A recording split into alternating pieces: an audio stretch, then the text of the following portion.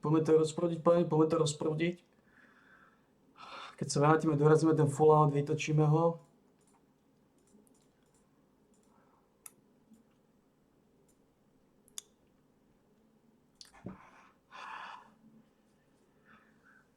Dorazíme, vytočíme. Dorazíme, vytočíme. No, skontrolujeme zvukovú stopu, či sedí. Poďme sa pripraviť aj na stojeného držgrša. Poďme to rozprúdiť, pani, poďme to rozprúdiť. Dobre, všetko sedí. Pozme si posledné gurmanky, nápojky, aké máme dneska. Dneska máme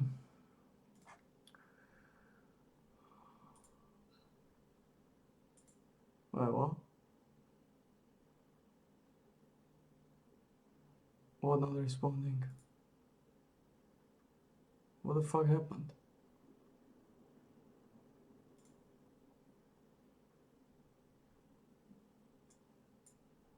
What the fuck happened?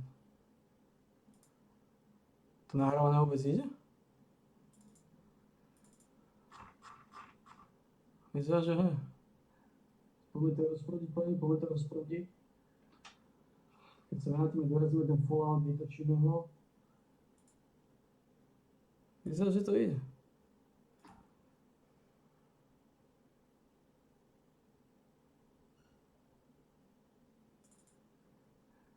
Poďme to rozprúdiť, dorazíme ten Fallout, vytočíme. Vyzerá, že to ide, no. No. Že sme skončili.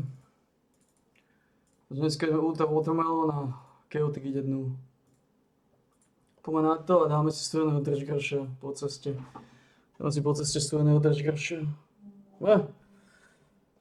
Stojeného držgyho.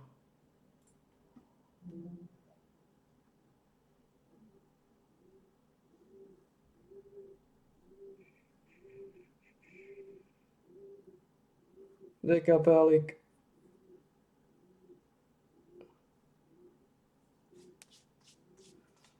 Slovom Bratislavy som mal trochu pozviechať.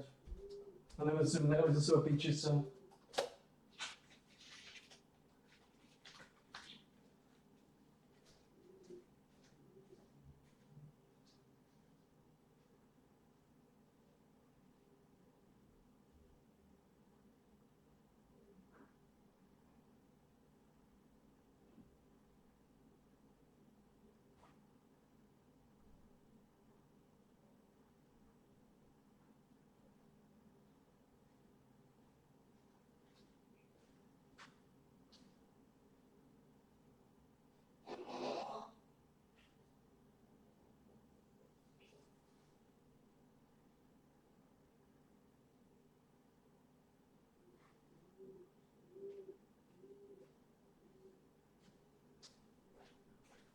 Slovom Bratislavy sa mám pozviekať, nerobiť sa pičica. Dobre, pán, ideme si dať stojeného držgrša. Stojeného držgyho jedného. Máme tu 32, 33,4. 33,4, napredujeme. 33,4, napredujeme.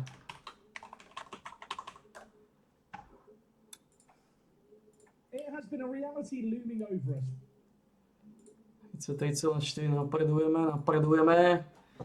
Ideme si dať stojeného držgrša. Jednu várku, samozrejme várku. Stojeného držgyho.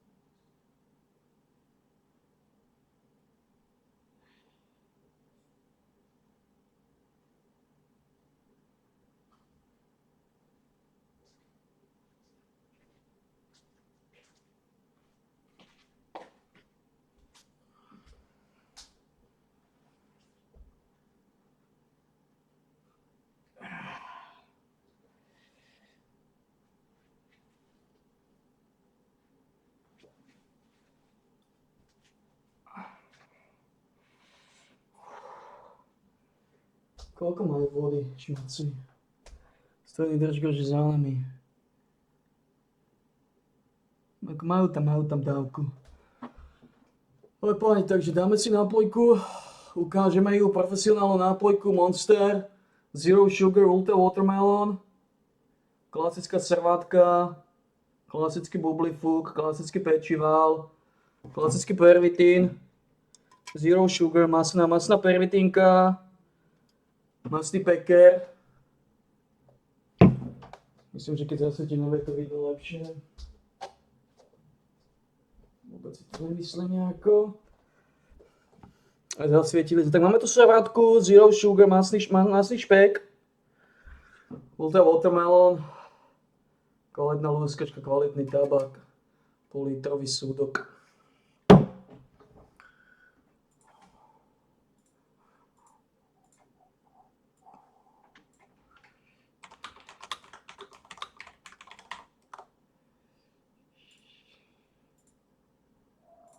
A pojmeme tento čo? Yard run. Forward, finds Rodrigo, who is just, who knows where he's playing. He's playing, he's thriving viewers. As Juan Masaka again, Smith Tomlin, Bruno Fernandes, now he has been good this year. But into Holland, it's got to be a goal, and it is. It's 1-0 very early on. And Manchester United are going to have a goal ruled out by some wanker in the middle. Let's just see what happens here. Their goalkeeper. He's got passing it, but offside to me. Oh, I'll rule it out there. Ruin a moment that was really quite enjoyable. Fine. Is it offside? Is this one offside? I just find these pointless. 200 quid are pointless. I say 200 quid. I don't know. It's like £89 to get them. And then you go into the bit where he speaks to the bloke and he goes, "Oh, do you want protection?" I'm thinking, "What, an armed guard?" I mean, like, no. Do you want some special for your eye protection? I'm thinking, these are the eye protection. Why put those on to begin with? Don't charge me extra. Do you know what I mean? Actually, the more I think about that now, that is ludicrous. I got these about 3 months ago. Was there some special fill that makes it better at night? Yeah, put that on to begin with. Put that on all of them, actually. If it's that important that you're charging me an extra £35, get it on now. We're 0-0, by the way. For those who are the Football Manager. Sorry about that. The worst bit is, the last bloke we sat opposite, he was like, "Oh, I get a discount on mine. get them half price as I'm paying for nose for them."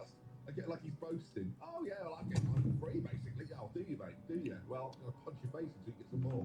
By the way, they're still unbeaten and we're still not really doing anything. Holland's had a pretty quiet game, so we're going to make the move that lots of people have been calling for, which is Rodrigo up front. Holland's going to come off. I'm going to play. I think Santa Anthony. Anthony's always been pretty good for me in the middle. Shalaga's going to come on. Going to drop Tomlin further forward. Drop him further forward. And Harry Maguire's coming on because the aerial threat, it means something. Barcelona are punished by it. Chelsea yet to register a shot on target. So we're going to make a very, very brave move as that. And Kinky Gallagher and Lavia central midfield combination. And the minute we change the way we are,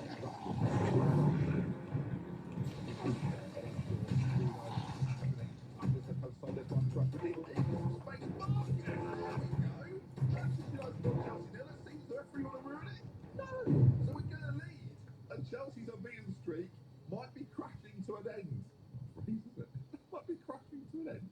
But no, might come crashing in the, I don't know. Rashford though, way too much time, way too much space. Chelsea can't get near him. It's a lovely finish. Not really in the corner, just sort of powered it in. And now what do? Do I sit on this now? I can find a new mattress. I don't know what's happening. We're going to make a change up front, I think. No, just leave him out there. He's so pacey, so dangerous. Leave him there for now. As the time ticks away then, 5 minutes by the time. Count it down would be good. 3, 4, 5. That's counting up. As there it is. Manchester United 1, Chelsea 0. So after a depressing performance, let's call it what it was, against Barcelona, we actually haven't gone top, have we? Because the goal difference still keeps them there. But with the game in hand, we are level on points. This Premier League season is hotting up. We've played 2 episodes there, pretty close together, so I shall move things along, and I will see you probably for Tottenham and Liverpool in January, as I've just looked at some of the fixtures here. No, I think we'll do it. Tottenham in January, Liverpool and Tottenham in January, around there. See you for it.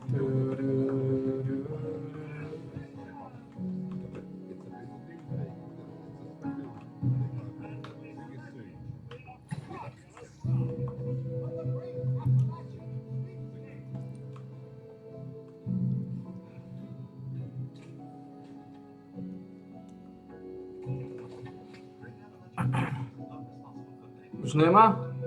Pičus.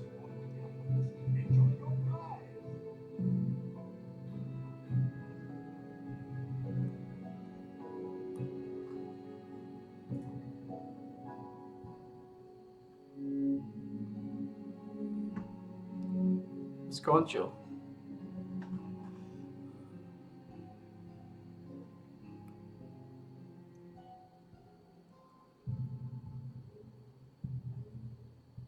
Skončil.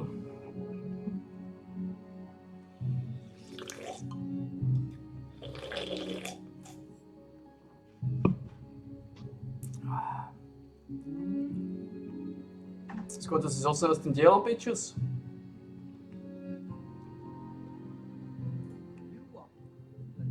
Tak to vyzerá.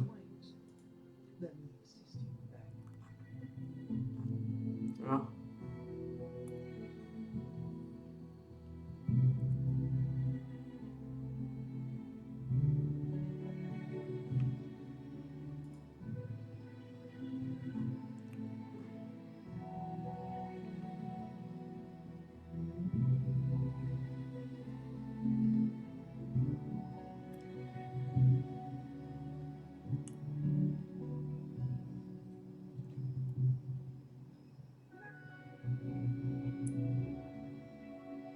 Pičec skorumpovaný. Budem pokračovať s týmto.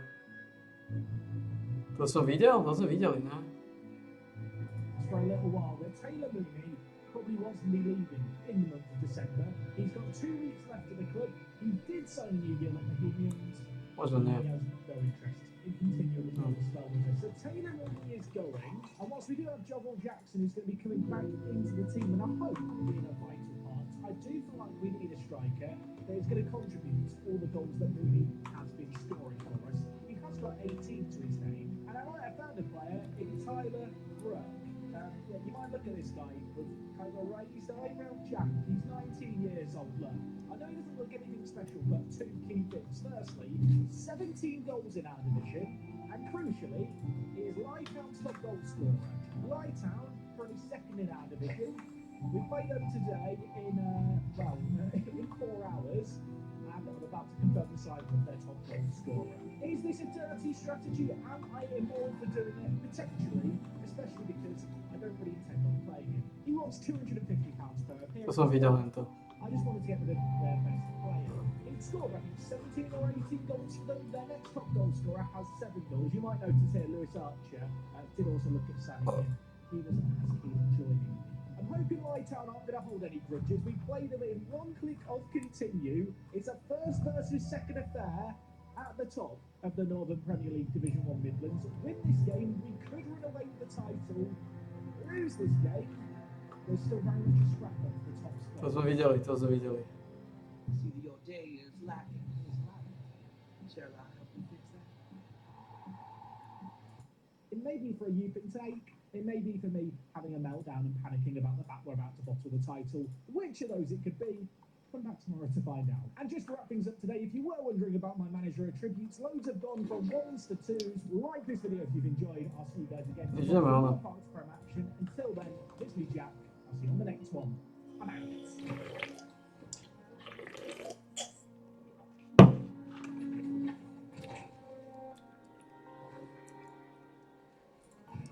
How is it going, folks? Welcome back to Rugby Town and welcome back to Park to Prem.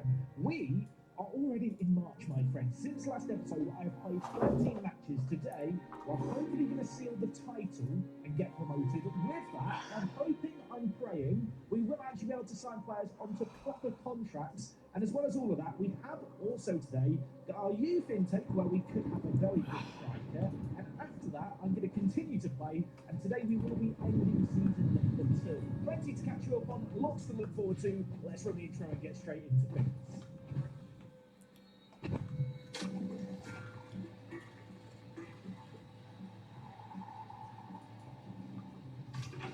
Today, by the way, is episode number 10 of Park to Prem. I hope you guys are enjoying the series. If you are, drop a like on the video. Likes are a little low lately. We've not been breaking 2,000. I reckon we can get 4,000.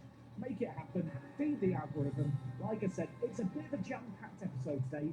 with a fair bit going on. And our last episode, of course, we took on Lytown, who were in second, and then Boldmere St Michael's. Two okay results. We avoided defeat in them. Since then, we have clicked. And I don't want to say it too loudly, we've actually learned how to defend. Yeah, who would have thought if you put your wing backs on defend, you can see less? What a revolutionary idea. It has made the recent run of 13 games a little bit more straightforward than perhaps I expected. I will run through these 13 games real quick, starting with Sporting Cancer. I assume I speak based on the iconography. What food is that? Is it a food or a lion?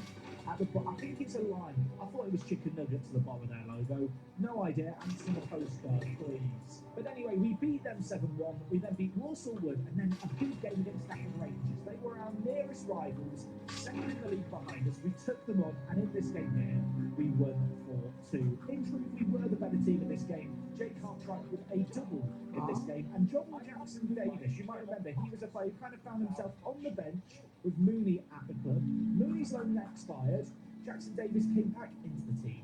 He's been very, very blooming good, this guy. He really has stepped up in the second half of the season. Back in the first team, 9 goals, 7 assists, and 2 ratings as well. Now, I might seem a little bit premature to say, but with that result there, I believe we went 10 points clear at the top. And at that point, I felt that the title was on. And with that, I just continued to play lots of Football Manager. A sea of green ratings here. We did draw 4-4 against bottom of the table, Deeping Rangers. I think that game and then Cambridge City was what inspired me to go with the defensive wing-backs, the change in that duty to make them sit back. And from there, we have been much better. Brushley Rovers we beat 3-0.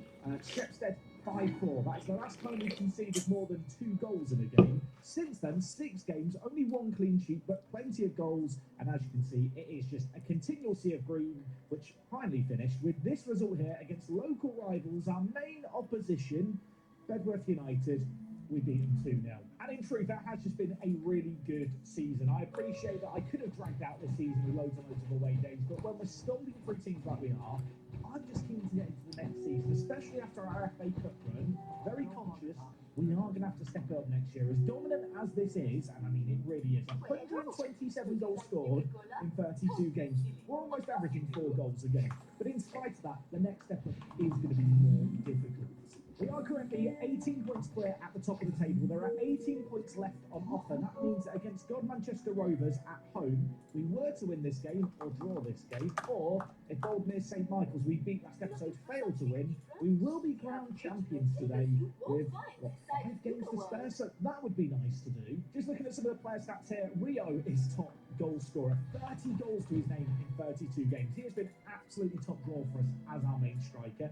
Apparently hasn't been doing well in training lately, and to be fair, when you look at his average ratings, he's actually been one of his worst runs of form. Why have I not been criticising his form? I'm going to criticise it. Now, you can do better, mate. He's going to score today now, I'm sure. Most assists, by the way, in the league, Miles Maycock. He is playing absolutely superb on the pitch. 12 assists, 5 goals in his last 20 games. The 17-year-old, that product of our youth academy, contracted to 2027, and if we confirm our promotion, or at least I thought if we confirmed our promotion, we got another year on his contract. Turns out that's not the case. If we can start offering players full-time or rather part-time deals again where we pay them a wage, he's probably the first person whose contract I need to renew. Just in some other team news, a few of the old guard players who were here when we joined the club have announced their retirements. Liam Francis, our assistant manager and centre-back, is packing his bags at the end of the year. I say he's packing his bags. He's moving into the assistant's room permanently. He will still be here. And elsewhere, David Kolodinsky, who of course is a club legend in real life, at the age of 36, has announced his retirement. Hasn't been getting in the first team lately. At 36 years old, he has dropped off a little bit. So probably a wise time to call it quits. And if you were wondering, Jack, have you signed anyone since last episode? You know, it's been a while. No, I've actually been very restrained after the signing of Tyler Brook from Lytown, who has not played very much. In fact, he's played 3 games for us. I haven't signed anyone else. Of course, he left us to join Lytown as we took them on last episode. Lytown at the time were in second. You might have spotted it earlier. Lytown now down at 6th. In fact, they are battling for the playoffs, but they really have dropped off. It's almost as if losing their top goal scorers hurt them. Anyway, that is you all caught up. I appreciate that the jump between kind of December and March feels like a significant one. The reality is, at this level, you are only really playing 3 to 4 games a month if you get knocked out of cup competitions like we did. So with that in mind, it has meant that the strain on the squad hasn't been that intense. It's one of the reasons why, really, I've not felt a need to sign anyone. In terms of team news going into today's game, no injuries to speak of. Roger Lee is on international duty with Bermuda, so he's not available. I'm sure he's having a lovely time basically on holiday. So it does mean that when it comes to the start 11, it's a familiar look. Jackson Davis, McAvoy, and also Gillen rounding up the front three. In the midfield, it is still Maycock and Kelly. Talked about Maycock earlier. Kelly's not had quite the same standout season at centre mid, but nevertheless, at 17 years old, I mean, he's got double figures for goals and assists. My standards are just too high here, aren't they? And at the back, you might have noticed we have got Dutton and Azam. We have not changed our fullbacks through this year. I really have just stuck with these two guys. They fit the team well. Since the switch to wing-backs on defence, we've been a bit more solid at the back. And alongside them, of course, we've got Watts and Cartwright in goal. Cartwright up to 18 goals for the season from centre-back. I'll maintain he is a cheat code. And good old Oven Gloves is in goal. Yeah, I think I want to replace him this summer if there's some options out there. The reason I have come back for this game is because ultimately, even if Bromsgrove win, a draw here is enough to secure the title. We want to see a trophy hoisted aloft, but with a youth intake and the end of season wrap up to come up, it's probably going to be more of a recappy game, this one. In case you've not been able to put it together yet, there will be a transfer special tomorrow. That's another exciting thing to look forward to. I am desperately praying that with us getting promoted and securing the title, fingers crossed, touch wood, it'll happen today, we will have the ability to offer players part-time contracts again. That really did limit our transfer movement last year. Something that I need to do this summer is bring in some more quality. The step up between these lower divisions can be quite vast, but the ability to attract players, especially when you climb up a league, it can feel like quite a big shift in the players you can attract. I'm hoping that with promotion here, and the money I've been saving up, which I've not really made a point about, I've been saving lots of money, we will be able to capitalise on things just like Paddy Watts has capitalised on that corner there. Dutton whipping the ball in, far post. If you thought Cartwright was going to get there, no, he didn't jump high enough. Him and Watts were fighting to steal the goal off one another. Watts has got it. Maycock in the midfield. I bigged him up all episode, then he gives away the ball there. God Manchester, by the way, a team promoted last year. They've actually been a very, so I want to say they've been a very, very surprising package. As a smaller club, they've not looked out of depth at this level, and certainly in this game here, they're not making it easy for us. It's, I was about to say it's 1-0 at the break. It might not be 1-0 at the break. It's not 1-0 at the break. I almost uttered the clean sheet word. I mean, the clean sheet's gone. I can say it now. I'm sure there are some Rugby Town purists out there thinking, only 1-1 at half-time. Get the wing-backs off defend. I'll miss the good old rugby. I feel like we need to come up with a sustainable tactical approach. And the shift to wing-backs on defend has felt like that a little bit. I'm going to tell the players it's totally unacceptable. Let's not bottle the title today. I don't want to have to do another match in this video. A Boldmere St Michael's winning. They're winning 3-0, although a draw would be enough if I've done the maths correctly, which I think I've done the maths correctly. If I haven't, that would be awkward. I think a draw is enough. But naturally, you want to win the title with a win, don't you? You don't want to stumble across the line. You want to win it with a goal like that from Sam Kelly. He's got double figures for goals and assists. He's got another goal there. The 17-year-old, a product of our youth intake last year. Of course, we're looking forward to this year's youth intake. I'm not expecting it to match things. He's hit it first time and he's lobbed the keeper from about 25 yards out. That is sensational. Have just made a couple of changes to bring in fresh legs. There's 15 minutes left here. A draw will be enough. I have just double-checked that. And with 10 minutes left here, we have been in control in this half. I think they've had one shotgun Manchester in the second half. Yes, we've not quite been at our best going forward. Yes, it is looking like that Kelly Wonder goal is going to be the difference maker. But it's a win, it's a win. I don't care how we do it. And for the first time in this year's Park to Prem, we get to enjoy a trophy ceremony. It's not the most glamorous of stadiums to do it in. It's not a packed stadium, as you look at all the empty seats and the empty terrace stand behind. But nevertheless, let's spend half our transfer budget for next year on fireworks. Let's drink it in. Let's hoist that trophy aloft. Rugby Town 2, God Manchester 1. And that, my friends, is our first promotion of hopefully many in this save game. The red confetti falls. I don't know why we're wearing our home kits or our away kit at home. I have noticed that happens often when we play against teams in kind of blues and whites. I think it's because we have white in our home kit. Anyway, I'm going off topic here. The away coloured confetti falls. We win the league. Yay, and more confetti. Where is this confetti falling from? Rugby Town are crowned champions. We do it with 5 games to spare. The board are delighted, and rightfully so. It's a proud day for the fans. The board have set the budgets for next year. Wage budget of 3,600, transfer budget of 30,000. At this level, that is hefty. And I did mention the finances last game. This is something that I mentioned maybe briefly in passing in previous episodes, but we've been actually making money ever since we came into the club. You might remember when we came in last year, the club was spending about £3,000 a week on wages. This year we've been spending less than £1,700, and that combined with, you know, the pretty big game against Scunthorpe in the FA Cup has meant that we've actually built up a really healthy bank balance. For a team at this level, to have a positive bank balance is, you know, unusual. To have a bank balance of 161,000 is really nice. Naturally, if I do look to start spending this wage budget, which we probably should be looking to spend, assuming we can offer part-time deals, we're probably not going to be making this kind of money for much longer. That said, you can see during that intermission, I have asked for a new contract. We have asked to increase the junior coaching budget and the youth recruitment, both of which have been improved. And actually, yeah, it was half a grey star and now it's 3 grey stars. We are actually slowly but surely improving some of the infrastructure, reinvesting that money smartly.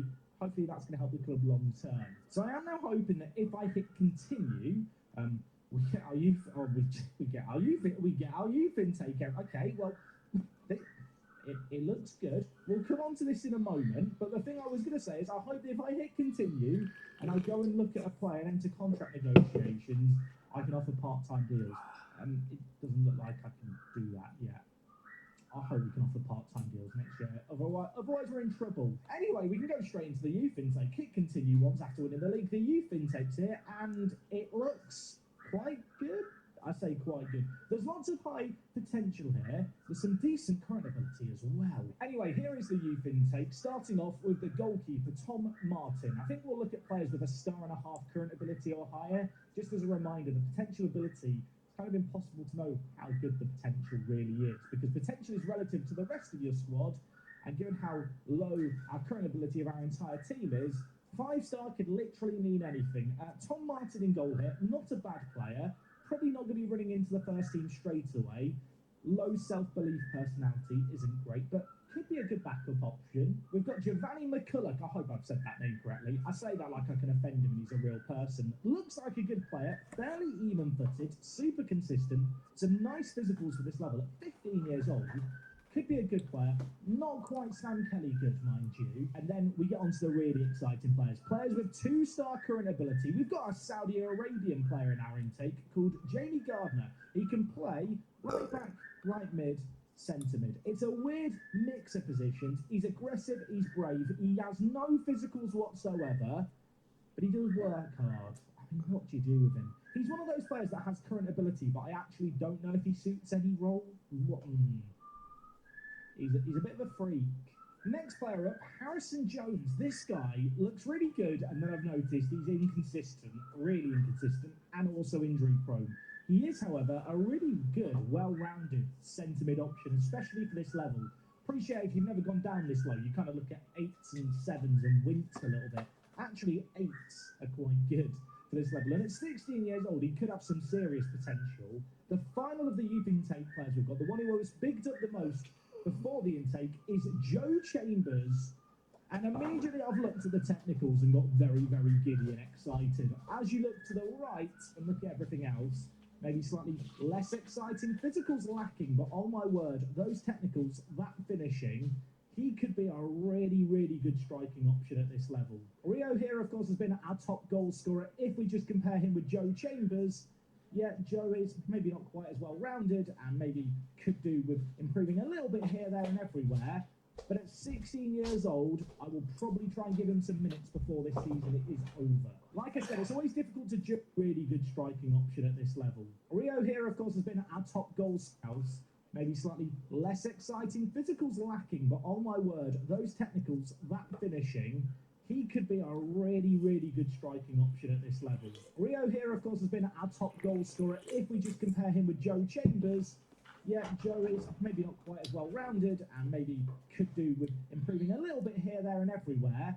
But at 16 years old, I will probably try and give him some minutes before this season is over. Like I said, it's always difficult to judge these youth intakes because it's hard to know exactly what this potential really means. If we look at, you know, the players with the current highest potential in the team and mouse over it, it's just a superb rating for the senior team. Of course, if we look at players currently in our first team, Maycock has 5-star ability and 5-star potential. So it means that all the players could be as good as Maycock, but then Maycock could also still get way, way better. So, I mean, good current ability for a few of the players. I'll probably sign a fair few of them this year because, as a reminder, last year, our under-18s team actually joined a proper division. Ignore the fact that we are currently rock bottom of our division. With these new reinforcements, maybe we won't be the worst under-18s team in the world. Okay, that youth intake was pretty good. Joe Chambers and Harrison Jones, the latter two players I showed, my staff do think could play in the first team, so I will almost certainly sign them up. With that in mind, there are 5 games left of the season. The title's wrapped up. I'm going to go play those games. I'll join you in a mo for the end of season wrap-up so that we're all ready for a transfer special tomorrow. I'm not going to panic just yet. It's the 28th of April. All the Club Vision stuff has come in for the new season. 2 problems. Firstly, the board want to build a new stadium. I don't know if we have the money for a new stadium. And also, I still can't offer players part-time deals. And I don't want to alarm anyone.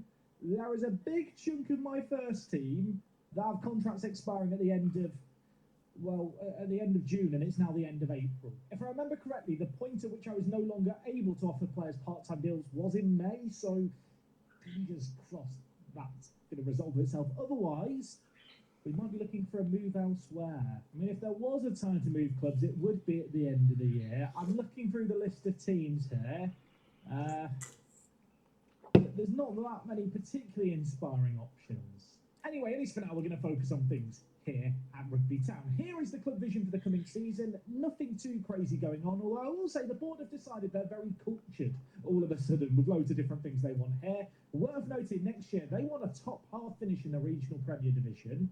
Have no idea how difficult or easy that's going to be until really the promotion is made official and we get the media prediction for next year through. Squad dynamics, the players love me. Worth noting that both our team leaders are retiring at the end of the year, so maybe a small concern there. Players are on their end of season break until the 23rd of June, and Sahota's got some interest in him. His contract's up in a few months, and perhaps more importantly, and perhaps this is the thing I'm most scared about, Miles Maycock, currently unhappy at the club, wants to move to a club with a stronger squad. What I will say is, he's contracted here for the next 2 years. He's currently valued at up to £160,000. Do wonder if we might see some interest in him. If we look at his improvements so far during his first, year at the club, it's kind of crazy how much he's improved for a player who only has part-time training. Of course, he's been getting loads and loads of first-team football, playing very well. I feel like that does help with his development. But yeah, his actual improvements over the course of this year, way beyond my expectations. And to end the season, I did give a couple of the players from the youth intake that we just had some first-team football. Joe Chambers got a handful of games, got a goal and an assist, then got injured. And Harrison Jones, who I was particularly excited about, he broke his arm. He's out for 7 weeks, potentially. Knew he was going to be really injury-prone. Breaking his arm within 3 games, not exactly ideal. The board have announced plans to find a new stadium. They're looking for possible investors. Apparently, it's an old venue, Butlin Road, with high maintenance costs, and the board felt it would be beneficial to build a new one. Why does this terrify me? Ultimately, at this point now, I'm just mashing continue for the end of season kind of wrap-up summary thing to pop up, because I think that might be the point, and I'm not entirely sure, but it might be the point at which I can then offer players part-time deals upon our promotion kind of being made official. Obviously, we can sustain ourselves as a team only offering non-contracts to players, but it will mean that this summer we lose a big core of our team. Players like Rio McAvoy, who I absolutely intend to keep around, will not sign with me. Unless I can offer them part-time deals. He has now changed his mind, although if he wants to stay around on a non-contract, he wants £500 a game, which I literally cannot afford. I mean, based on that being his demands just as an appearance fee, if I even want to give him a wage, if that becomes an option in the near future, I might still not be able to afford it. Cameron Healy, who did play a role in our first team this year, although I do view him as a player who's somewhat dispensable. His contract was a non-contract all year. Now he's getting some interest from Goulston. I almost feel like I downplayed it earlier. Our youth intake this year was very, very good. All the players I've signed are on non-contract deals. Ultimately, I do want to get some security. Players like Harrison Jones, who of course has got injured, players like Joe Chambers, players like Jamie as well. Чули степлеч, кожушина. Sooner rather than later, because at the moment anyone could come Кожух. Чули. He's underpaid. He's currently on £50 £100 a week. How much does he want? Can I even offer him a part-time deal? Has the game updated? I can offer him a part-time deal. He wants £190. I'll give him 150. I'll give him 150, 160, 160. Come on, James. James, you're being ridiculous. 160, 170. He might not be the best player when it comes to star ratings, but he is a vital part of our team. So the fact I could offer him a part-time deal on this completely arbitrary date, it has to be said, does that now mean that I can offer players these kind of deals? Callum Gillen, you have been sensational for us. He wants £475 a week. He's currently on £90 a week. The most I can offer is 350. After all this worrying about keeping players around at the end of their contracts and waiting for me to be able to offer part-time deals, I'm beginning to face the reality there's probably going to be a massive turnover in players anyway. I mean, Miles, I know you're unhappy, but would a new contract wouldn't cheer him up? I mean, the good news is I can now extend players' contracts, so we should be able to keep some players. The bad news is I think players like Rio, players like Gillen, I'm not going to be able to keep around, and because their contracts are up, it's not like I can sell them for anything now. I mean, Hilton, you've been a good backup option for us. You only want to be a future prospect. You want a non-contract, mate. I'll give you a part-time deal. I'll pay you £20 for the love of the game to be a backup for another season. How does that sound? He loves it. I love the contrast between Hilton wanting £20 a game, and then you've got players like Gillen who want £400 a week. I'm fine. Sam Kelly, new contract. Can I get him on like £200? It'd be very good if I could. How about, this might be silly, Sam Kelly, I want to sign you on a long-term deal, mate. I'll pay you £180 for a 3-year deal with an optional 3-year extension. How does that sound?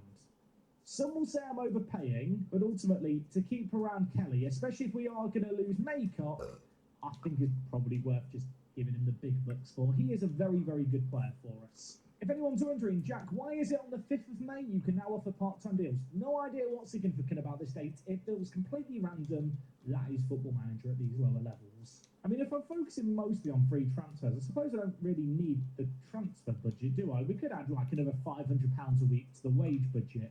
Definitely get out some money to spend this summer. So that's something to look forward to.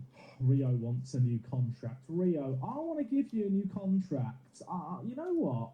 I'll make a contract. I'll give you a deal. How much are you going to ask for, though? Your contract's up in 2 months. You're our best player. You're currently on £95 per week. Important player. He wants £525.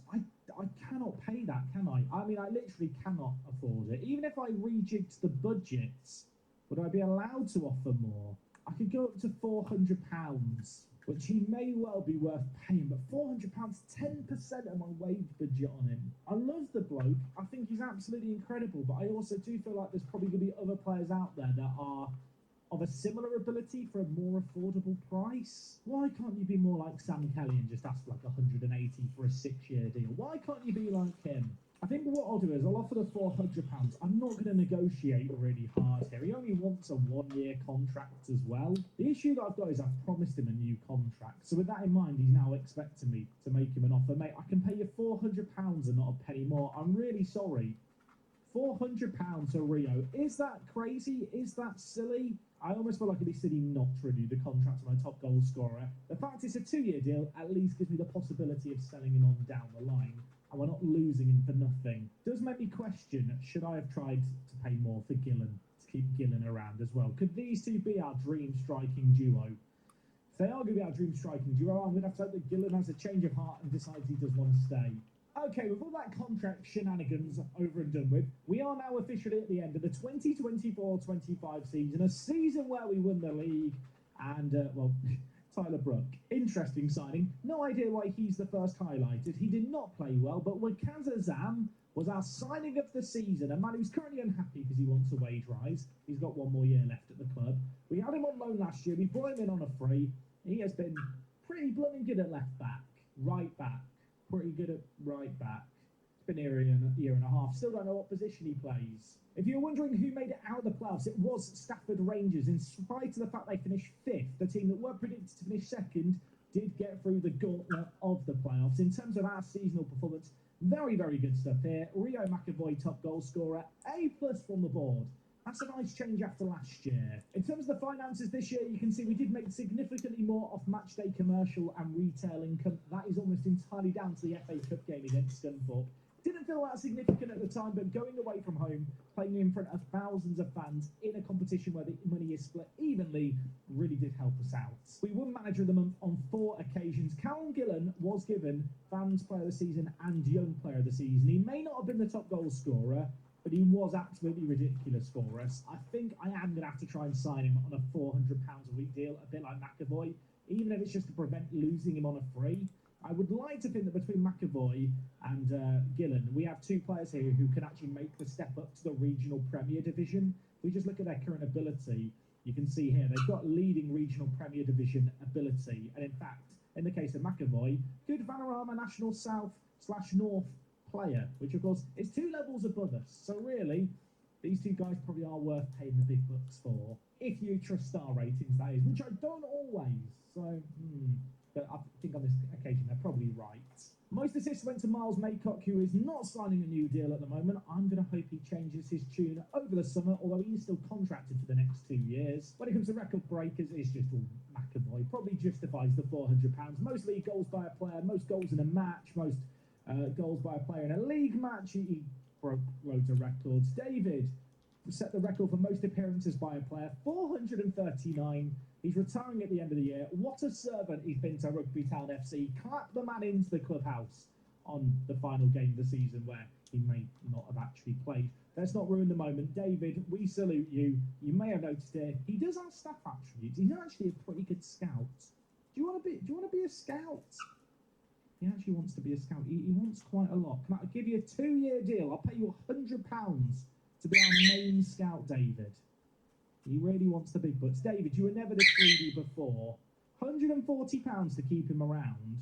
I'll tell you what, in terms of scouts at this level, he's actually really, really, really good. So, yeah, David, you can stay. Here is the current Rugby Town overall best 11. They are adopting last year's system still, which does upset me slightly to look at.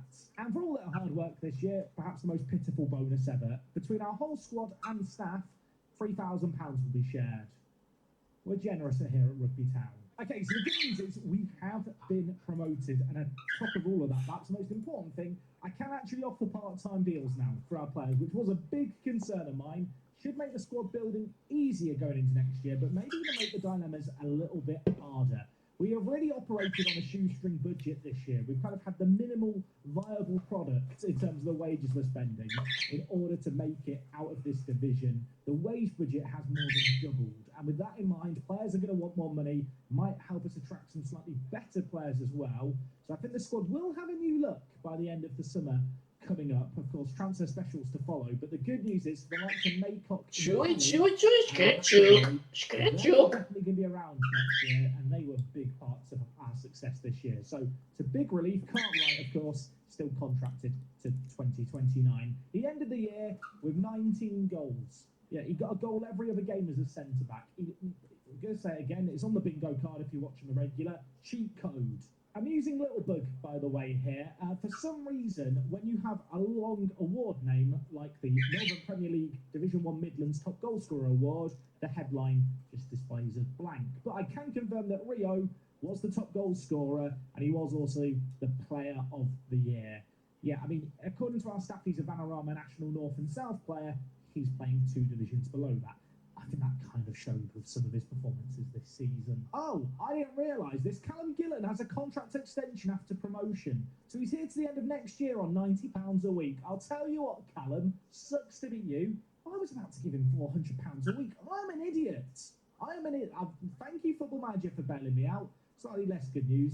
Ovendale's got another year on his contract, although another year on £100. Tell you what, Past Jack really was thinking about the long-term plan. We've got Gillen for another year. But my genius outstands me even now. I continue to surprise myself. I can't even speak. That's how genius I am. If you have enjoyed today's episode, like I mentioned at the top of things, drop a like on the video. Helps out massively. Next time out, transfer special. I'll see you guys for that one. It's me, Jack. I'll talk to you all in a bit. I'm out. Dobro, pojď si výstřed kocura. Pojď výstřeme si kocura, pojď.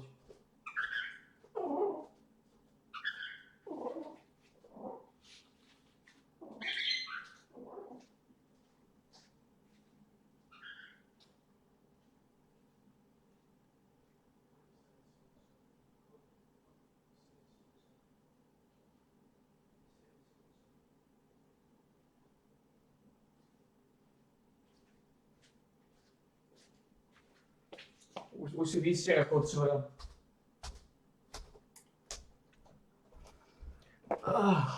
Welcome back to Rugby Town, the only football team that gets promoted, announces intentions to build a new stadium, and then the following season has their projected yearly earnings from ticket sales halved.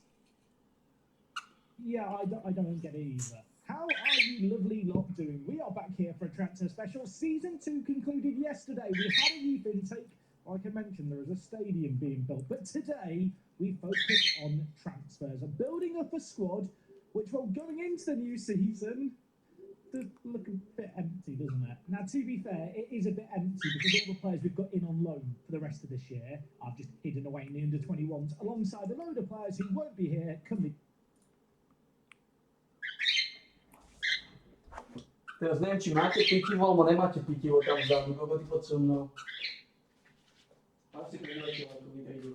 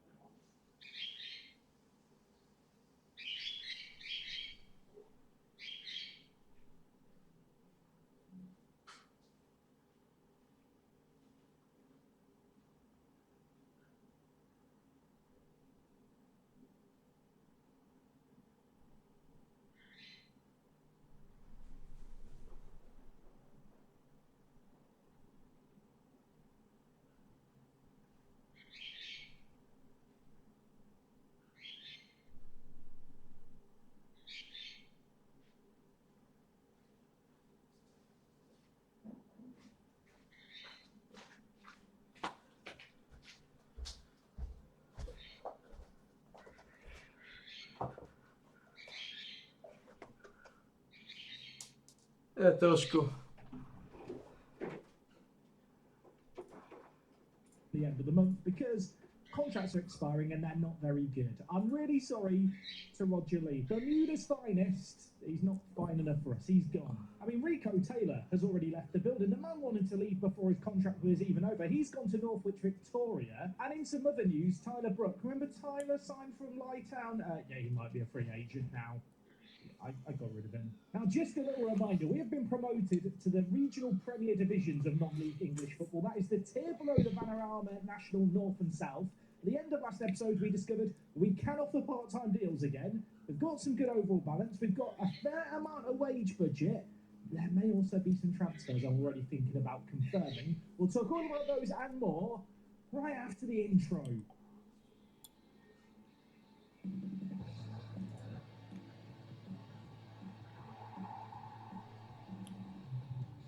Yes, folks, how is it going? Welcome back to Park to Prem. I hope you guys are doing amazing. I hate to do this. I'm going to do this. I'm a YouTuber. We're on the road to 200,000 subscribers. We are less than 1,500 away.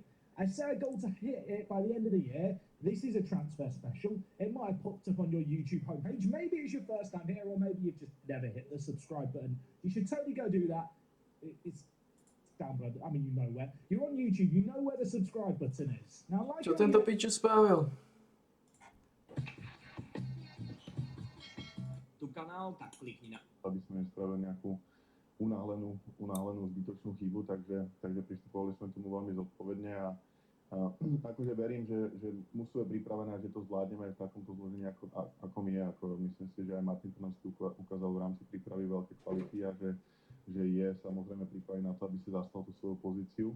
Takže verím, že nemal by to byť nejaký fatálny problém v tom prvom predkole, ale momentálne máme len Trnovského a Adama Hrdinu plus jedného brankára z mládeže, ktorý je v podstate... Čo to bude ono?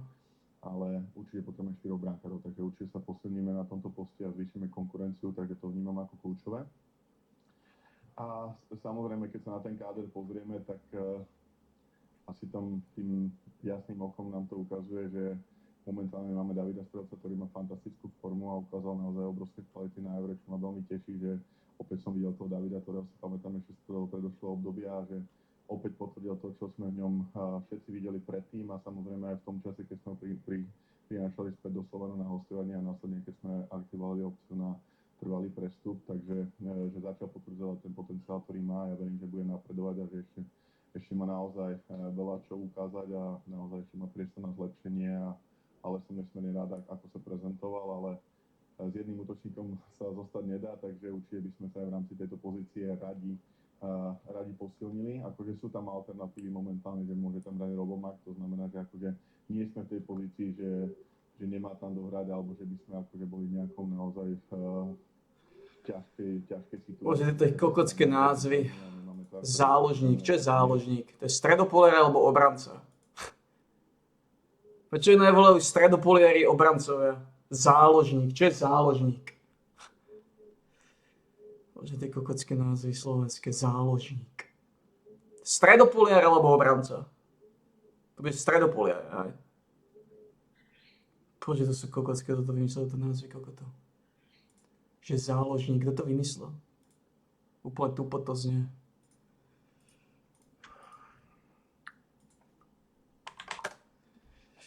To bude stredopoliar asi.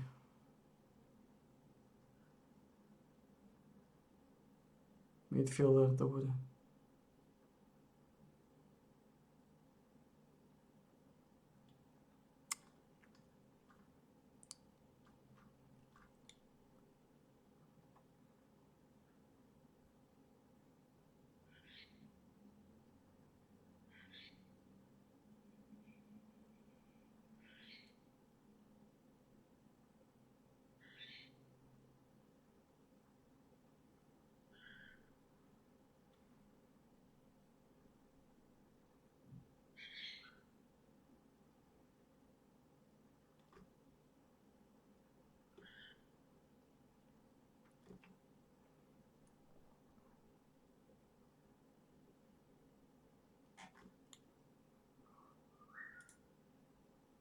Mentioned our first team looks rather depleted, doesn't it, going into this new year? Right now it's a squad of 17. I probably need to sign 8 new players. Že depleted. Ja nikdy nechcem mať viacej ako 17. Nikdy nechcem mať viacej ako 17 hráčov v klube.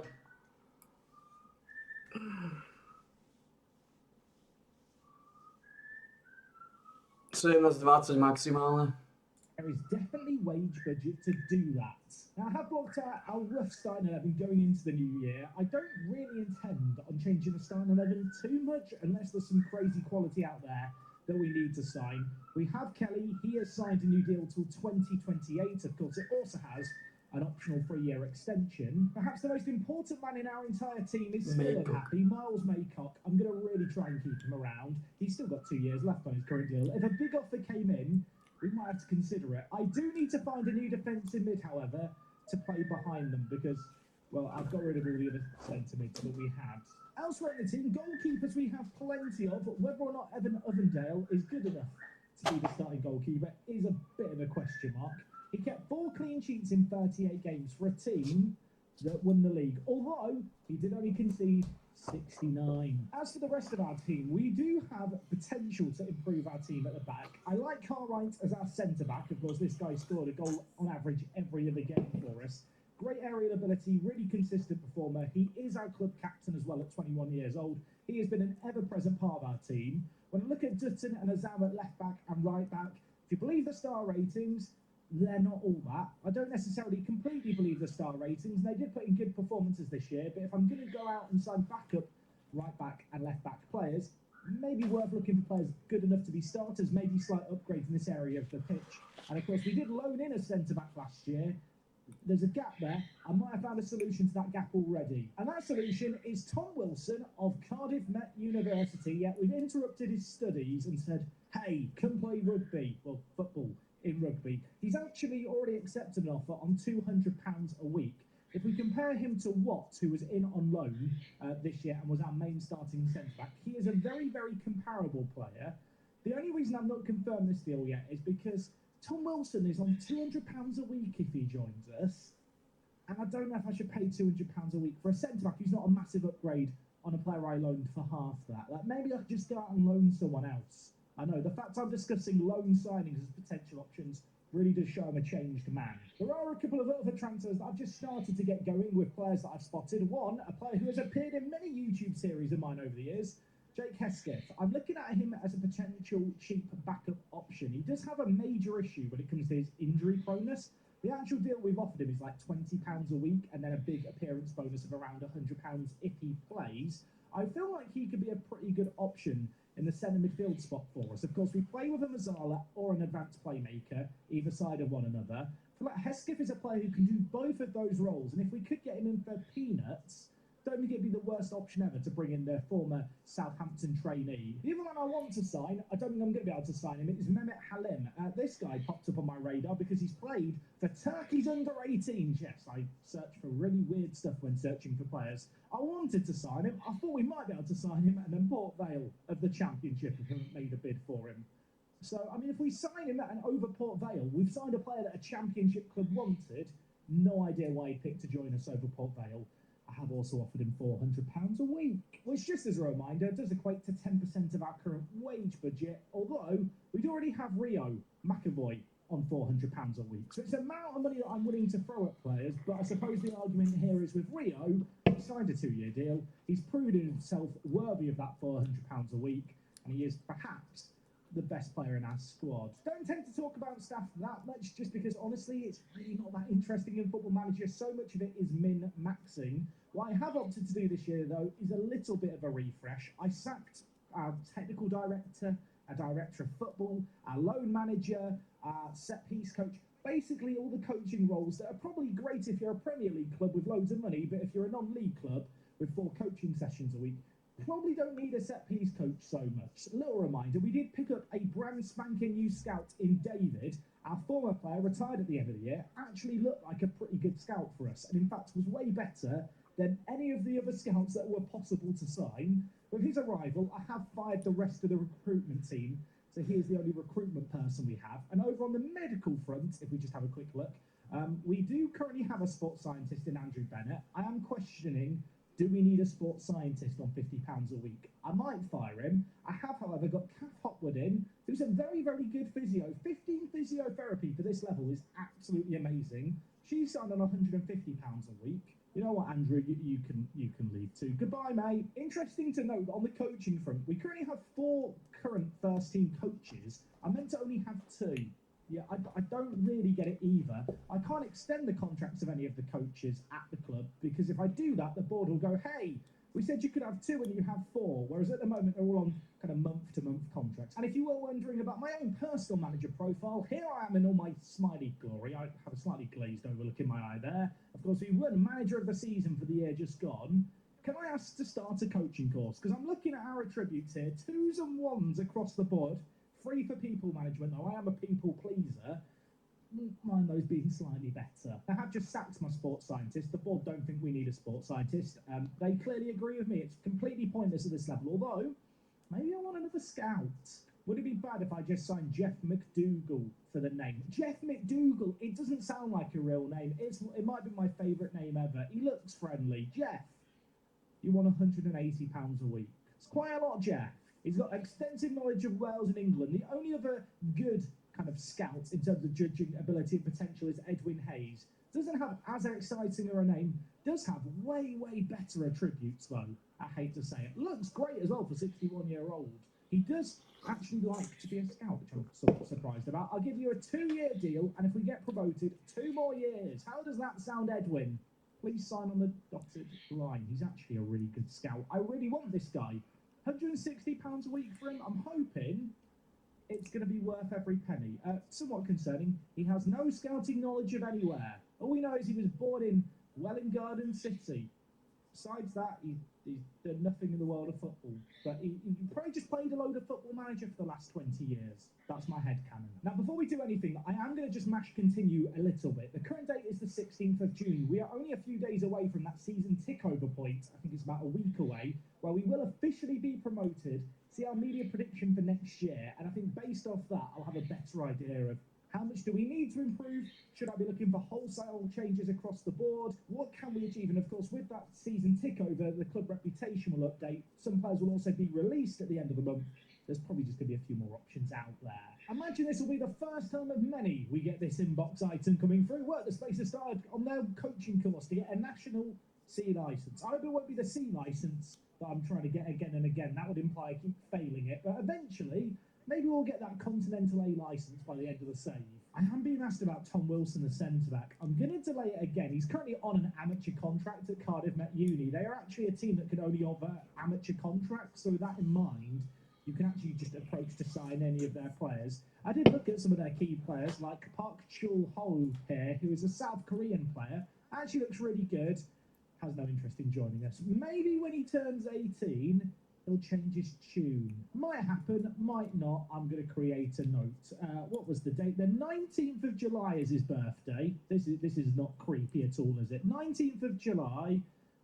Park's birthday. There you go. I'll get an inbox item about that. We'll see if he changes his mind then. I do actually have a shortlist at the moment of some new gens I found that we might be able to sign up one day. There's loads and loads of random players here, which, you know, if you've never watched a Save Game of Mine before, you might be wondering, how have you found some of these players? They look kind of good. Well, what we do is we go to stuff like the Welsh North and South Division, go to the season preview, then just flick through the Media Dream 11, where in this division there were 3 regen centre-backs all listed. You can also, of course, look through the key players as well, especially if one team is particularly dominant in a division. The key player list can be a good way to spot some other players. And from here, any players that I think look good, that maybe are players with potential, I add to a shortlist forever. One such player is Jonathan Robertson. Or Robinson, not Robertson. This guy, 17 years old, looks absolutely phenomenal. Sadly, when I did try and sign him, he had no interest in joining us. He would be a crazy striker with those physicals and 11 finishing, I feel like, for the non-leagues. You know what, we'll put in another bid. He turned me down 3 weeks ago. He'll probably turn me down in a moment. And of course, with all the many leagues I've got loaded, I can do this for other divisions like the Northern Irish second tier. Go to the season preview, look through these players. Sadly, at the level we're at right now, if there were some players here, like there is Dan Clearly here, who is, I believe, already on the shortlist. Indeed, he is.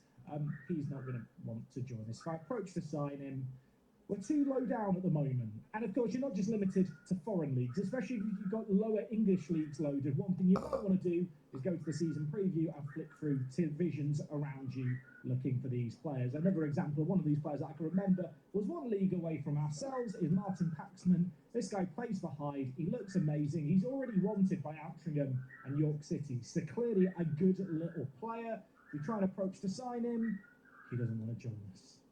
You know, we'll give it a season or two and I'll be hoovering up players like these guys. As I suspected, Jonathan Robertson doesn't want to join us at the moment. He did say he wanted to continue his development at his current club. That is a line that players will often say. They might be open to a move when they turn 18. So you know what we're going to do? We're going to create a note for the 17th of April. Well, I'm going full-blown stalker mode today. J-Rob B-Day. There we go. That is another reminder set. And of course, the other nice thing about having these players all in one singular shortlist that I add up over time is that if any of them do change their tune and decide they do want to join us, I can very quickly just look at the ones that might be available using the interested in filter. So rather than going to all the players individually and checking if they want to talk, we can check it there. Yeah, we'll be keeping an eye on these players. Was just looking through my scouts' recommendations. There was a new gem that stood out here, Harry Hutchcox. This guy plays for Sutton United, 17 years old, striker with a very strong left foot.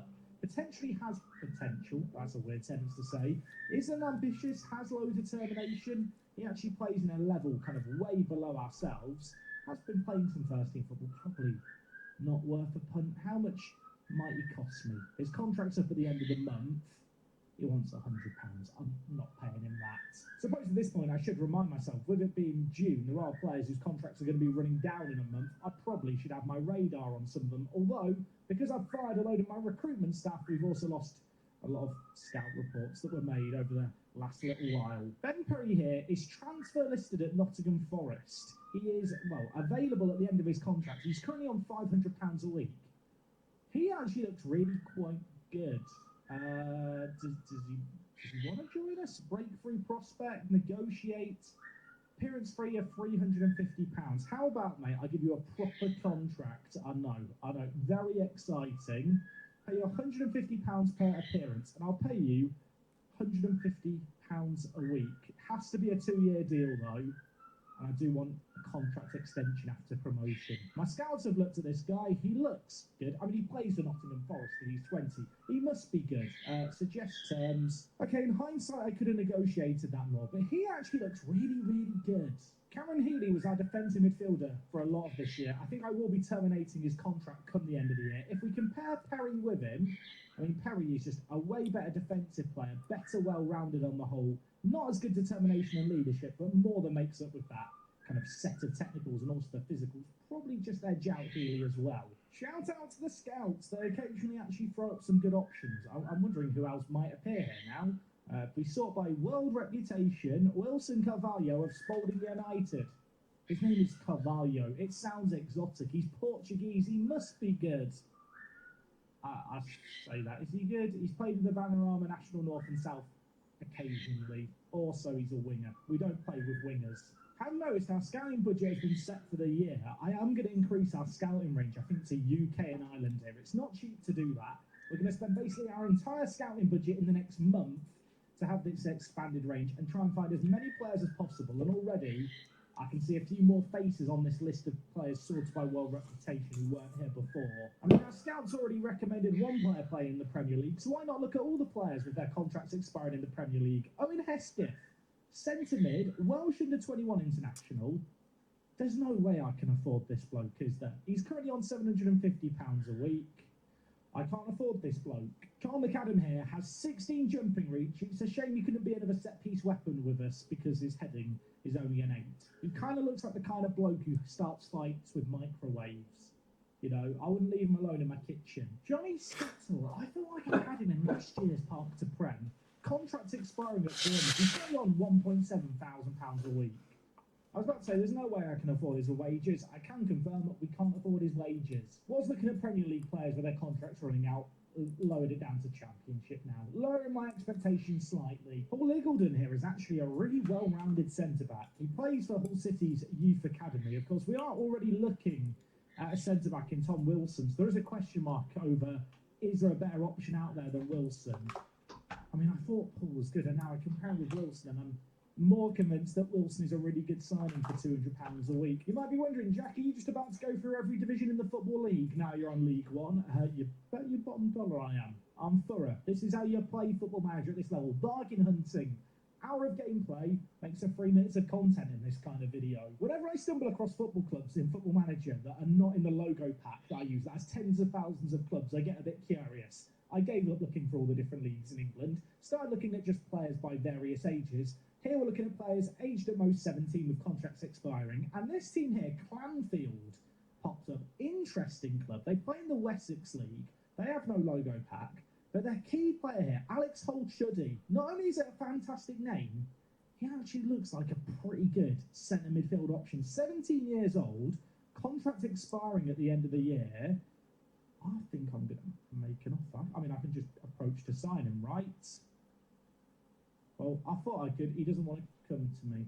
Never mind. When's his birthday? 13th of April. Get it on the Moonpig calendar. We'll add him to the watch list. Well, Holt-Chuddy might not want to join me, but there are some of his teammates here who are also young, who might be interested. Are any of them as good? Robert Hyde? Actually, he does not look bad at all. With 14 finishing, his physicals are kind of god-awful, though. The other player here is Chris Ross. I might keep a little bit of an eye on Hyde. We'll add him to a shortlist. I might even try and get him in on trial if he leaves the club at the end of his contract. I'm going to go just back to player searching now. All that time searching through players, Ben Perry was the best of the bunch by quite a notable amount. Well, at least I know that my new gen shortlist is working. Jolan Lodge has joined Reading. This guy was playing for AFC Sudbury. He's joined Reading. He's now worth £5.4 to £7 million. Tell you what, imagine if we were a few seasons ahead in this save game and I'd got this guy for nothing. You'd all be calling me a genius. I still think I am for finding him.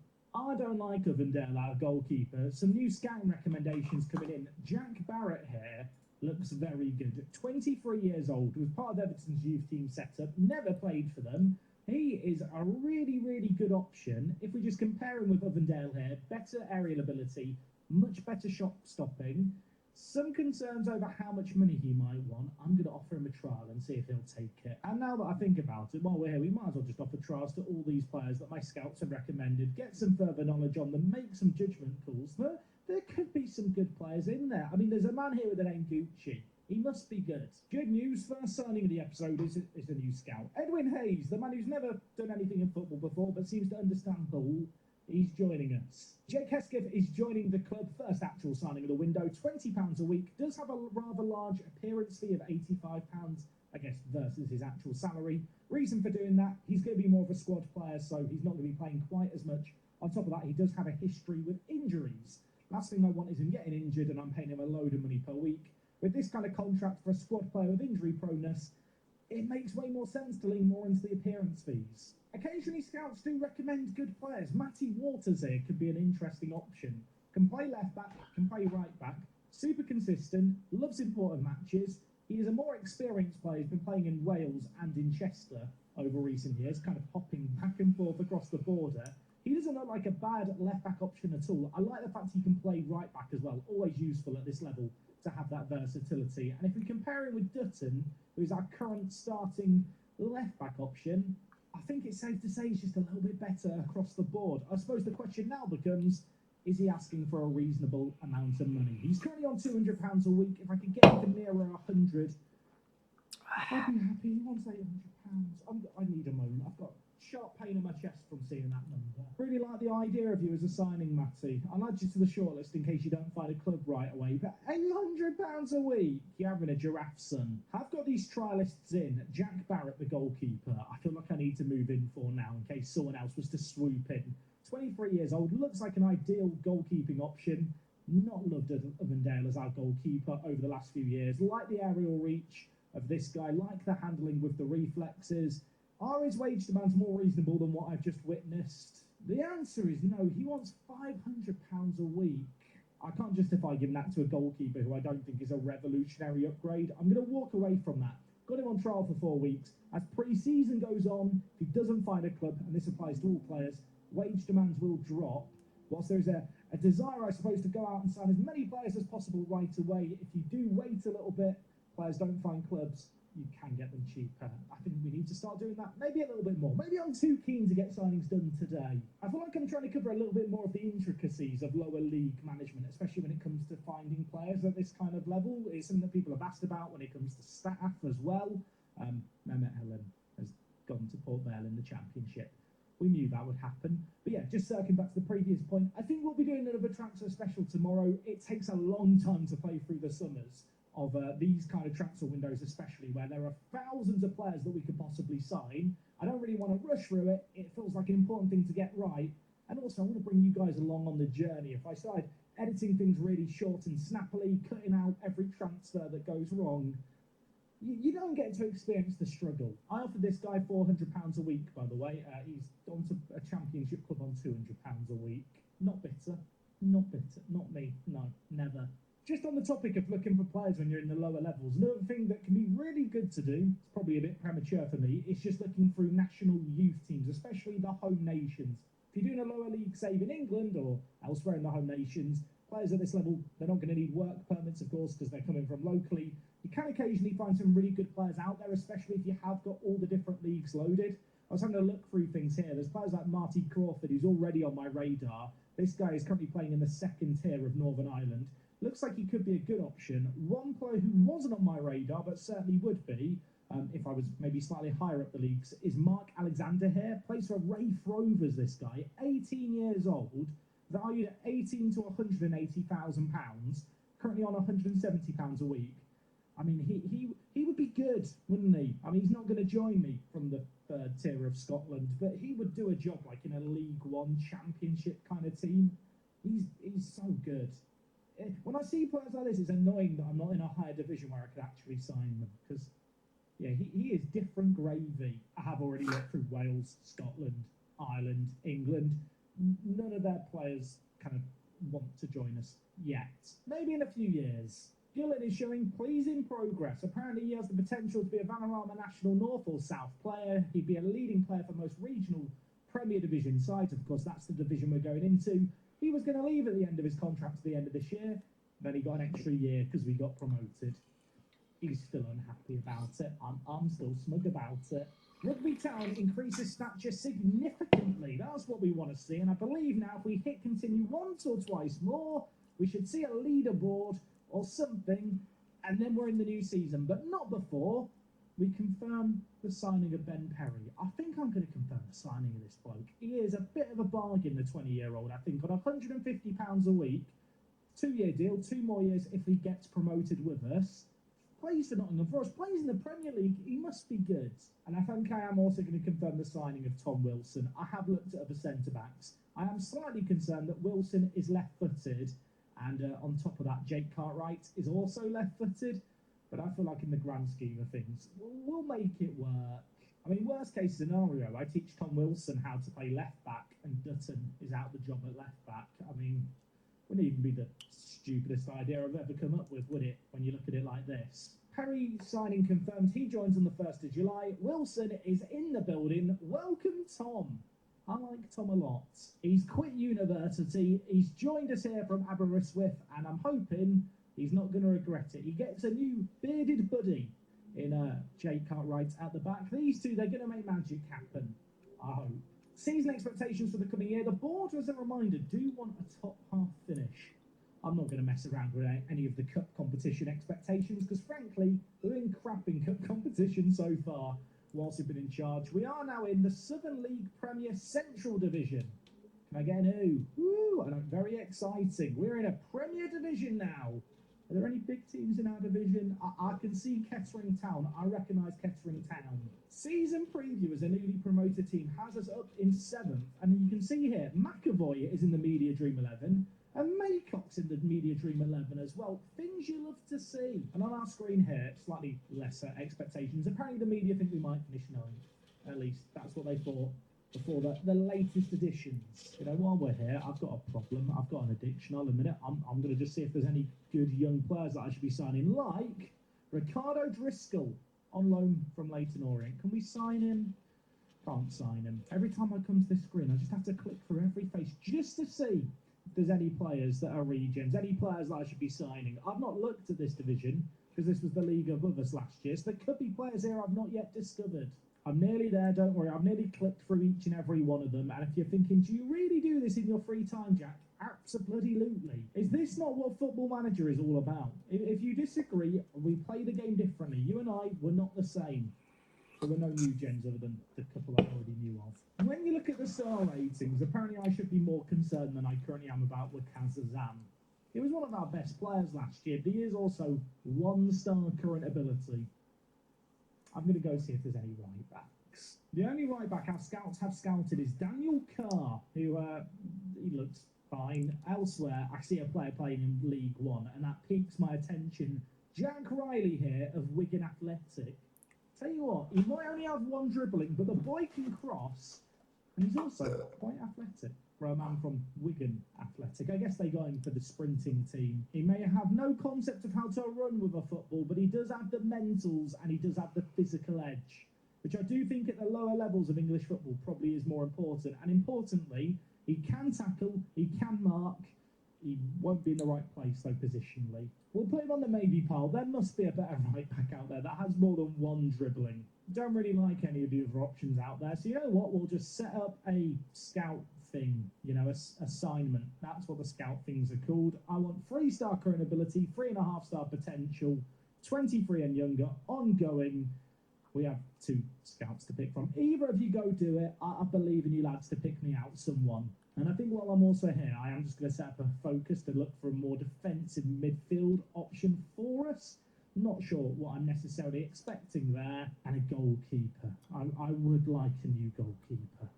Quite badly. Scouts are busy with other tasks, so results will take time. That's fine. We have time, I think. Our scouts are at capacity. We have 2 scouts. I realised we took a few players on trials, like Gucci here, and I've not even looked at how much he might want. This guy is actually a really good centre-mid option. Versatile, very well-rounded, great work rate, really nice physicals as well. Was playing for Dagenham and Redbridge in the National League. The year before that was actually playing in the Isthmian Premier Division.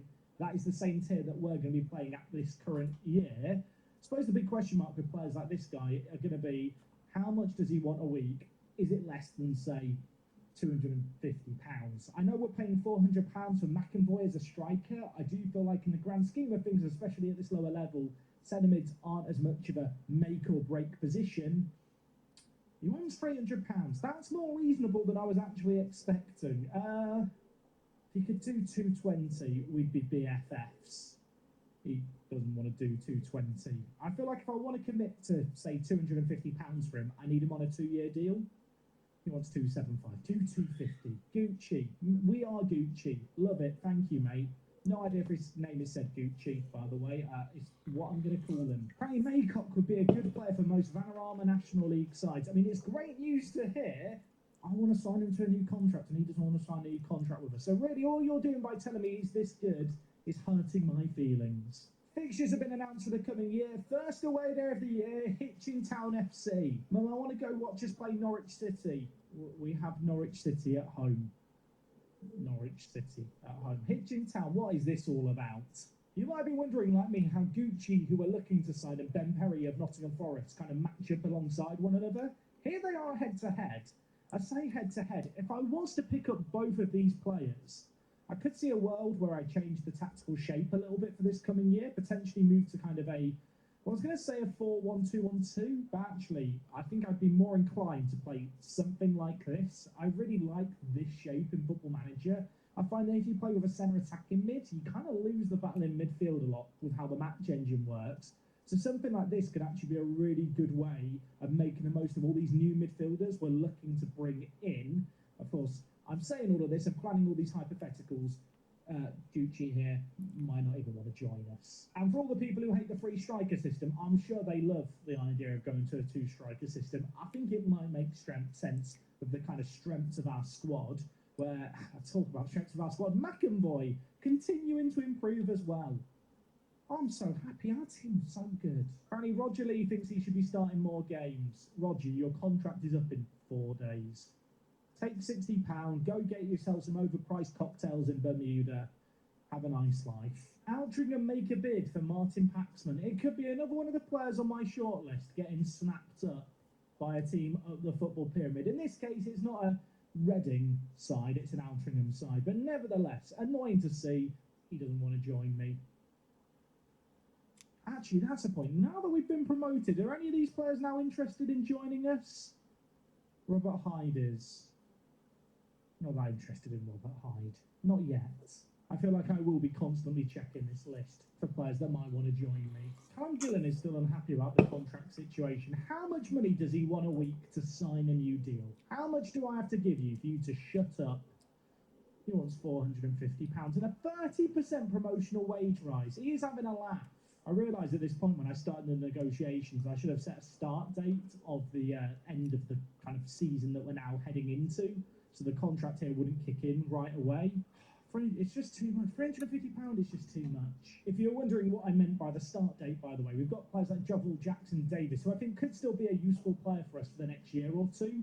When you come to negotiate a contract with these kind of players, if you set the start date at the end of the season, you can see here, it's next June. It's quite a significant date. Not only can it save you some initial wages for the first kind of season of the new contract, where he's not actually on the new contract yet in this instance, but it also means that when you then come to set a contract length, rather than it starting immediately and being a 2-year deal to, say, 2027, we actually get him contracted for the next 3 years because he's got a year of his current deal before the new 2-year deal kicks in.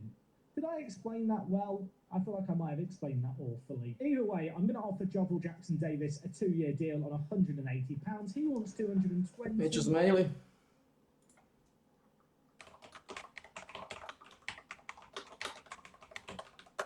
Bob Pedroco.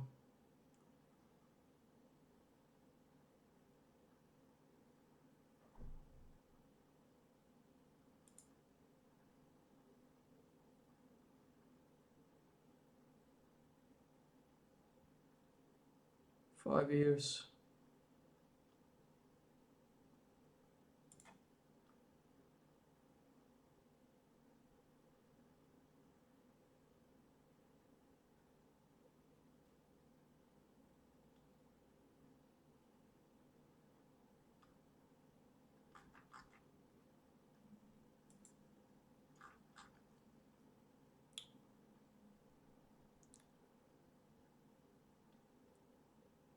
Okay.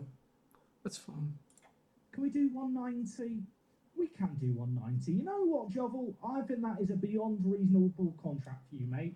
Thank you for being nice. People accuse me of having favourites. No idea what they're talking about. I hate you, Callum. I hate you. Stockport County in League One have made an offer for Jack Barrett. Do you want to talk to us, Jack? You could go and play for Stockport in League One and not play, or play for me on £400. Can't afford these wages. Clubs in England have released players. None of these players are going to want to join me, are they? Hannibal Medjbury, welcome to rugby. Doesn't want to join us. Although I've just gone back to the player search screen and sorted by ability. There's loads of new players that our scouts have been scouting. I mean, that is what they do after all. How many right backs have you been looking at, lads? Oh my word. We are finding players. Jack Thompson here, formerly of Nottingham Forest. Musím se vykadiť. Keď niečo zapadať, že si píkočky a kadím.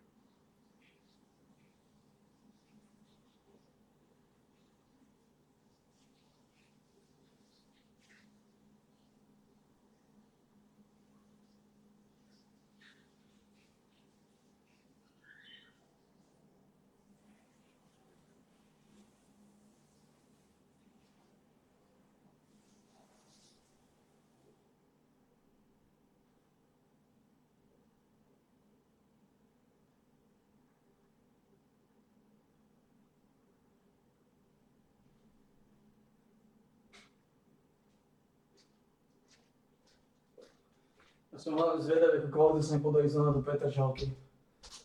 Akých Afričanov zoženiem. Môže maximálne 5 Afričanov. V základnej 11. 5 Afričanov. V základnej 11. Čo nie je zlé.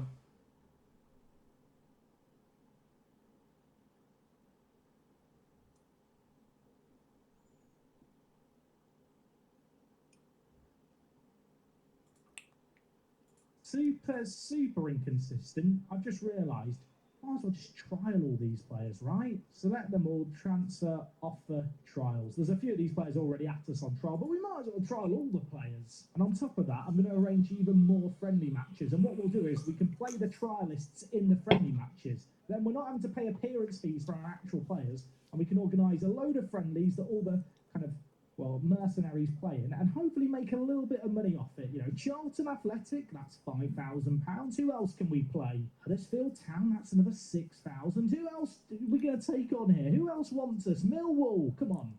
We'll give them a game. That's another 5,000. And yeah, the nice thing about all these friendlies we're organising is we'll just play all our trialists in these games. That way I'm not paying appearance fees and stuff. And it helps with just rotating the squad and minimising injuries to our first team players.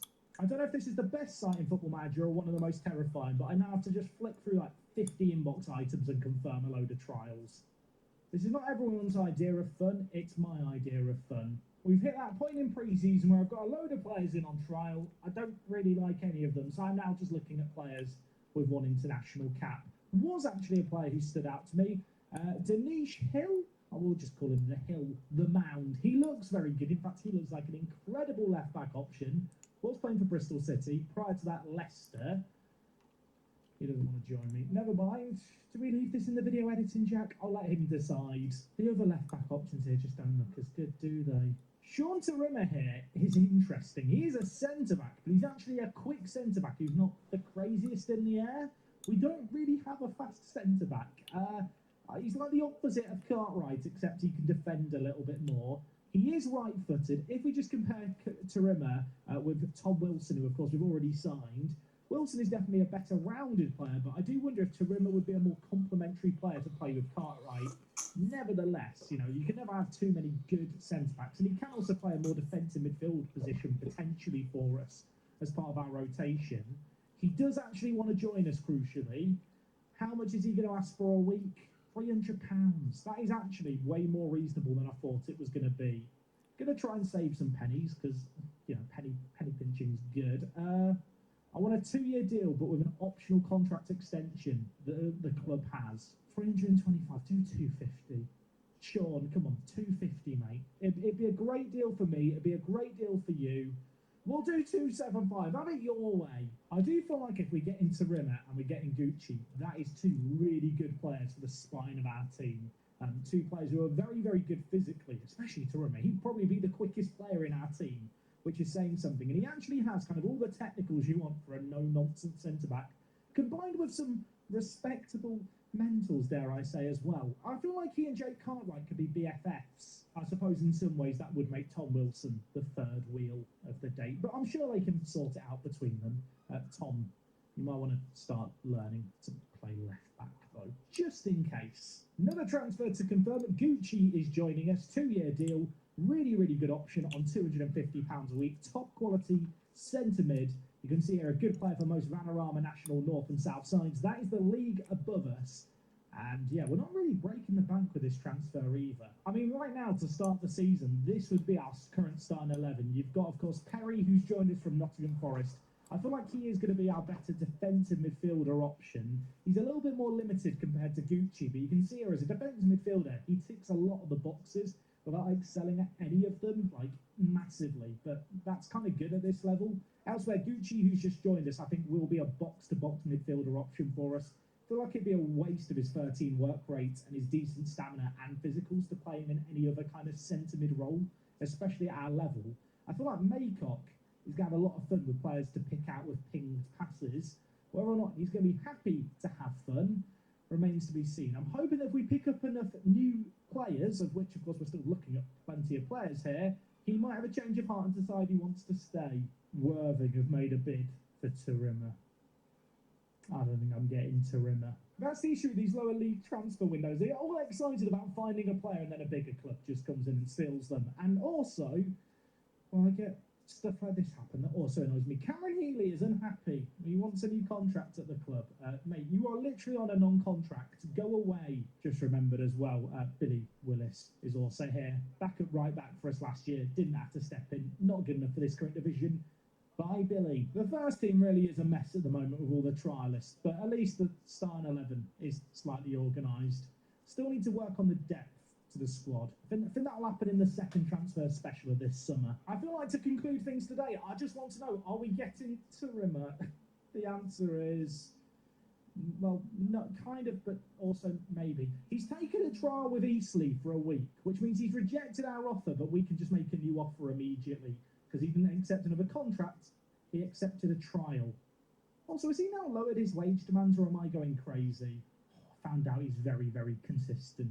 I do like that a lot. Right, Sean, you know what? £250. I'll give you £1,000 signing on fee. 2-year deal. Spit on my hand. Shake it. Tell Eastleigh to do one. Tell them you're not interested in their trial anymore and you've made a mistake. At least we're going to have a little bit of good news to end the episode on, regardless of what happens with Turimmer, because Jovel Jackson-Davis has signed that new deal. Like I mentioned, it's a deal that kicks in at the end of the current season. So he's on £85 a week for this next year, and then after that, the new 2-year deal kicks in. So, especially if you're managing in the lower leagues, I highly recommend using these future contracts when you've got a limited amount of time you can actually sign players for in terms of contract length, and you can't just give them 5-year deals. These kind of negotiations can obviously allow you to secure players for longer and save a little bit of money in the immediate term. Looking through scout recommendations here, there's a couple of right backs who could be really good. Danny Imre here was playing for Crystal Palace, has been released. He looks like a really good right-back option, undoubtedly an upgrade on our current option in Zam, who, of course, I kind of do want to replace. Danny, how much do you want? Danny, why do I feel like you're going to want a lot? Are you going to hurt me here? He wants £500. I might come back to that because I think he is good. The other right-back option my scouts have unearthed is Sam Poole, who I think is perhaps not quite as good physically, but is better going forward, which, as a more attacking wing-back option, could be quite nice. He's also got 14 acceleration, which at this level is absolutely mad. He also wants to be a star player. What are your wage demands, my friend? He also wants that £500. Let's try and negotiate both these deals and we can make a call on which we go for. I have a sneaking suspicion I just have to accept the fact I'm going to have to pay £400 a week for these guys, which, I mean, is a hefty chunk of our wage budget, but at the moment at least, we can afford to spend that. Can we negotiate a cheap deal here? I don't think Danny's going to work out. You know what, Danny, you are injury prone as well. I feel like I like Sam Poole a little bit more anyway. I think Sam could be the one. Assuming no one else comes in for him. I'm saying all this. Worthing a lurking again. Jack Barrett, the goalkeeper we were looking at, has signed for Stockport County, sadly. He is going to be a backup player for them. I'm going to try and see if I could loan him. Could I really loan him for the year? If I could, that would be mad. I can't believe that he'd actually want to go on loan to us. But then again, he did want to join us potentially permanently. He went on trial with us.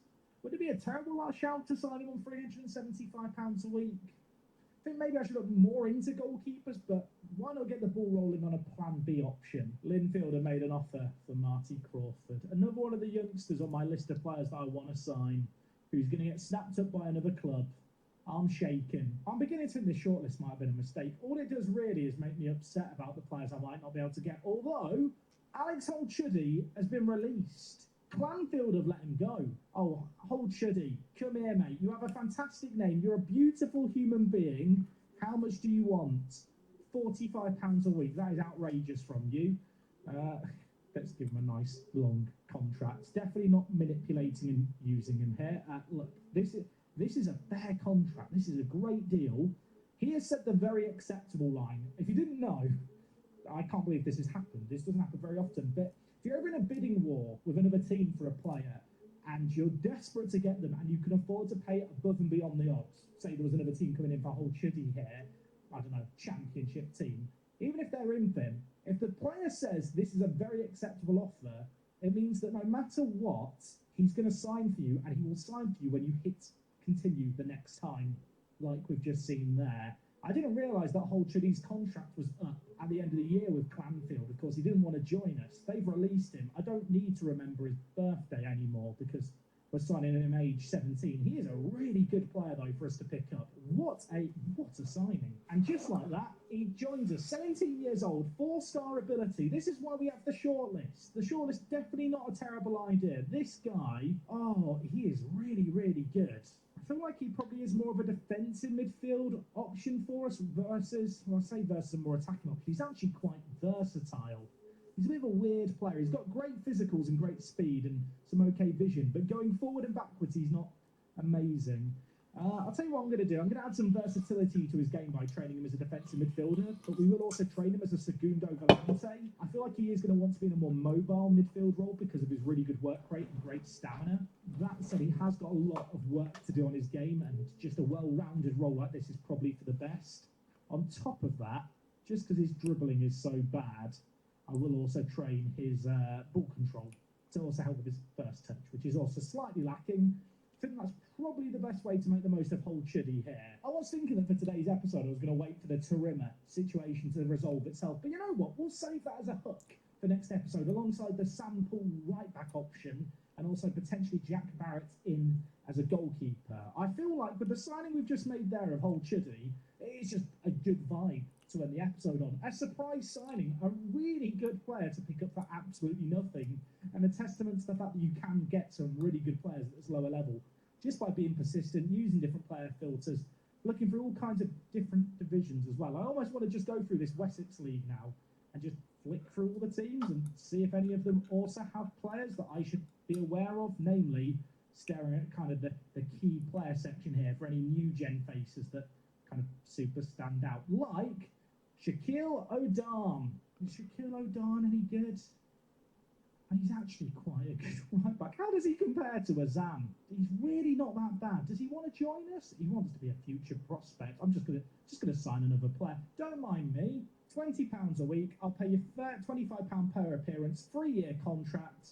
Says it's very acceptable. He wants to evaluate all his options. I don't want his current club offering him a new deal. Let's get him to say the line. Just say the line, Shaquille. Just say my client thinks this is very acceptable, and we can end the episode knowing that you're joining us. Sometimes it says, that's a good offer, I'm very happy with it. That is the same as the very acceptable one. Hit finalise, hit spacebar, Shaquille O'Darn. Probably should have scouted him more, but it's a free transfer. He can't play right back, he can only play right wing back. Well, training to play right back is absolutely fine. Have I got a bit overexcited there? Maybe a little bit, but you know what? What's not to get overexcited about? You know what? I feel like that's a pretty good note to end on. We have still got a lot of transfer business to get done in terms of adding a bit more squad depth. I do feel like a right back and left back option might be the next obvious place to go out and sign a player. The centre of the midfield looks incredible all of a sudden. We will be back tomorrow with more Parks from Action to end the week, and that will be another transfer special with more players to sign. Is there any players I should be looking to cash in on? Any positions that I'm severely underrating? Is this a tactical move that makes sense for our squad? Love your comments, love your thoughts. I always thought like the comment sections on these kind of videos are the best because I love hearing how different people might approach the same thing. So I look forward to going down below and giving all your comments a read. Whilst you're down below the video, make sure to drop a like. We're back tomorrow, like I already said. Until then, take things easy. As me, Jack, I'll talk to you all in a bit. I'm out. Koľko máme 12? 12 gurmanku. 12 pečivel, 12 pečivel, 12 gurmanku.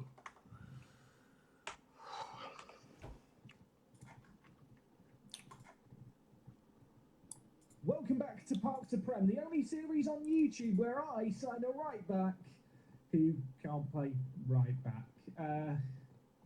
Yeah, we really did end last episode on a low note, didn't we? Now, of course, if you didn't see last episode yesterday, it was a longer transfer special. We got lots done. I covered a whole host of things. You guys seemed to really enjoy it, which was great to see. It's always a risk when you do longer videos, but there was lots to cover. Today, we're looking to bulk out the squad a little bit. And the reason for doing that is because if I just hide all the trialists who are currently here at the club at the moment, this is the current state of the first team squad. It is safe to say we are lacking some depth. Now, one player who I've got in on trial that I didn't realise I had in on trial until after I finished recording the episode, bizarrely, was Matty Waters. Can you remember Matty Waters? He wanted £800 a week. He has since then been released. I'm hoping I can sign him on a 2-year deal with not too unreasonable demands here.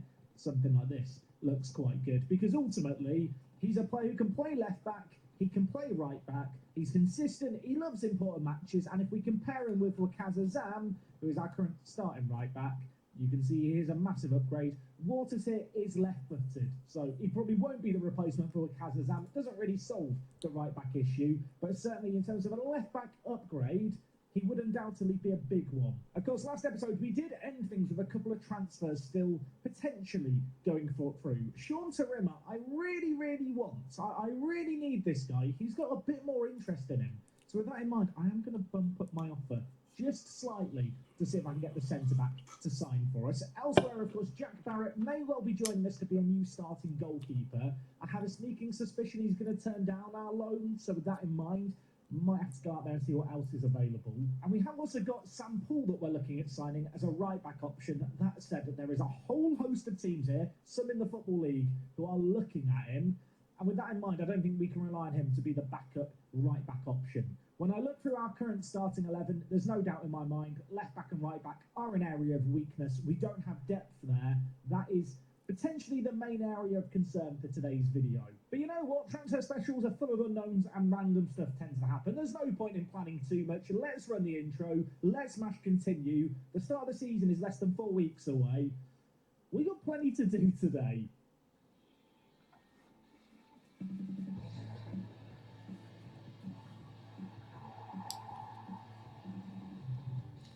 Before we get too far into today's episode, I do want to just talk about something that I have seen in the comment section, and it pertains to, is this a one-club save? Is this a save game where we're going to move teams? And the honest answer is I haven't really made a decision yet.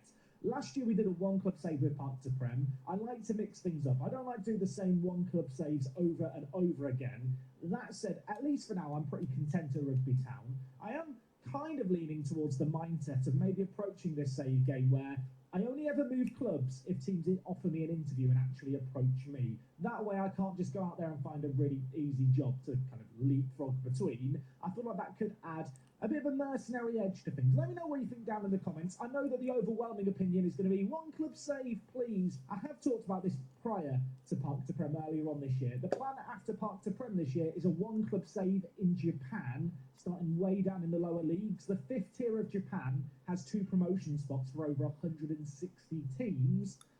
I feel like that could be quite a fun one club save challenge. I'm just looking at our club's overall balance, and whilst we have got the potential new stadium looming over us, is there anything that I can actually request here? I mean, I could request professional status. That will not get granted at this level. We could ask for the training facilities to be improved. I feel like that might be quite costly, but you know what? You might as well ask for it. Our training facilities are already really, really good for our current level. In fact, they're kind of that of like a championship team in reality, so I suspect they're going to get turned down. Even if I did want to actually upgrade them, it's probably going to cost way too much. Suspected this might happen, Jack Barrett has turned down the loan offer, so that is the goalkeeping plan somewhat thrown into disarray. Elsewhere, by the way, Hull Chuddy, I triggered his optional contract extension at the club for a further year. He's now on £90 a week till 2028. Just looking through players that my scouts are continuing to recommend. Somewhat surprised at the number of players that are getting thrown at me. One player that sticks out is Karen Samuels. He has the same birthday as me, 21st of July. Put that in your reminder on your phone so you can remember when we have a video go up on that day. He's 18 years old. He actually looks like a really good centre-back option.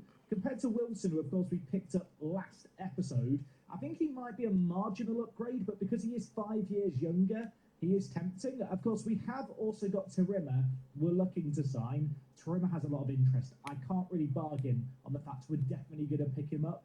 With that in mind, if Samuel's wage demands are reasonable, I'm going to go in for him, I think. Are his wage demands going to be reasonable? I suppose that's the next question, isn't it? £250 a week, wants a 2-year deal. I'm going to try and sneak in a slightly longer contract here and suggest it. I'm hoping he's going to maybe join us. Who else was interested in him? Aberystwyth and Newtown, 2 teams in Wales. Come to England, mate. I say come to England. He currently lives in England. Stay in England, mate. You'll have a lovely time with us. Annoyingly, some of these players recommended are very, very good. Players like Diamond Edwards, but I don't play with wingers. So it doesn't really suit the team at all. Jakai Basco Fisher here is another player who's very, very good. My scouts like him. He looks good. I don't need wingers. The issue I've got is you might think, well, Jack, just pivot to a system with wingers. I've bought too many centre mids to play any different shape now. I didn't realise how many players I have on trial. Some of these players are actually quite good, but often they just have like one little downside, one little thing that kind of scares me away. Players like Frankie Jones here, good athletic player, super inconsistent. Declan Hutchins, interesting player, well-rounded player, but inconsistent. Can't really play defensive mid, which I think is where you'd want to play him. Les Akol Bire, this guy looks interesting as a centre mid option. Don't really need centre mids. Also, super inconsistent. Okay, some teams that made offers to Karen Samuels. That could be unfortunate. Also, I've just noticed he's on trial at Dover Athletic. He's gone on trial to Dover. Come on, mate. This happened with the other guy we were looking to sign. Went on trial with someone else. Come and join us. Have fun with us, Karen Samuels. You'll have a lovely time. Formerly of Liverpool's academy, then went to Brentford, then released. Don't go to Dover, mate. It would be a mistake. The board have rejected my request to increase the youth level and improve the training facilities. Can I ask, or beg, rather, for the youth facilities, please? We can't afford it. I knew that we couldn't afford it. I was looking at options here that our scouts have looked at with high ratings. There's a new striker that's popped up, Antoine Hackford. He is ridiculously good. Was playing for Sheffield United, actually played 6 games in the Premier League in the first season of this save game. At 21 years old, 12 finishing, 14 acceleration with 13 pace, with 14 off the ball and good composure. For non-league, he would be absolutely insane.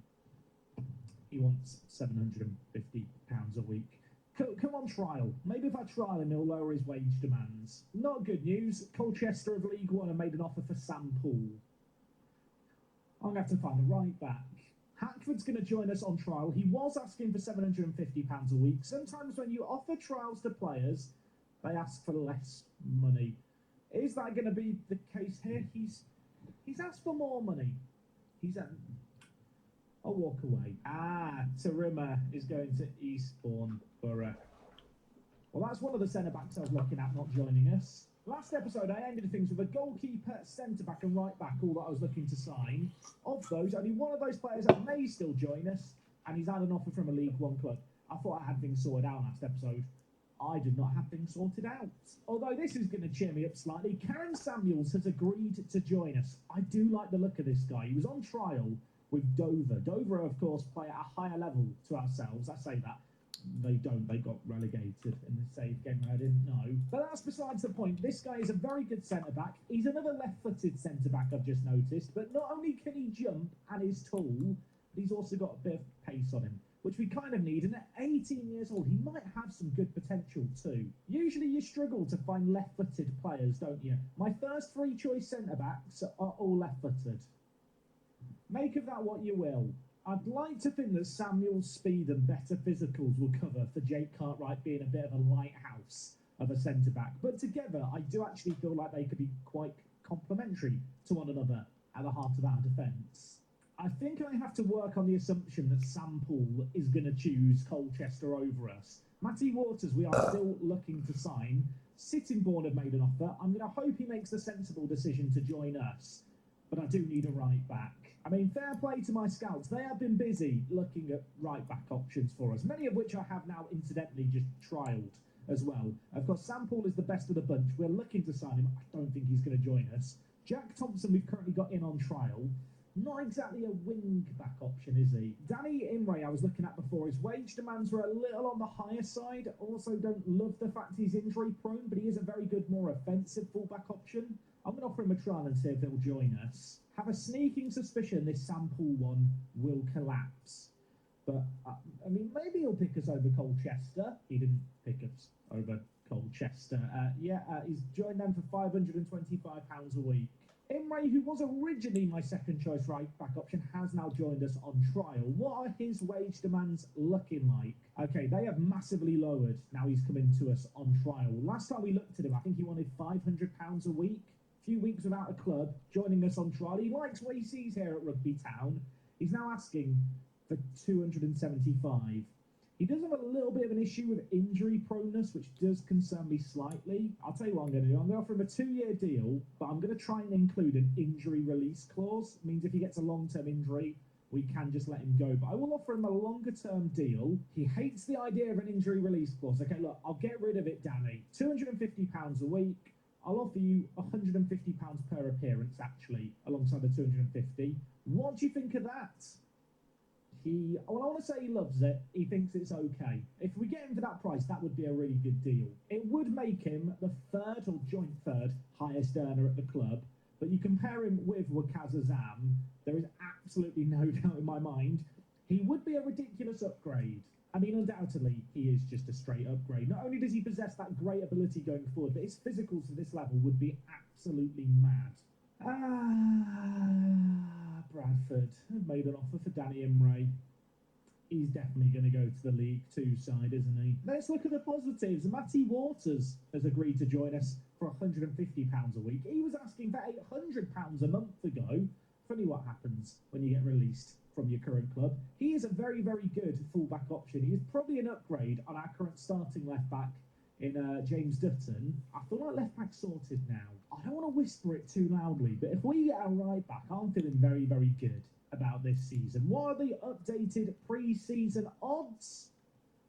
Maybe I am right to feel excited. We are predicted right now to win the league. We have 3 players in the Media Dream 11. Rio McAvoy, Maycock, and now Karen Samuels has also managed to get into the Media Dream 11 because he's just signed a 2-year deal with an optional contract extension, which I'm going to trigger. Just as a little reminder, board expectation for this year is a top half finish. Going into the year, before transfers, media prediction was 9th. We've added in some really good quality.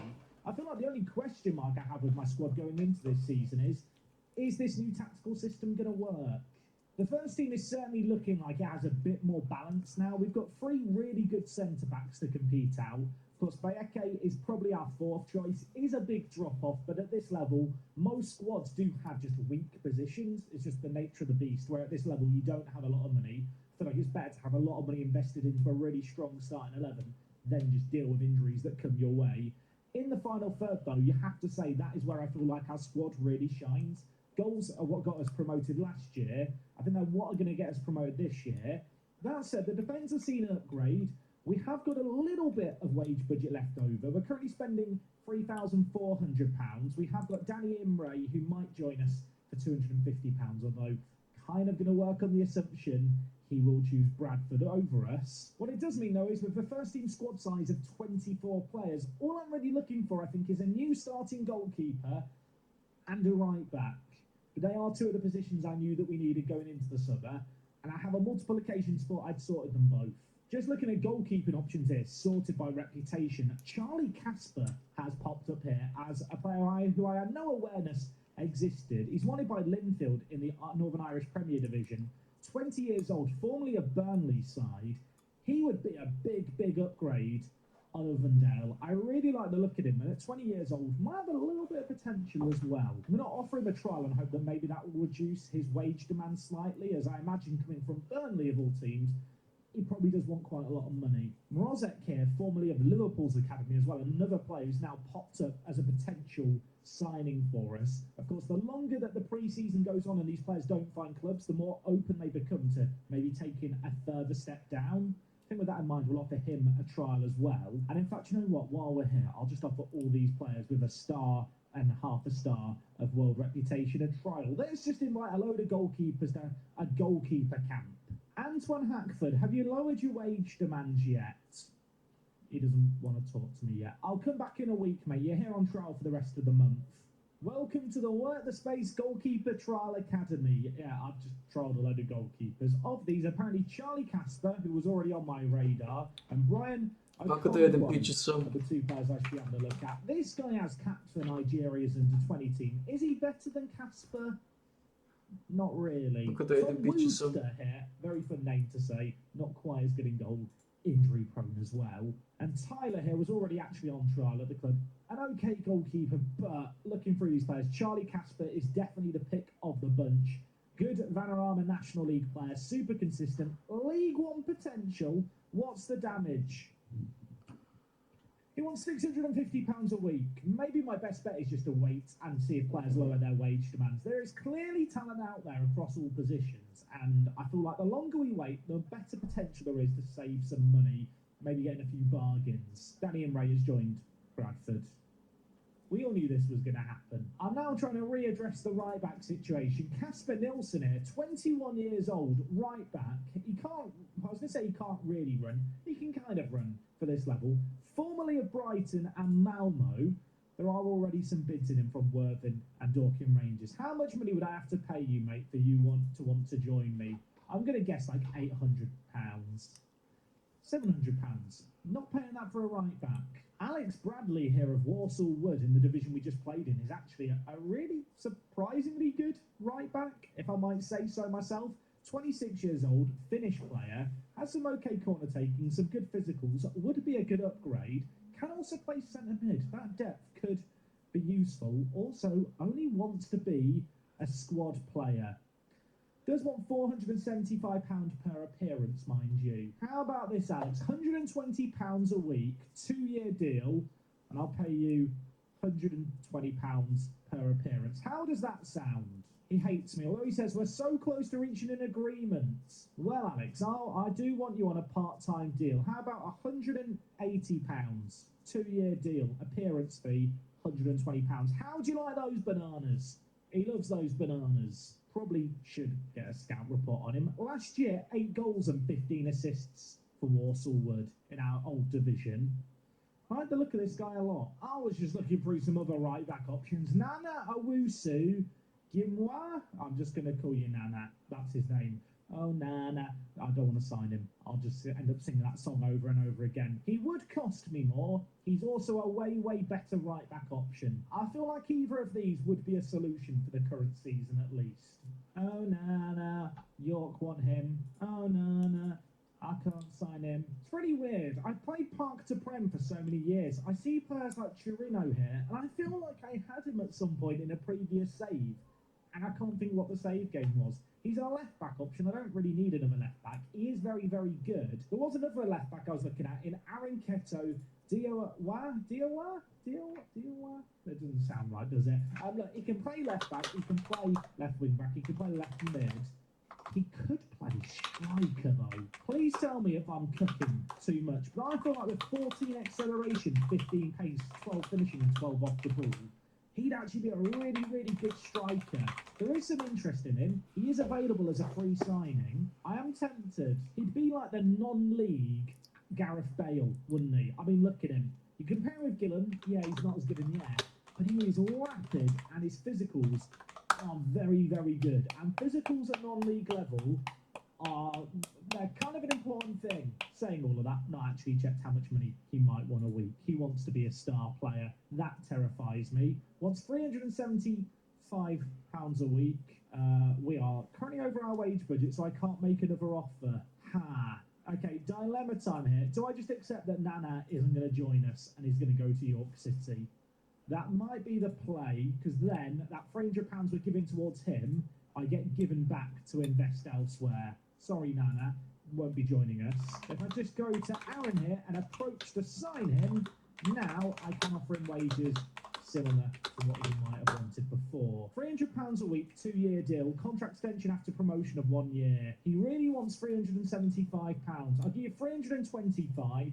He has accepted that. This would be a very unorthodox signing. I do feel like he could be a really good player at these non-league levels, though. I mean, worst case scenario, he plays at left back occasionally. Best case, he turns into the crazy striker with crazy pace that we somewhat lack at the moment. I mean, McAvoy has 11 acceleration and 11 pace. I feel like in our previous division, that was exceptional. At this level, it's not quite a standout. Gillen is no slouch either. I mean, for non-league level, these guys are quickish. But Aaron here, he is different gravy quick, although he is super injury prone and inconsistent.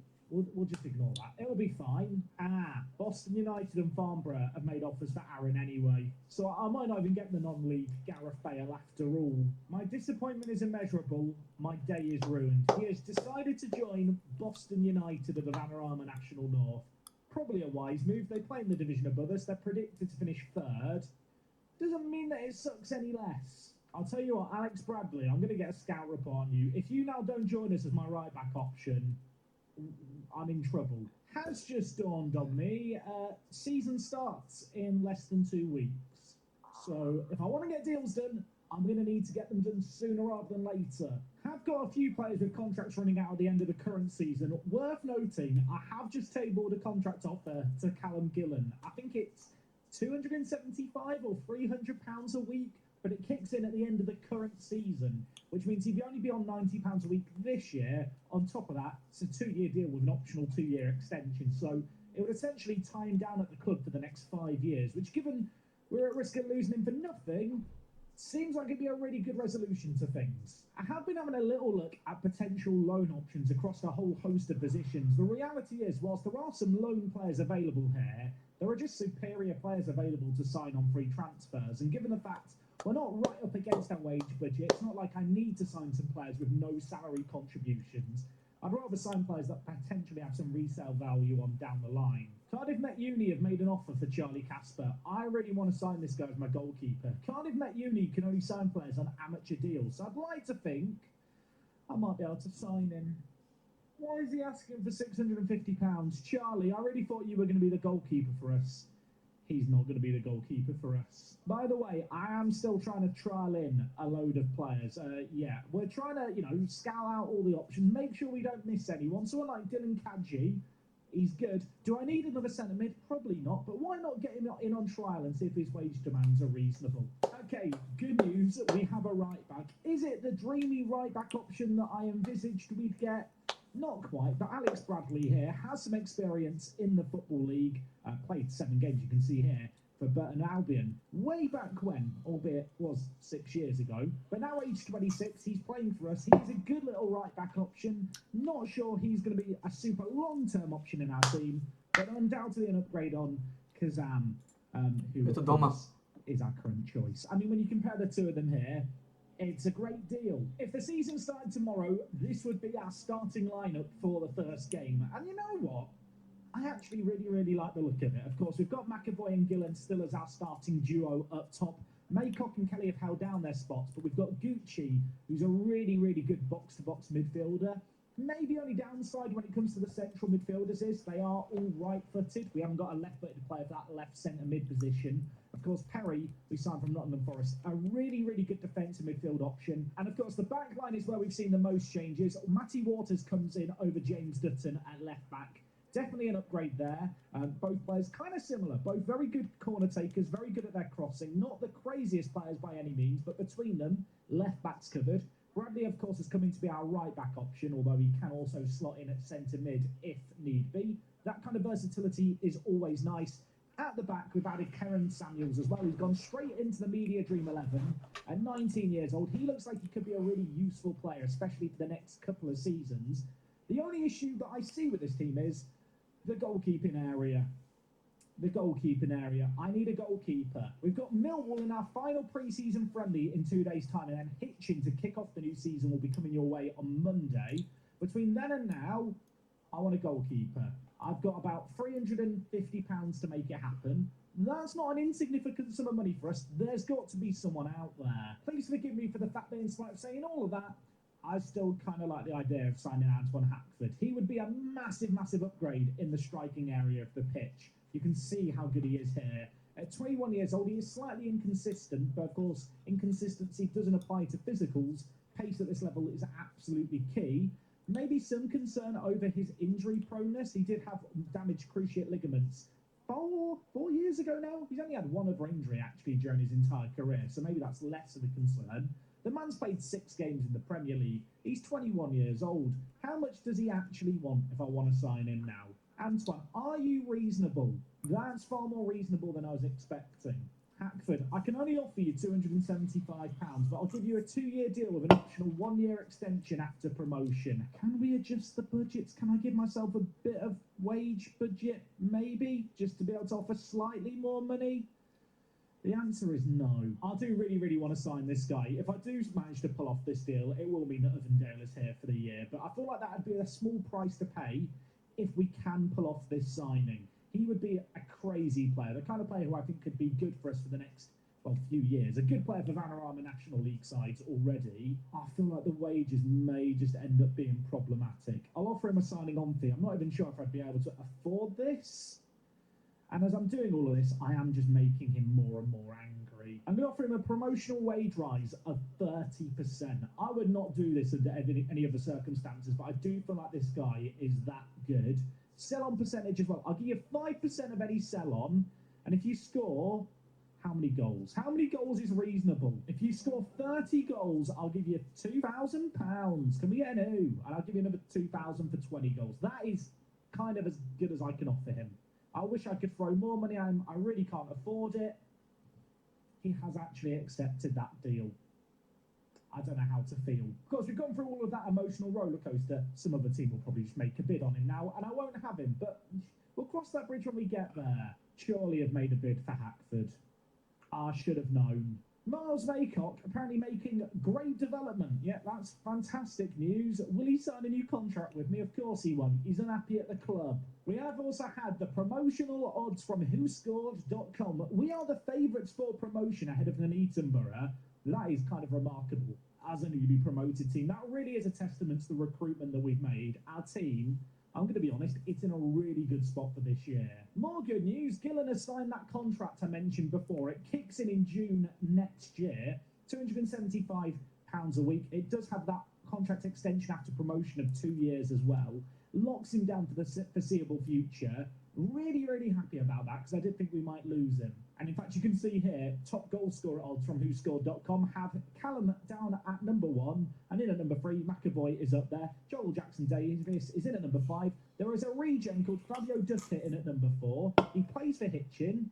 He's asking to leave the club because he wants a new contract. Can I just steal this guy? Can I just steal him? Can I just...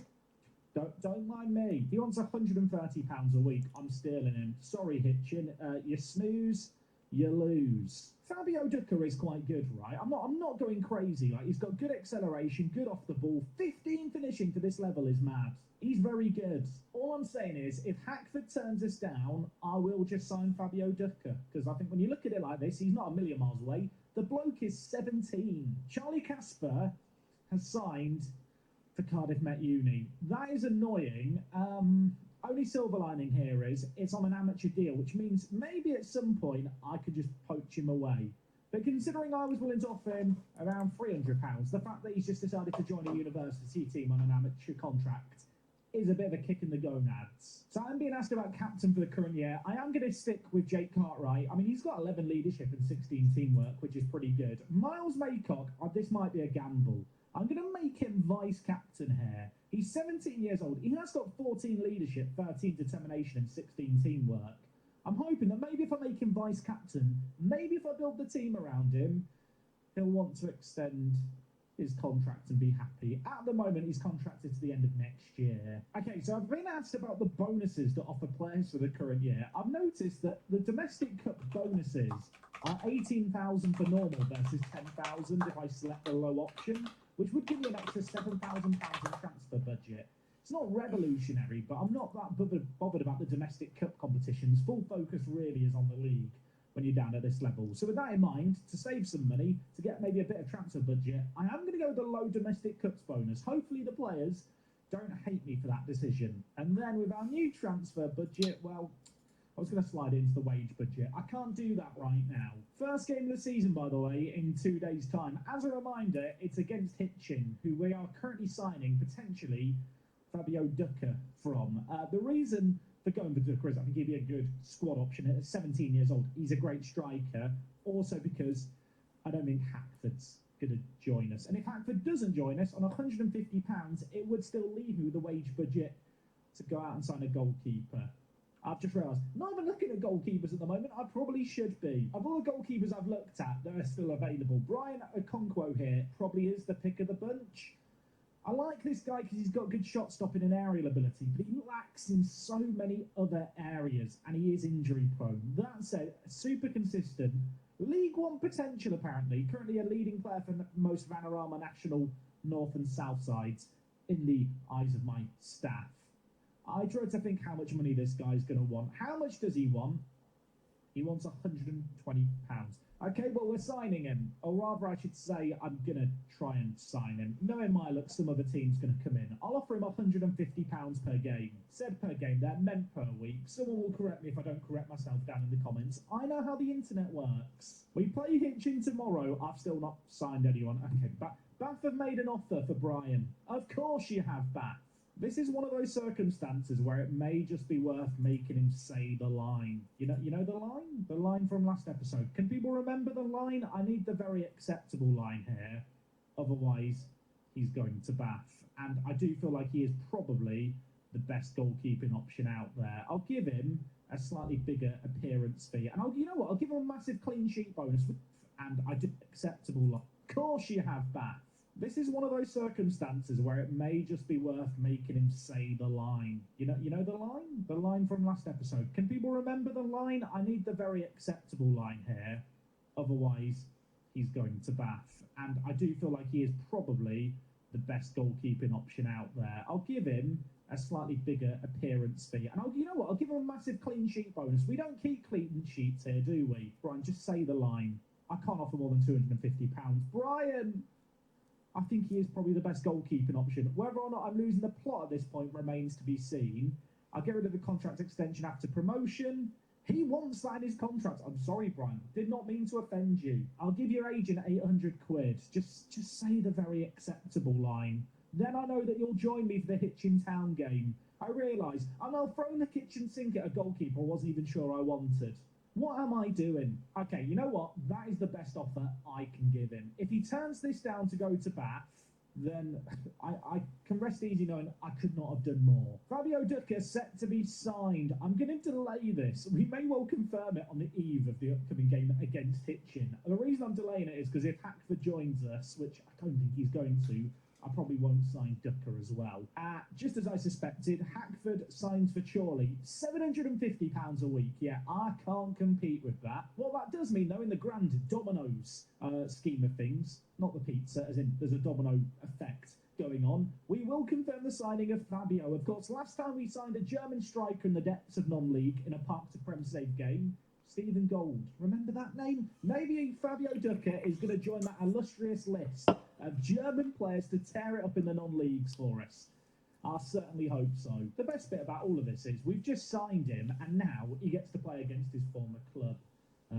That's going to be fun next time. Just for a bit of a comparison here, Joe Chambers was the best youth intake prospect of last year's intake. Of course, he is a striker as well. When we compare Fabio with him, who is 1 year his senior, he is undoubtedly a better player. So yeah, really do like the signing of Ducker. Free transfer from a league rival, £150 a week, bargain. Does also make me wonder if I should be going for all the other teams in our league and seeing if they've got similar players to Ducker, who are in their first team, who are just on non-contracts, I can potentially poach away from them. I mean, that's a lovely, fantastic idea, Jack, but we've got Hitchin Town to play now, or rather on Monday. It's not happening in the transfer special. This is the transfers. We've done transfers. You should be happy with that.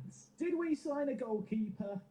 No. But you know what? We signed a backup left back / Stein left back. We signed a new right back. We signed a new centre back. We signed a new exciting striker. And I look across this team and I look at our pre-season prediction now to win the league. I'm bloody excited to see it all come together, I hope. As always, these transfer specials are a mammoth effort to get edited and uploaded daily as part of the daily upload schedule we have here. So if you have enjoyed this video, drop a like, show some appreciation. Have a lovely weekend. On Monday, season 4. Yeah, 4 commence. Is it 4? No, 3. 3. I've got season 3 commences. We were doing so well this episode. We will, of course, have our new tactical system on display, which I am rather excited to hopefully see come together during pre-season. I want to say it's not worked, but then again, you look at the quality of the teams we've played, I'd kind of set ourselves up for failure. I will catch you guys Monday for the start of season number 3. Until then, take things easy. It's me, Jack. I'll talk to you in a bit. I'm out.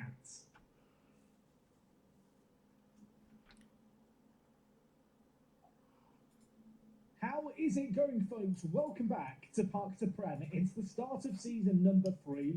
We may not sign a goalkeeper this summer, but our squad is in a really good spot. Today, we take on Hitchin, aka Norwich City non-league edition, away from home. And after that, we take on a team listed under our rivals in Nuneaton Borough, who, incidentally, don't have us listed as one of their rivals. So whilst it might be a one-way rivalry, we're inviting them to our backyard. Their pre-season prediction, by the way, is third. Ours is first. It's a battle at the top early on in this season. Feels like a significant game. We have got a jam-packed start to the season. Look at this month of August. So much football to get through. Potentially the transfer of Brian, I hope to confirm. If he doesn't join us, I'll go find another goalkeeper, I guess. And as if the start of the season wasn't exciting enough, we have the away day against Hitchin and the debut of the brand new tactical system, the 4-1-3-2, the 4-1-2-1-2. Kind of. It's a weird diamond formation in the midfield, which I think is going to suit our team. Does it work? Will it work? We'll find out together.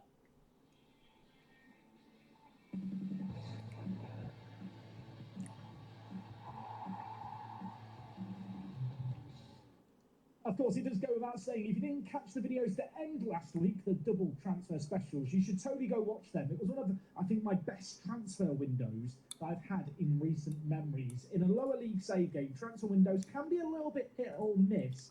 I think it's been a pretty big hit so far with the players that we've managed to pick up. I feel like our team is in a really good spot this year. Of course, just as a little reminder, we did release a whole host of first-team players towards the end of last year, but with transfers in, we've added some real strength. We're in a good spot, and Fabio Ducker will be on the bench for our first game. The former Hitchin man makes his debut for us against Hitchin, which I noticed under his information is his hometown that he supports. So, yeah, maybe I shouldn't play him. Maybe I'll go easy on them. That only game of the season is against Hitchin. Their stadium is called the Top Field. We had a top and bottom field at my secondary school growing up. Is that a common thing at secondary schools and high schools? No idea. I assume they don't play in a school. Their stadium looks quite nice. Let's go do an away day. It feels like ages since the last one.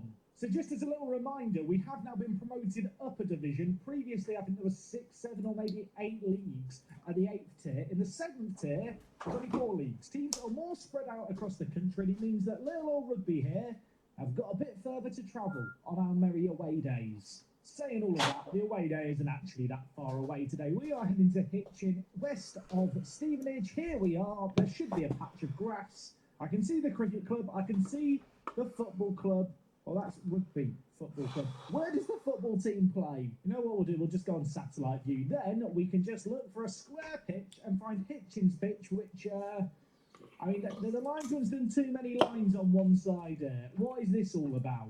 I love the fact that the road that the stadium is on is called Fish Ponds Road. And also, this might be a first, the We Buy Any Car Hitchin Town FC car dealership.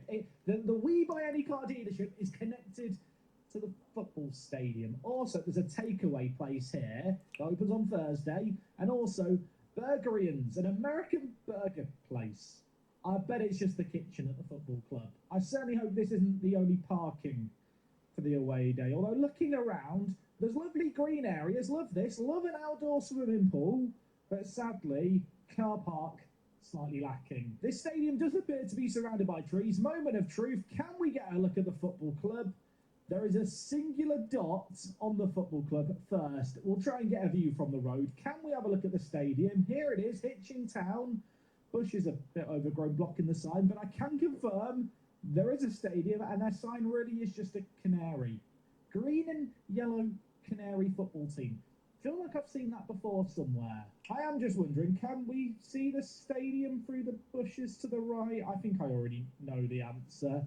I don't know if this is an alternative entrance to the stadium. I kind of doubt it, although we can see the ladies' toilet through the bush. Probably shouldn't stick my head through there and start peeking. Looks a bit dodgy. Here is Hitchin Town. Lovely standing stadium. Maybe generous to call it a stadium. On the far side, though, fans galore. I think is very, very blurry. It looks cute. It looks nice. I mean, I'll give them some credit. They have stuck to the yellow and green kind of colour scheme throughout their stadium. And many teams wouldn't do that. mostly because it's an awful combination of colours to paint buildings. Can Google Earth save the day? Can I even find Hitchin when I zoom in here? Where is Stevenage? Here is Stevenage. Here is Hitchin. There's the swimming pool. And over here we have the stadium. Let's just get to the match. Might be harsh. 4 out of 10. They're only getting that because there's the Bulgarian, which I don't even know if it exists, and also the takeaway place, which I'm not really sure if they really connects to the football stadium, but we won't question it. I feel like there's always an area of excitement around the start of a new season. I'm really feeling that this year. We're going to run through the entire starting 11.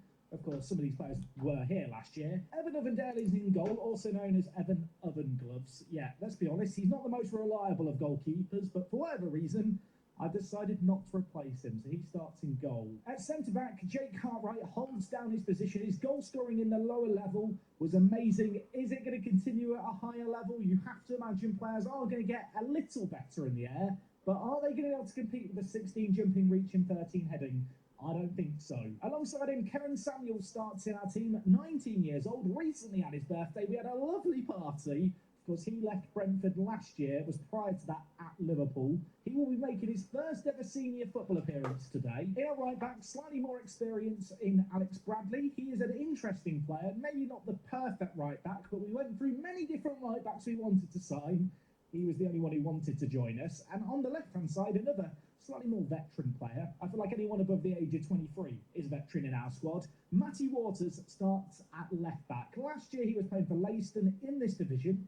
Didn't exactly excel, but I think within our system where wing-backs are invited to go forward, put in crosses, he should be rather good for us. In the midfield, of course, Kelly and Maycock, who came through our first youth intake, start in the centre of the midfield.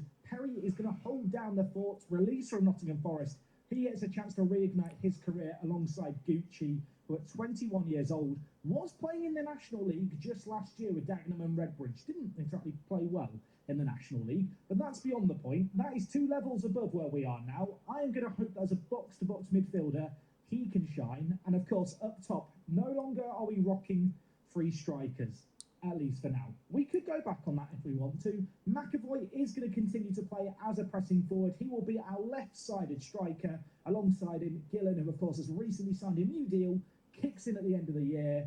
He is going to be up top. This man predicted to be the top goal scorer in the division. I'm certainly hoping that between him and McAvoy, the goals are going to flow. If they don't flow, we've got options on the bench. Jovel Jackson Davis is a very good striker. Fabio Ducker, the former Hitchin man, is alongside him, keeping the bench warm. Tom Wilson, of course, we signed in the summer initially to start at centre-back, but he has dropped down. If one of our centre-backs doesn't perform, he is someone we can turn to. James Dutton was our starting left-back last year. He is now on the bench. If we want to change things up, he could come on. If we want to take off the right-back option, Matty Waters will move over onto the right. Dutton will come on the left.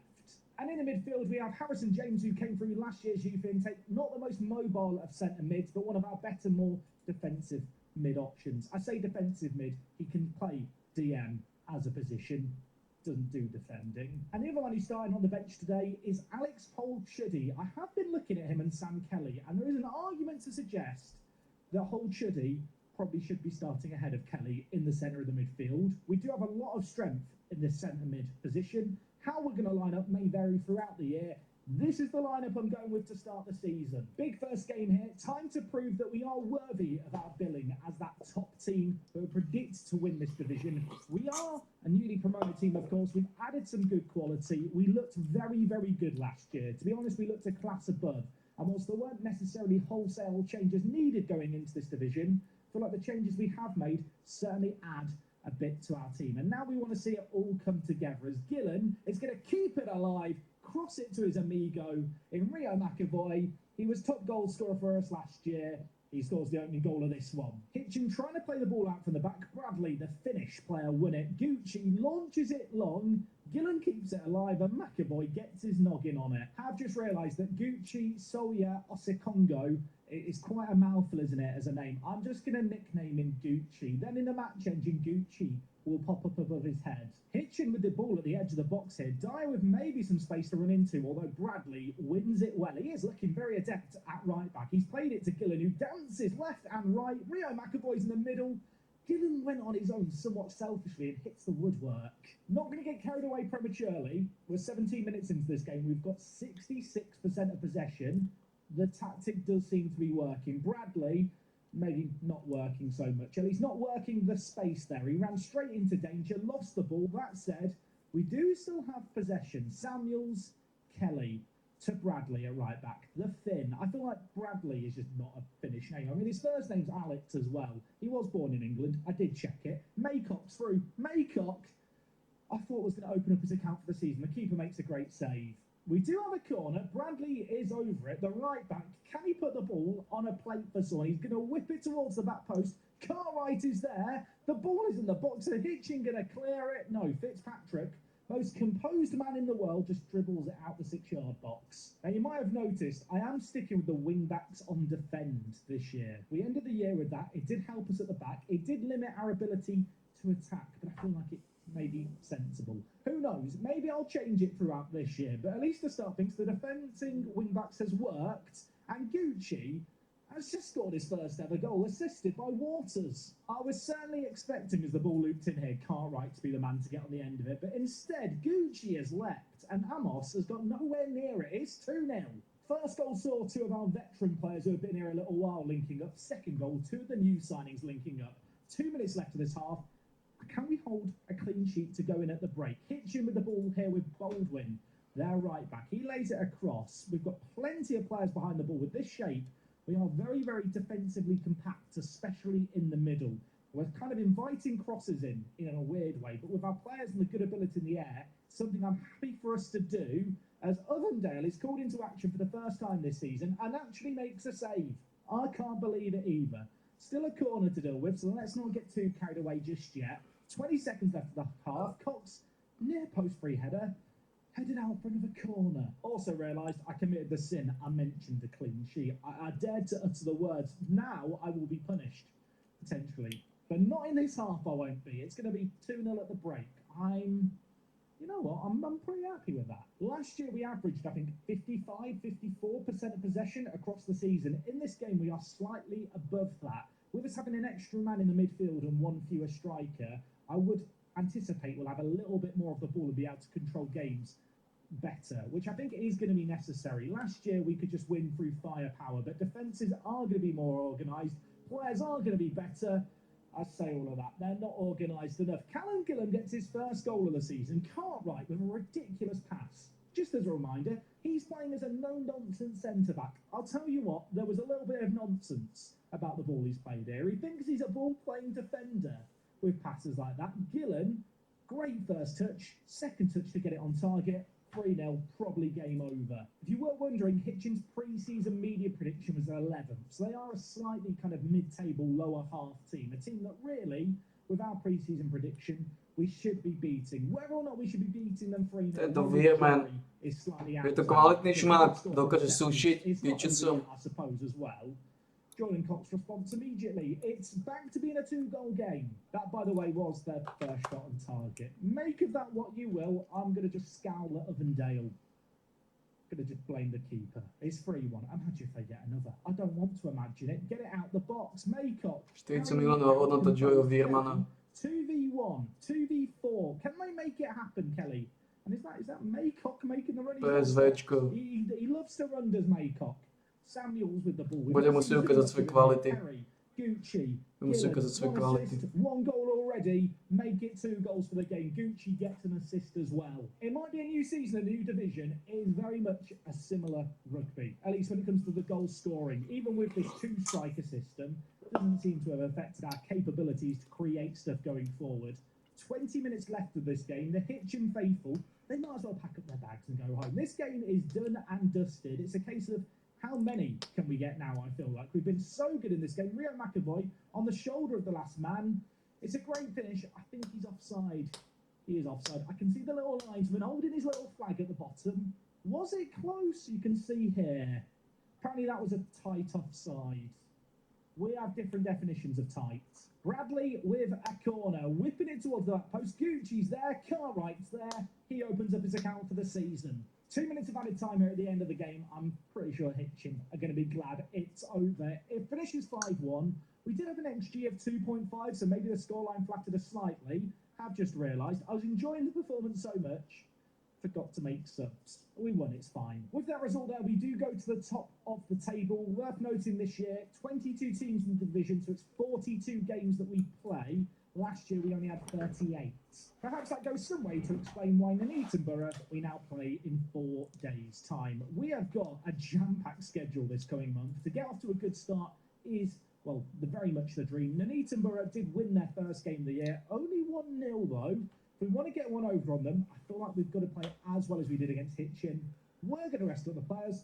I'll see them over that next one. Tell you what, the fans are very receptive of the transfers we've made. Season ticket sales have soared from 75 to 92. Brian, we have very different definitions of the word soared. Okay, we play Nuneaton Borough today. I've still not had any updates from Brian about his plan. He has to pick between ourselves and Bath in the National South.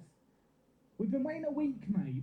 I was really hoping you'd be here for this game if you were going to join us. And we're now at match day, and he's not here. So, Ovendale's in goal. Well, so it has just dawned on me, probably don't need to spend money looking for a right back anymore. Scouts, if you want to keep looking for goalkeepers, find me a goalkeeper. They might have actually found me some goalkeepers here.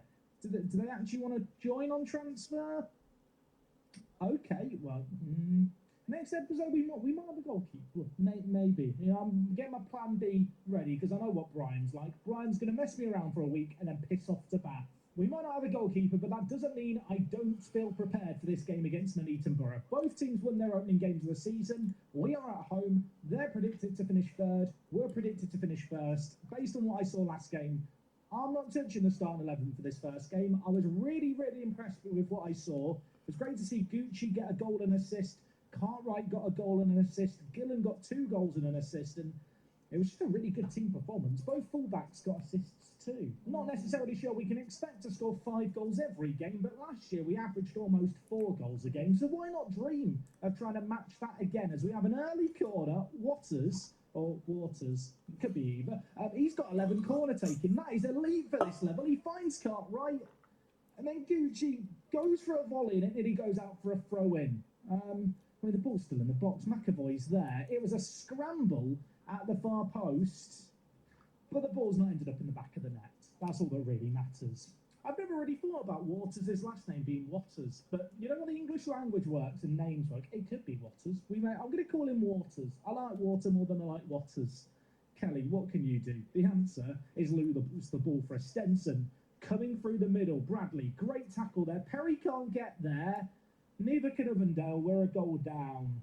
Ulvsetter scores. That's a cool name. He's dancing. Did he just gritty? Defensively, we did look a little bit all over the place here, didn't we? Perry, Samuels, neither of them could get there. Cartwright didn't come across. It was a good finish, to be fair. 10 minutes left of the half. 1 shot on target for either team. Nuneaton Borough find themselves ahead. They find themselves in our final third here. Colker edge the box, whips in. Kelly, unmarked, back post. His header hits the crossbar. It's not the most convincing of clearances, but it will do. We've had 60% of the ball, and yet the 2 best chances of this game have fallen their way. But maybe a chance to change the tide right before the break. McAvoy can't win his header, but it does fall down to Gucci. He was sensational last game, and I thought he was going to have a moment of brilliance there. 1-0 at the break. What happened to all the goals? Where have they gone? Look at that XG story, by the way. We've definitely been the better team here. I'm not angry, I'm just disappointed. When my parents said that growing up, it killed me inside. Maybe it's going to whip these players into shape. I am disappointed through the lens of we're predicted to finish top.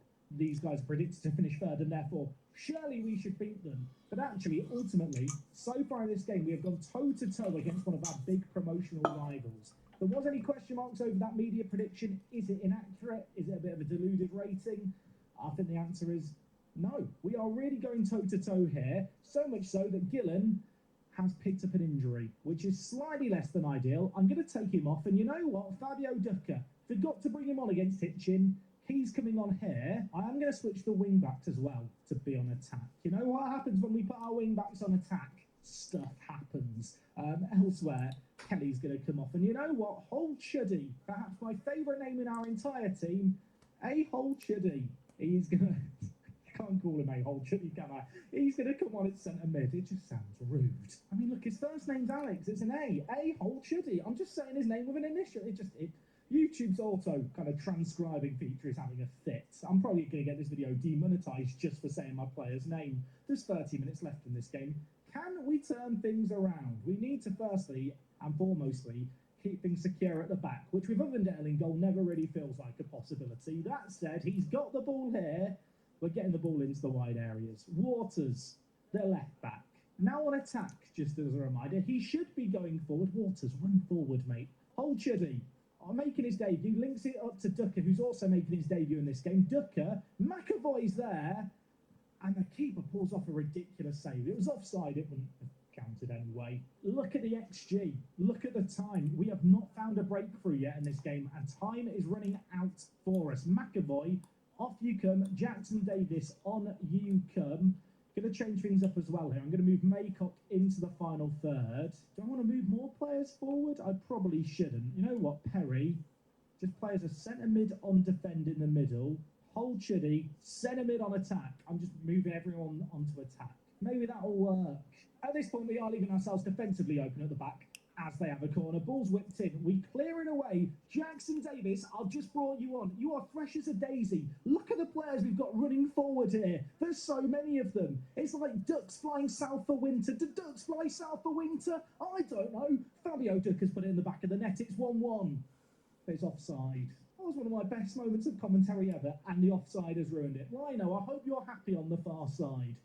Ducks fly together, though, wherever they're going, and we're going forward again. Ducker had one ruled out. This time the keeper denies him. But we are Rugby Town FC, also known as Corner Merchants FC. Waters is over here. We've got the two big men at the back post. Can't pick him out on this occasion, although Ducker does give it inside to Cartwright, who very composedly gives it to Hold Chuddy. He's going to launch it. Ducker keeps it alive, squares it. It's offside again. It's offside again. How is this game 1-0? How have we not scored in this game? There's 4 minutes of added time. There's no time left here. I've paused it with 90 seconds left. Like I can make a difference at this point. 2 goals ruled out for offside. Some golden opportunities missed.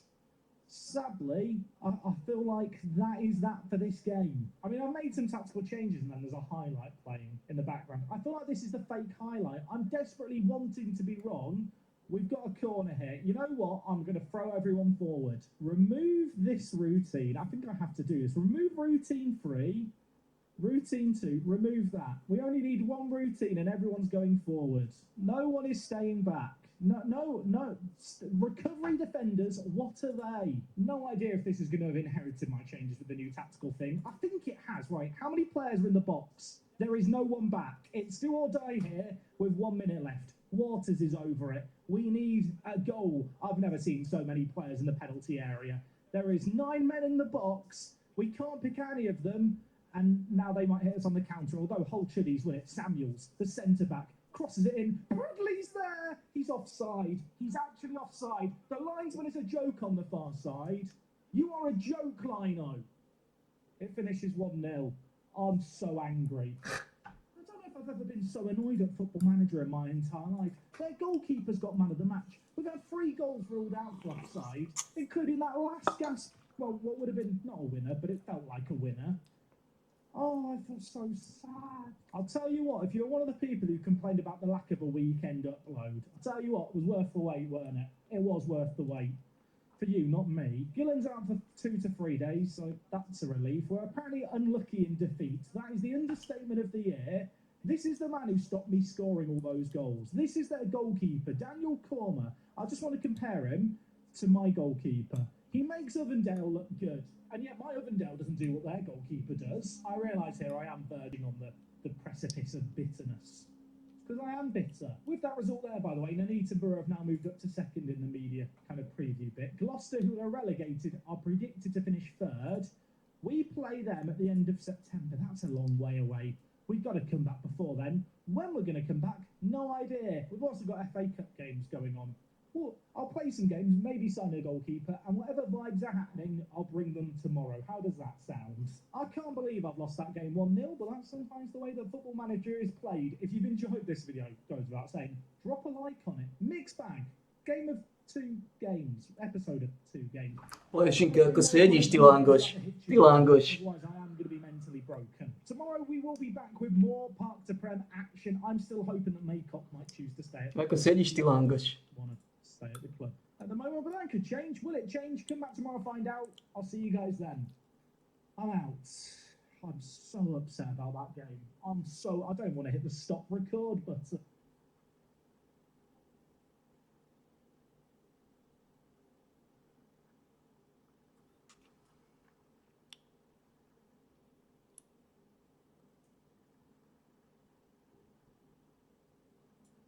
Let me tell you all about my new nemesis in Football Manager. And I say that, you're probably thinking it must be an opposition manager or an opposition player. No, it's a bloke I signed yesterday. Here is Daniel Oyetunde. Looks amazing, right? Super consistent performer, National League quality player.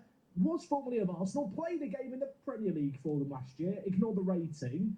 Why is he my nemesis? I hear you ask. I signed Daniel on the 29th of August. You can see here, star player set to improve. He had an optional contract extension in his contract. I triggered that contract extension. Daniel didn't like that. That's right, I signed him, and within 12 hours, I triggered a contract extension, and then he announced he wanted to leave the club. Yeah, I didn't know it could happen either. I mean, the good news is, I've signed him for £230 a week, and he's here for the next 3 years. The bad news is, like I said, he hates my guts. He wants to leave following the contract extension being triggered at a time where he was concerned about the quality of the squad. If you were concerned about the quality of the squad, why did you sign for me yesterday? I hate him. I just wanted to rant for the intro of today's video. We're in the intro. I'm going to calm down and we'll find out what else is going on. Also, I did also sign a goalkeeper. So if you're thinking Oyetunde meant no goalkeeper, we do have a goalkeeper now. So that's good.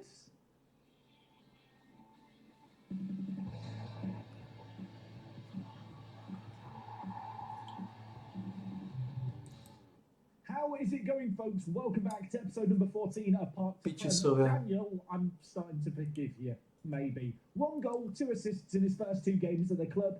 Maybe he can just be unhappy for the next 3 years. Maybe that's fine. Like I mentioned in the intro, we have picked up a goalkeeper. That man, the player who I was actually looking at signing last episode, he did have an offer from Bath in the league above us. He told Bath to do one. He has joined us, and Brian Okonkwo is absolutely mad. Look at his average ratings for the last 5 games. He has been so good.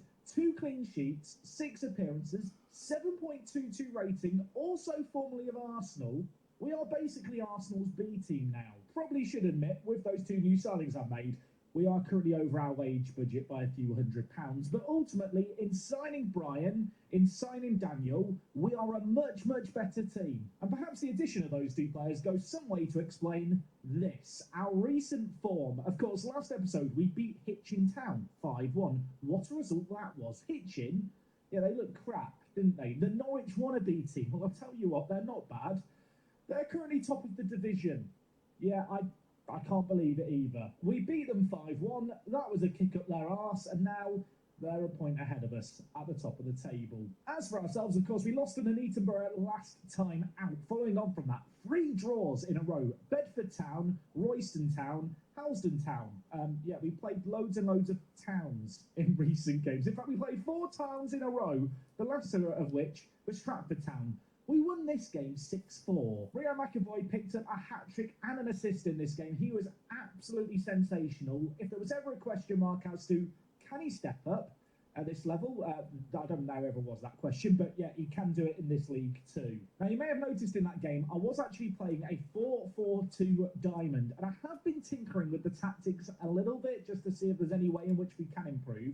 I can confirm, as of late, I have now settled on the system that we started off the season with. After that 6-4 win, we did win 4-1 against Redditch United and then 7-0 against Evesham United. This is one of a few games where we have managed to win 7-0. So after that 7-0 win, we had our new signing, Oyetunde, come to the team and kick up a fuss. We took on Plymouth Parkway.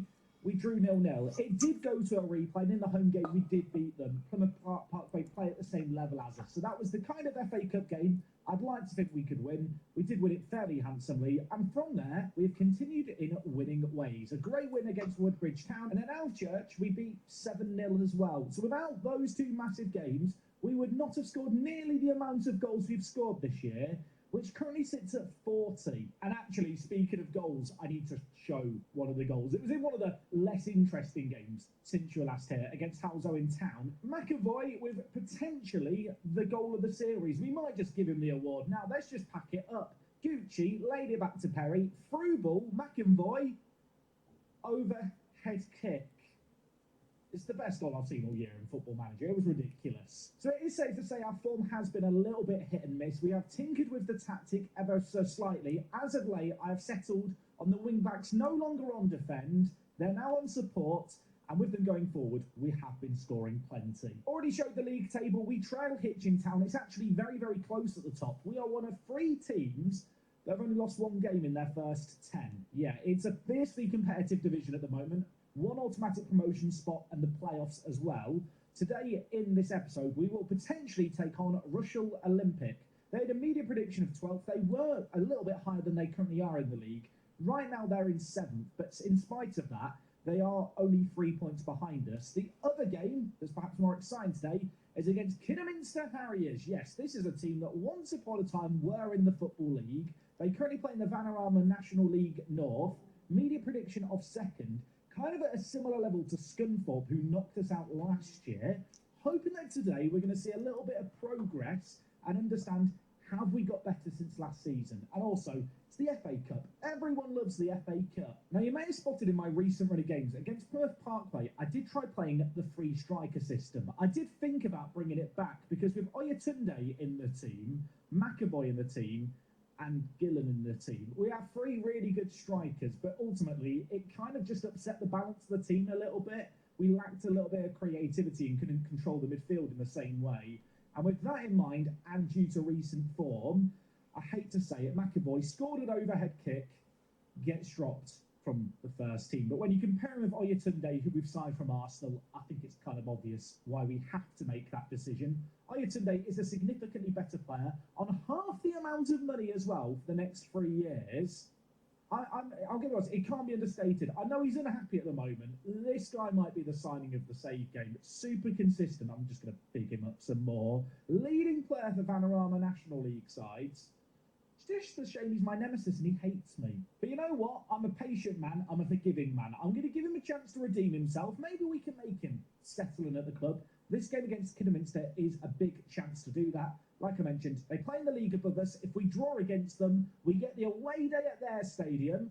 I want to try and beat them in the home leg, though. Did mention it already. We are currently over the wage budget. The board might be a little bit upset about that. I'm hoping they're going to be fine with it. I felt like the players that were available, I just had to go and make happen signing-wise. You'll see here, I have asked for the wage budget to be increased on 3 occasions lately. I have also asked for various other improvements. The board have turned all of them down, with one exception, the senior affiliate, which is currently ongoing, and an affiliate I've not mentioned in a video yet, which was already approved.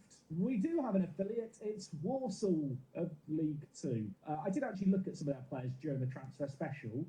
None of them wanted to join me on loan, so it's kind of a useless affiliation. But they do pay us £14,000 a year, which at this level, that's quite a lot of money. Anyway, we are going to get into the first of 2 games today. It's against Kidderminster. You already know that. I've already mentioned it quite a lot. We have had some issues of injury to start the season. Karen Samuels had a significant period out, missed 4 weeks, but of course that August schedule for us was brutal. The other player who we've missed a lot to start the year is still out injured. It is Ahol Chuddy. You can see here, not ready for a fitness test. Has been out for a little while, sadly, with sprained knee ligaments. I'm hoping at 17 years old, that's not a precursor of things to come. I want this guy to be a mainstay of our midfield. I want to see him develop with us because he's got some, well, allegedly very, very good potential. You can see here, could improve a lot in the future. Currently playing at a level for the league above us. And of course, talking of leagues above us, that's exactly where Kidderminster are. So, according to my staff, my players should be good to go toe-to-toe against them. Apparently. You may have also noticed the standing desk is active today. That's when you know it's a big occasion. Also because yesterday the standing desk was active. probably was good. It was active because I was rather animated against Nuneaton Borough. Kidderminster Harriers here are playing a very stinky defensive formation. I hate it. I mean this in the nicest way. Are they aware that they are the favourites for this game? That's a red card. Shelley, give him the red card. Referee. Okay, let's just pause this. They've had a sending off after 75 seconds. If we don't win this now, it is a bottle. So they've gone down a man. They were already playing a stinky defensive formation. They've now got rid of their centre attacking mid. I'm going to change our shape here immediately. Maycock, you can go forward. Perry, step forward. You are still going to play as our defensive midfielder. I think this shape here might just work a little bit better. With us having the man advantage, we can look to press on a little more. I will also concede, there is a bit of a kick clash today. Wait, are they getting another red card? What is happening here? Is that... I mean, someone is injured. Are they okay? Oyatunde's in a heap. They've had 2 red cards in 20 minutes. What is happening here? They've got 1 striker on the pitch. You know what? The wing-backs can now go and attack. I said it at 10 men. I really mean it now at 9 men. If we don't win this game, we have bottled it. I mean, I want to see a hat-trick of red cards. Could the game just be abandoned due to the number of red cards? Why do Kidderminster hate us? What did we do to them? Is that there's a penalty? What is happening in this game? They've got 2 players sent off. We've now got a penalty. The man over it is Maycock. Still not happy at the club, by the way, but maybe scoring here will convince him to stay. It's Rugby Town 1 at Kidderminster 0. It's been an action-packed first 30 minutes. I'm just looking at their formation, laughing. It's an absolute mess. Oyatunde, edge of the box. Kelly, Gucci, what a goal. It's 2-0. It doesn't feel like a real upset because of all the red cards, but let's just enjoy the set piece routine. That was beautiful. I mean, I have got quite a few players on the attack kind of duty now. We are committing men forward, but they're down 2 players. This doesn't happen very often, does it, in Football Manager? We should be capable of winning this game from here, you'd imagine. They've got 1 player up top. They're playing with 2 defensive mids. They've got no one really to aim for. They're just going to be lumping the ball over the top again and again, or maybe trying to play through the middle. They're on the attack. It's 2-1. I'm not worried. Okay, I will admit it. I'm a little bit worried. A little bit, like, not massively worried. You know, we've not hit the big red panic button yet. It's going to be fine. Brian, you've done so well in recent games. That was poor. Okay, we are rapidly approaching the end of this first half. I don't even know what to say. Not how I imagined this game would go. We are ahead at the break, deservedly so. We've not created a ton, in all honesty. They've created even less. Okay, every shot on target so far in this game has hit the back of the net. Is that trend going to continue here? Maycock, Waters didn't hit the target. The trend continues. I think I am going to make some changes here. Oyatunde, off you come. Rio McAvoy on you come. You know what, Gillen, you've been poor as well. We'll bring in Ducker. We'll bring in McAvoy. In the midfield, I'm kind of tempted to take off Ben Perry. But then again, let's just save a sub. Let's be sensible. I feel like the first 13 minutes really set an unreasonable expectation for the rest of this game. Ever since they scored and half-time came away, it has mellowed out a little bit. It's almost as if they're playing with just a load of defenders and making no attempt to win the game down a man. I mean, look at their system. Look what they're doing. Nothing is happening here. Now that, I'm just going to pause here, they put on a wide target man with a deep line forward. They have run out of ideas. There's 4 minutes of added time at the end of this game. It's not been a classic. I mean, it could still be a classic. It still could go to a replay if they were to hit us on the counter.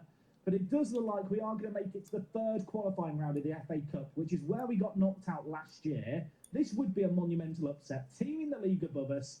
We're going to win 3-1. Do the 2 sendings offs completely invalidate the result? Potentially, but McAvoy's going to do a knee slide. He does not give a Scooby-Doo. And with that result there, we pull off an upset, sort of. Yeah, really, really good game, as far as I'm concerned. Look, we won. That makes it a great game. We received £3,000 for winning that game. I'm just wondering, what was the attendance? 1,068 fans turned up. That is a record high attendance in an actual competitive game for the season. Ignore the pre-season friendlies where 2,000 people watch us get pumped by League One sides. So we do go marching on it in the FA Cup. That game actually is now scheduled for the exact same date we were due to take on Gloucester City, who are predicted to win the league. So that probably throws a spanner in the works when it comes to what I was planning for next episode. But perhaps I'm getting ahead of myself a little because we have got Russell Olympics still to take on today. They're in 7th. 3 points behind us. We play them in 4 days' time. I'm going to rest the players. Don't go anywhere. try and make it 2 wins in 2. Between games, the next round of the FA Cup has been drawn. The third qualifying round and an away day. I don't know if we'd ever get. #United.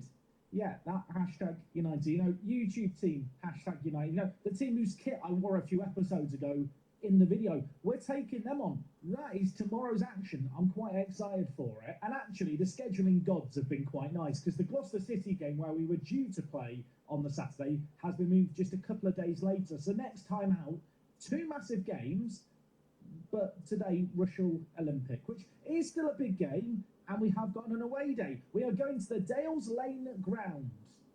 It sounds cute. Is it cute? Let's go find out together. So for today's away day, we are heading north of Birmingham, east of Walsall, and to Rushall Olympic Football Club, which, as you can see... Tento piču v akom klube točí? Totiž tu na prvom mieste 3 body pred Bayernom. A ja viem, 4 kola dokonca. Prípadné víťazstvo ešte neznamená, že titul je náš. Rovnako ako ani prehra ešte nemusí znamenať, že už to nebudeme mať vo vlastných rukách. Pretože pri rovnosti bodov rozhoduje gólový rozdiel, no a ten máme lepší ako Bayern. V skutočnosti o 13 gólov. Dynamo Dresden. Takže celkom solidný náskok, ale nejdem na tým ešte špekulovať. Ja chcem dnes proti Bayernu vyhrať a verím, že ak sa to podarí, tak tie zvyšné 3 zápasy už zvládneme a majstršále bude naša. 5-0 proti Eintrachtu v 3. minúte Juan Carlos Panenkovský premenil penaltu, no a potom prišli chvíle Roberta Arnolota, ktorý v tomto zápase strelil hat-trick. Išli sme vážne na víťaznej vlne a zastavila nás trošku reprezentačná prestávka, keďže väčšina našich hráčov reprezentuje svoje krajiny a toto môže byť zradné. Ešte sa teda máme na čo tešiť. Ale teraz sa sústreďme na to, čo máme zrovna pred sebou, na Bayern Mníchov, proti ktorému musíme nastúpiť fakt v... Jamal Musiala ten premenil penaltu, potom Ivan Fesneda a takisto aj... Znova zakričíme. 15 minút, zatiaľ sme nevideli highlight. Čo to mám nastavené? Stále key highlight, áno. Ja si to pre istotu vždycky kontrolujem, či som to omylom nezmenil, ale nevidíme nové highlighty. Nič sa nedieje. Máme 2 strely, ani jednu na bránu, ale našťastie ani náš super. Ale majú 70% nedržené lopty. Snažíme sa samozrejme s tým defenzívnym stredobojom aj braniť, ale teraz pozor, dobrý priamy kop Juana Carlosa, ktorý takto odbrvna to tam zavesil, to bola paráda. Takto sa to robí, 38. minúta, pred koncom prvého polčasu vyhrávame 1-0. Poďme si ešte raz pozrieť ten priamy kop, kam sa chytá nejaký Cristiano Ronaldo, toho si už nikto ani nespomenie, takto sa kopú priame kopy, paráda. Juan Carlos s jeho lavačkou. No, máme tu odpoveď od Bayernu, teraz Joao Neves. Matthijs de Ligt. Už to si to tam ťukajú o pravom krídle. Áno, teraz vybojoval loptu, paráda. Douglas, a ideme do breaku. Douglas vie poslať dobre prihrávky, našiel Juana Carlosa. Tento skúšal na Karabca, ten už prišiel loptu. A teraz už je Thiago Neves v dobrej šanci, ešte Musiala sám pred bránou. Thiago čaroval, Thiago vyrazil čistý gól. Toto som myslel, že skončí v bráne, ale on sa natiahol a vyrazil to na rohový kop. Ešte stále nie sme von z kapusty. Ešte Buonanni bude zahrávať rohový kop z vzdialenej strany. Tu vie byť Matthijs de Ligt, ten nebezpečný. Lukas Paintner však vyhlavičkoval a Joao Neves potom prestrelil. Nie, zase rohový kop ešte. Ježišmaria, toto je jaký napínavý koniec prvého polčasu. Vyzerá to fakt tak, že Bayern chce vyrovnať za každú cenu. Teraz sa Thiago dobre natiahol a rohový kop dokázal zneškodniť. Výborne chalani, fantasticky sme to ubránili a prvý polčas sa končí. Vyhrali sme to 1-0. Ale teda na konci to pred našou bránou horelo. Tu sme mali fakt šťastie. Čo to trepe, nejaké šťastie? Dobrí sme, to sme fakt takí dobrí. Skúsim chalanov ešte nejako namotivovať, aby nezostali nejakí, aby sa koncentrovali. Taký piču odsypa v Nemecku, čo nezoberie slovenský klub a aj dominuje. Príliš ťažké, čo? Príliš ťažké dominovať so slovenským klubom. Ja ukážem, ako sa dominuje slovenská liga. Marek Bernal predsa len, on mal zranenie. Ja mu ukážem, ako sa s Petržalkou dominuje Európa. Takú dobrú zápasovú prax. Možno, že by som potom vymenil Adama Karabca na miesto Marka Bernala a poslal tam Lukáša Berana. Ale nie hneď. Druhý polčas začneme tak, ako sme skončili prvý. No. teda dúfam, že to nebude zase horeť pred našou bránou. Nejdem na chalanov nič kričať, nechám to plynúť. Čo by som mohol urobiť? Zapnem play for set pieces. Tak na to pozerám, náš najlepší hráč je Juan Carlos, druhé najlepšie hodnotenie má brankár Thiago a znova môže teraz zahviezdiť, znova je tu útok Bayernu. Našťastie z toho nič nebolo, ešte teraz Ibech, Scalvini, Gonzalo Inacio. Pozor, Neves teraz vystrelil, ale myslím, že aj tak bolo offside. No ale keď tak pozerám 56. minúta, musíme už striedať. Dvaja naši hráči majú žlté karty a Arnold nemá ani moc dobré hodnotenie, ani Karabec, ani Flender. Čo s tým Tej kokocké formácie, kde k tomu prišli? blíži, fakt je už dobrý čas striedať. Kde prišli k tým kokockým formáciám? No a teraz ho musím stiahnuť, ale fakt tá žltá karta a to hodnotenie nie je moc dobré. A Denis Flender, ten podáva celú sezónu dobré výkony, dnes mu to evidentne nevyšlo, tak tam pošlem na miesto neho Emila Nilsna, ktorý dostáva občas šance a nie je zlý. Myslím, že ten potenciál tu je. Adama Karabca ešte nebudem striedať. Či? Aj on už je unavený. Mark Bernal sa zatiaľ drží. Nie, tak vystriedame aj Adama Karabca. Ako na to, že je rok 2033, tak má pekne hovno hráčov. Nemá kvalitu. Nemá kvalitu. A to, že odsypa v Nemecku. Ale je to potrebné. V roku 2030 by som mohol silnejších hráčov v slovenskej lige. Ešte poisťovací gól. V roku 2033 budem mať Vyhrávame, nekrižme nikdy. oveľa silnejších hráčov v slovenskej lige. My sme mali za celý zápas iba jednu strelu na bránu, tú gólovú. OK. Ale už je 70. minúta, Juan Carlos je akýsi unavený. 75. Dobre, budeme znova striedať. Juan Carlos samozrejme, že hrá fantasticky, ale máme tu aj Giovanni Barquera. Aj ten môže hrať na pozícii útočníka, hrá v skutočnosti celkom dobre. Spravím teda toto striedanie. No a Mateo Vargas tiež vyzerá byť unavený, aj on má veľmi dobré hodnotenie, no a Mark Bernal. Potrebujem, aby ste vydržali chalani, ešte nejakých 15 minút. Zatiaľ vystriedam iba Juana Carlosa, namiesto neho Giovanni Barquero. Verím, že to nie je zlý krok, že najlepšieho hráča posielam dole, ale tak už vyhrávame. Nemusíme za každú cenu streliť ďalší. Stačí, keď udržíme to jednogólové vedenie. A to mi pripomína, mal by som možno, že znížiť tempo. Nechcem nejak príliš, nechcem to príliš kombinovať, pretože by nás to, keď by som stiahol defenzívnu líniu, to sa nahrnul do našej 16, to je blbosť. Že by som vypol counter press. Nie. Musíme držať pressing. Akorát hrajme v pomalšom tempe, aby sme nestrácali loptu. Snažíme sa udržať loptu a nejak to dobojovať. 5 minút do konca. Dobre, zastavil som to znova. Pár minút do konca. Dole pôjde Marek Bernal. Mateo Vargas vyzerá byť tiež brutálne unavený, ale ten má dobrý zápas. Nebudem ho striedať. Radšej namiesto Marka Bernala pošlem Eliona Fernández Neta. No a to je tým pádom naše posledné striedanie. Ale posledných 5 minút. Čo sa môže stať? 90.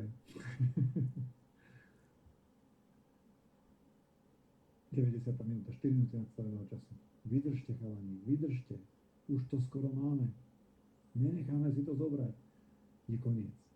Porazili sme Bayern, OK, nebolo to také jasné víťazstvo, ako oni vyhrali na jeseň 3-0, my teraz iba tesne 1-0, ale sú to 3 body. A my máme teraz pred Bayernom 6 bodový náskok.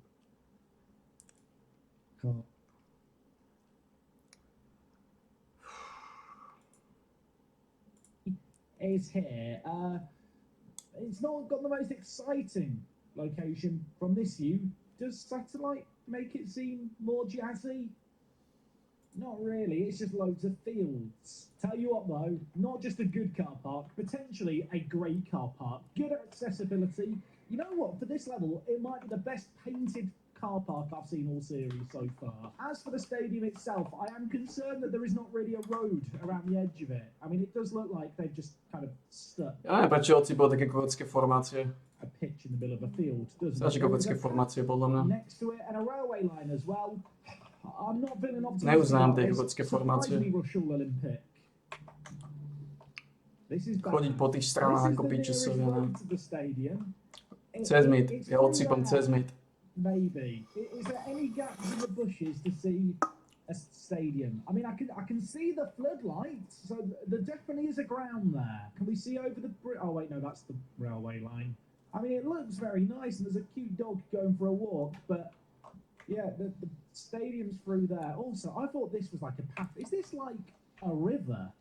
Oh, it's a river. I thought it was a weird path. Did anyone else just look at this black bit and think it was a path? Just the way it lined up with this bridge and stuff. I was very confused. No, that is just like a stream, isn't it? Next to the stadium. I mean, that's quirky. You can pull it with your narrowboat next to the stadium. Not that I personally own a narrowboat. This is the closest I can get to the front entrance of the stadium. As I said, it's through there. There is the hallowed car park. I mean, just looking around the edge here, it looks quite nice. You've got the Blue Ivy, or the Blur Ivy desserts. Yeah, I'm sure they do lovely desserts. And next door to them, the Royal Oak Indian cuisine. I kind of fancy an Indian now. Do I order an Indian? You know what? If I win this episode, I'm going to order myself a curry. This might be one of the most generous scores I give to a stadium that had no photospheres. But for the location, the cute car park, the Indian across the road and the dessert place, and just everything else that I liked about it, I'm going to give it a 5 out of 10. So for this game, I am going to mix things up slightly. McAvoy and Ducker came on in that last game and linked up with one another to get a goal. I'm going to start them. It does mean that Oyatunde and his mates in Callum Gillen are going to drop down to the bench. Gillen has been in some ridiculous form in the league, but ultimately, the fixtures have been piling up, and they are going to continue to pile up, so minute management is probably going to be important. Elsewhere, Ahol Chuddy, I am just going to call him Ahol Chuddy. I was going to put him on the bench. He's failed the fitness test again. He won't be on the bench. I'm not going to change the rest of the team, I don't think, here. I am still umming and ahhing about Karen Samuels. Had that long-term injury. Tom Wilson did step in for him as his replacement. Played okay, to be fair, Tom Wilson, but I feel like Samuels, at 19 years old, we've got to stick with him. He has been training well, had an injury, is still getting to grips, I imagine, with the team and stuff.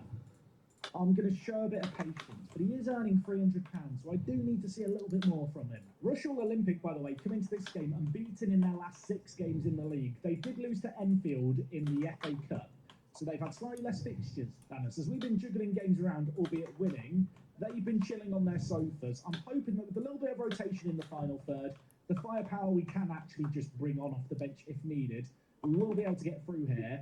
A win in this game could potentially take us to the top of the table. Okay, Rushall are playing a 4-4-2, so I think this is going to be a battle of the midfield, but making the most of set pieces could be essential. Cartwright's header, stopped by the keeper. We are going to have another chance here, maybe. Waters, free kick. I'll tell you what, that was not far wide. Halfway through the first half, 1 shot on target between the two teams. It's not exactly been an attacking masterclass by either team thus far. And yet, the ball just appears to be bogged down a bit in the midfield. We've had 57% of the ball. We're not doing enough with it, but maybe that can change here on the cusp of half-time. It's not been a classic so far. That could change quickly, though. Gucci, Kelly, dispossessed at the edge of the box. Now Leighton trying to get in behind. Matty Waters, our left back, needs to get chasing back. Leighton lays it inside, and that shot outside the foot went whistling over the bar. It wasn't far over. And in fact, that highlight there marks the end of the first half. A highlightless half, pretty much, where the 1 shot on target was a header from a corner. Not a great game thus far. That said, even though we're away from home, this is a game I desperately want to win. And with that in mind, there's going to come a point here where I need to go more attacking. I need to change things up. Brian is going to take the goal kick for us here. We do miss out and lose out on the ball there. I'm always a little bit paranoid playing against 4-4-2s, that if the wing-backs overlap with their wide players, can leave our full-backs a little exposed, because of course we don't have natural wide players in our formation. That said, it's not cost us too much yet. Ducker has got an injury, and well, I'll take the Duck to the vet after this game, because he's got an injured wing. Might be the sign I need to change up the strikers. We've got good options off the bench. Ducker, dispossessed again. I thought he was going to be a quacking signing. So far, he's been slightly missing. Yeah, that's right. I've resorted to duck puns. Speaking of which, he's through here. Cutting in off the wing. He hits it over. I'm subbing him off. Mostly because otherwise I'll keep doing puns. Okay, Oyatunde and Gillen I'm going to bring on as a pairing. I'm also going to tell our wing-backs to get forward on the attack. This is a game we need to win. This is a game we should be winning as well. I'm going to additionally bring on some fresh legs in the midfield. Jones, on you come. Came for our youth intake last year. Been using him very sparingly. has also been playing with the under-18s. He's going to get a chance to play here. 3 subs made, 30 minutes left. It is still 0-0. I've gone more attacking and nothing happened yet. There's 12 minutes left. I'm starting to get a bit worried here. We've had a lot of possession, but not really done enough with it. I'm going to tell the players to get more direct here. Let's get rid of looking for the overlap and instead look to pass into space. Let's get the ball forward quicker.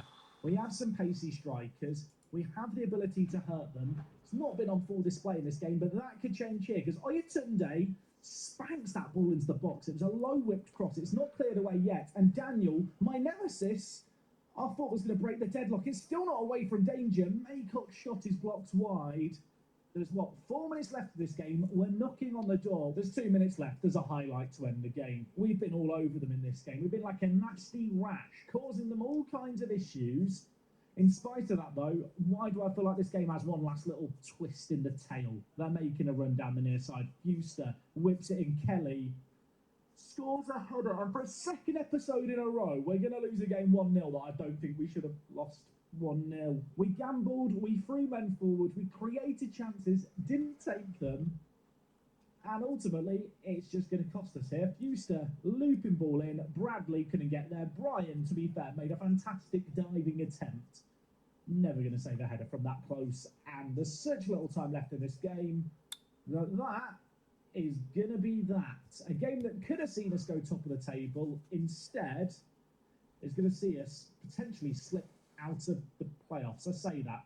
No one else is playing today. So we've not slipped out of the playoffs, but a missed opportunity to go top. And Hales Owen, who are top, 3 points ahead of us, aren't actually that far away from our goal difference either to make things worse. Not exactly ideal, that game there. We've got some tricky games coming up as well. Mikolova, currently in 9th.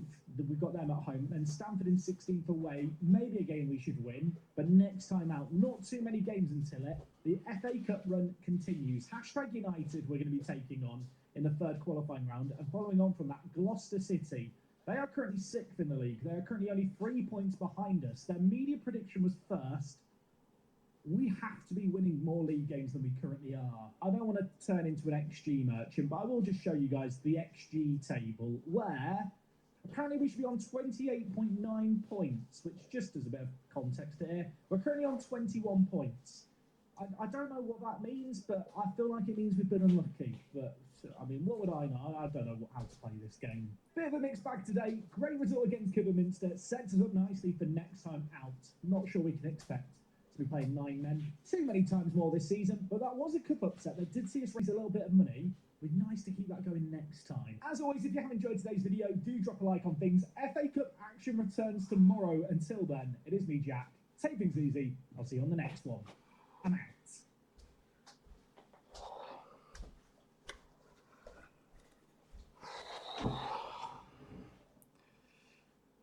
15. časť. How is it going, folks? Welcome back to Park to Front. Today is episode number 15, and based on the comment section of yesterday's video, people are rather excited for today's FA Cup game. We have 2 away days, including one against a rather well-known team on this part of the internet that I exist on. #United, of course, founded by Spencer Owen, who is a lovely guy. We're going to hopefully make his lovely day that little less lovely by knocking them out the cup. Incidentally, the Len Salmon Stadium that they play at isn't actually their own ground. It's actually owned by Bowers and Pitsley. But let's not let that ruin what is a lovely story. Last year we got knocked out in the 3rd qualifying round of the FA Cup. The aim today is to go that one step further. We are still over the wage budget. Daniel Oyatunde may still hate me, but in spite of all of that, I'm still rather excited to get into things. Let's run the intro.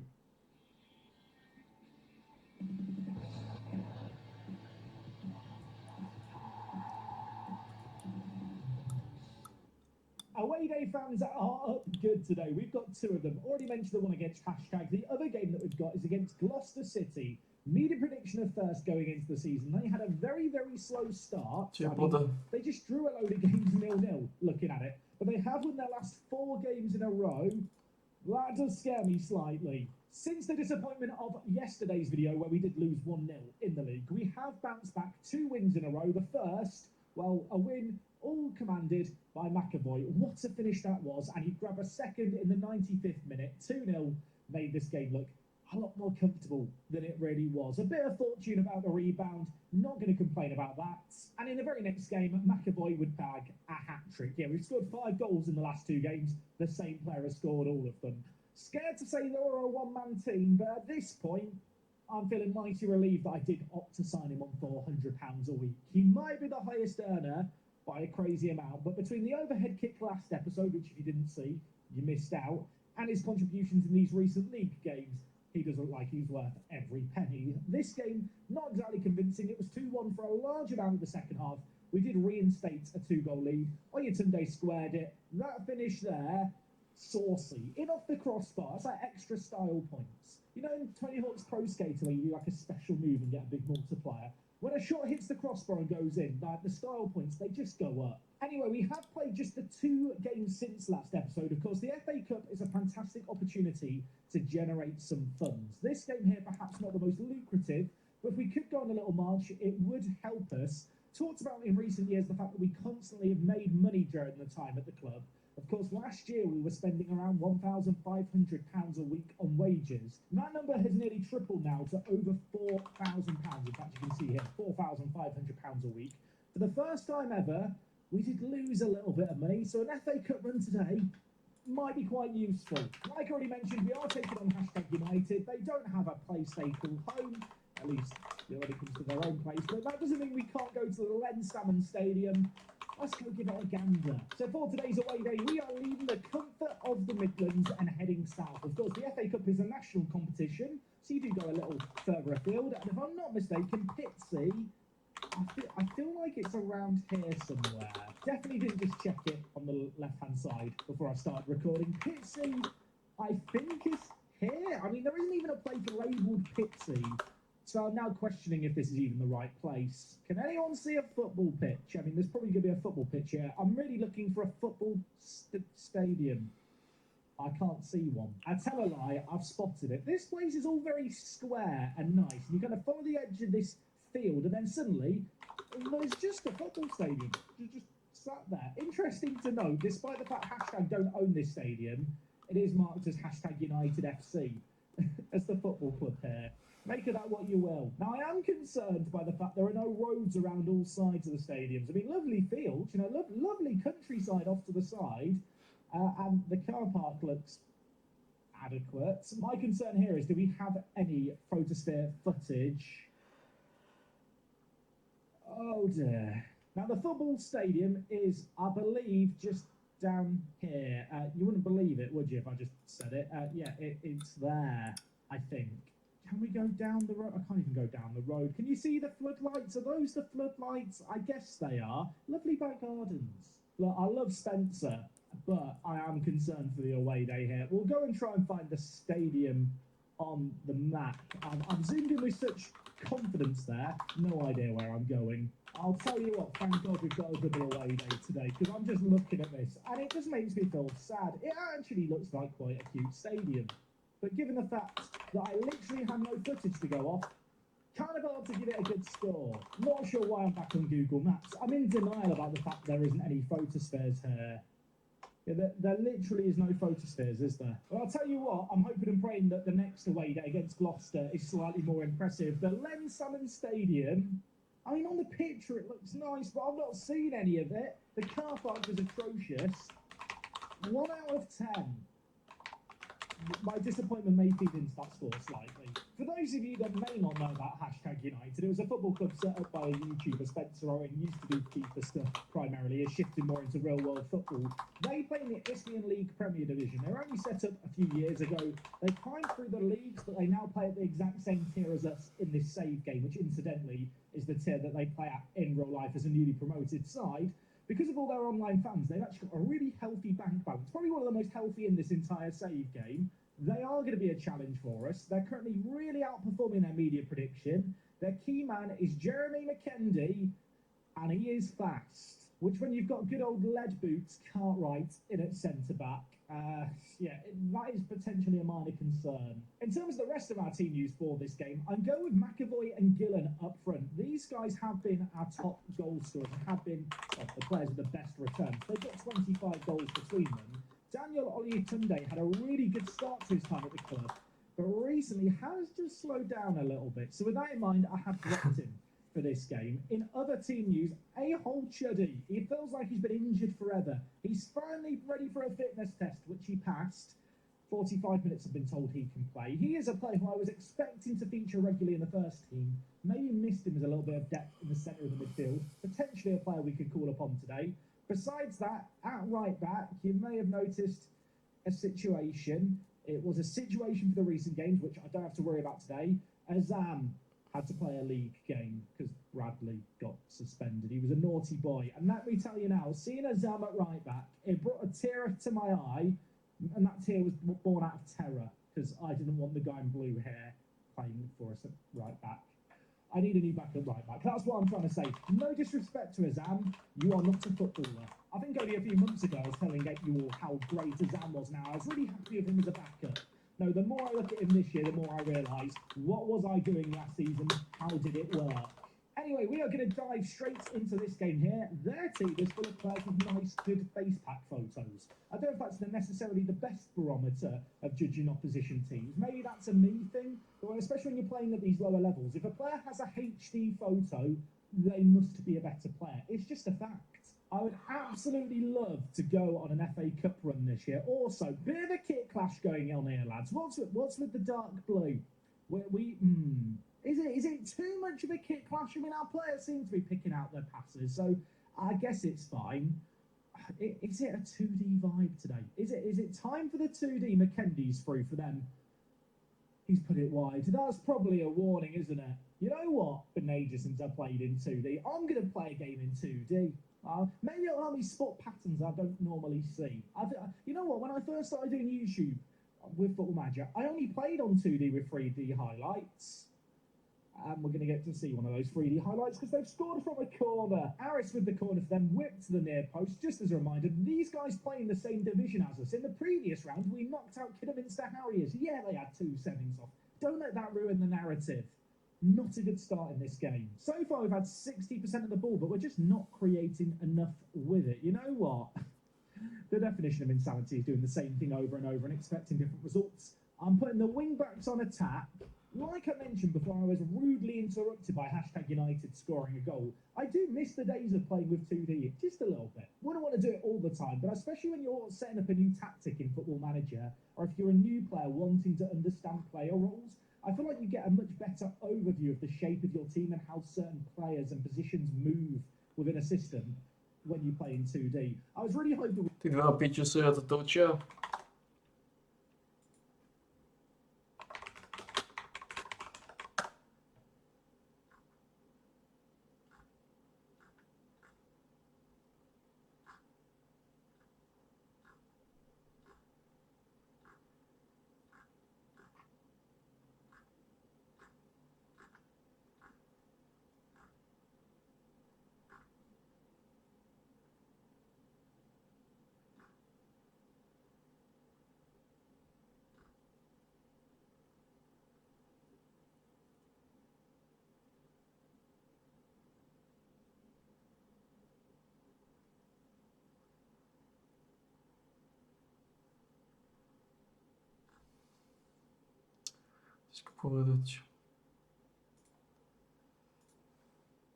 We get a nice example of it here. Nothing is happening in this game until now. Where are you going, Gucci? He lays inside to Kelly, who shoots wide.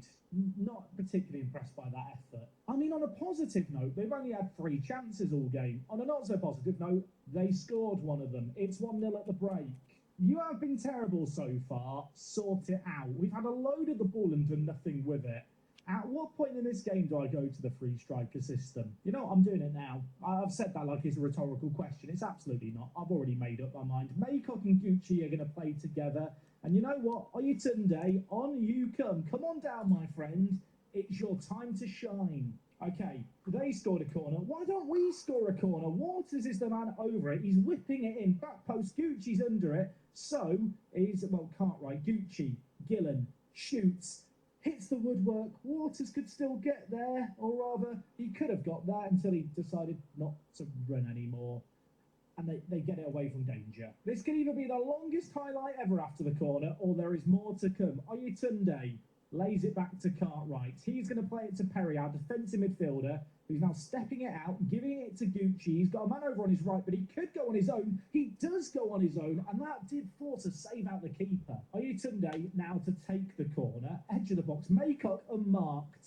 They don't need to mark him, he shoots it over. I am curious, if you're watching at home, have you ever played in 2D? Maybe you're still playing 2D. What camera settings do you use in Football Manager? Let's do a grand survey, it'd be like an official census. How do you play the game? Is this weird? Does this make it look like you're watching an old person's video game? I don't know how I used to play the game like this. Is that a controversial take? The ball's been whipped in. We've got it away. Now we break. Look how many players we've got forward. With these three strikers, we do outnumber them at the back. Maycock, the advanced playmaker, needs some magic. That might be the magic right there. He picks out Callum Gillen to make it 1-1. In this system, the advanced playmaker and the Mazzala do have to provide that width, and Maycock certainly did that here. What a ball that is on his weaker foot. Gillen, glancing header in off the post. Okay, well, we've got back into this game, but immediately they've got a highlight here. Working on this near side, McKendy shoots, it's saved. It was offside, it wouldn't have counted, but great save by Brian in goal. 25 minutes left in this game. I have already made one sub. McAvoy not having a good game here. Fabio Ducker, you've not scored in ages. But for some reason, and it's probably just illusion, there's a voice in the back of my head saying, play the duck. The duck will score. Do it for me today. I love the fact to say there's a voice in the back of my head. Like, that's a completely normal and rational thing to do. I feel like every Football Manager player has that voice, right? That tells you to make sometimes irrational decisions. It's told me to do something here.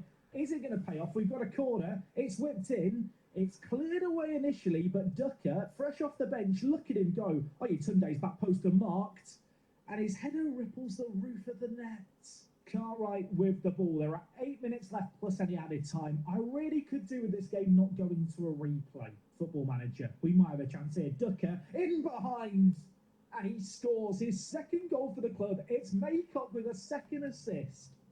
And why is it that when games like this happen, I start to think, maybe I should just go back to free strikers. Maybe free strikers is the play. Maycock, I mean, again, working the space in the wide area. This time plays it down the line. And Ducker brought on off the bench. That voice in the back of my head, great idea by that voice. 4 minutes of added time at the end of this game. After we've scored, hashtag not created anything. And in fact, this game is just going to end here. 2 shots on target for them in the second half. They could not respond after Fabio Ducker got that all-important goal. As good as this man was, though, man of the match in this game, Miles Maycock. Remember the name? I mean, you're not going to forget it, because this guy is probably going to break my heart. He's still unhappy. I mention it every video. There, tick it off your bingo card. Good man of the match performance for him today. Now, that's a comeback. Indeed it is. That could have been a game that got away from us. Free strikers is just fun, isn't it? I mean, it's not exactly how I want to play every game in Football Manager with free strikers and having to come back from behind, but you know what? There's something quite satisfying about doing it like that. We get £5,000 for winning that third qualifying round game. Apparently, my team talk was genius. Thank you, Alex Bradley. You always were one of my favourites. And just because I know I'll forget to do it during the actual match, let's get the camera set back up. 2D Classic, RIP, TV camera, welcome back. So that win there was in the FA Cup third qualifying round. If we win in the fourth qualifying round, we could get Football League opposition. That would be fun. Do we actually get any money for the fourth round? So if we win in the next round, we get £10,000.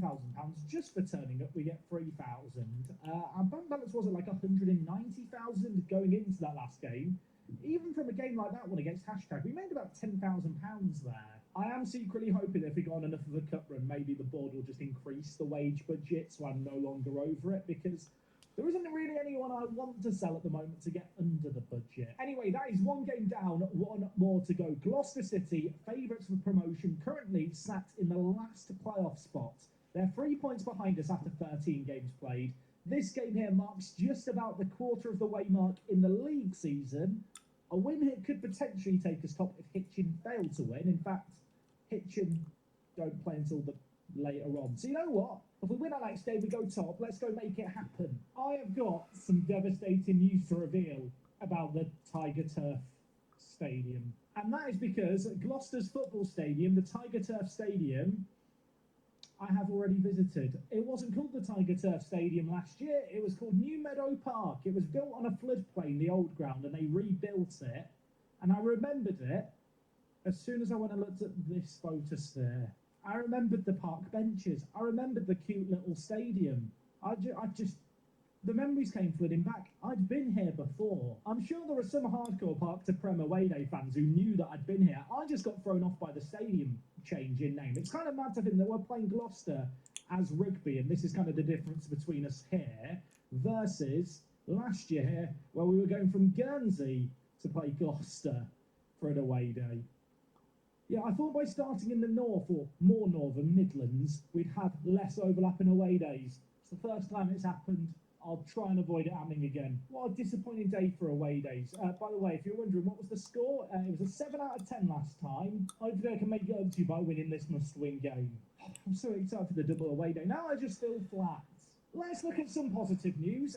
FA Cup next round has been drawn, the final qualifying round. We've been drawn against Romulus, which does have one of the cooler football badges. Does it really count as a football badge? I'll let you be the judge. It's just a bloke's face. Obviously, Romulus and Remus founded the city of Rome, which is why I was wearing a Roman helmet.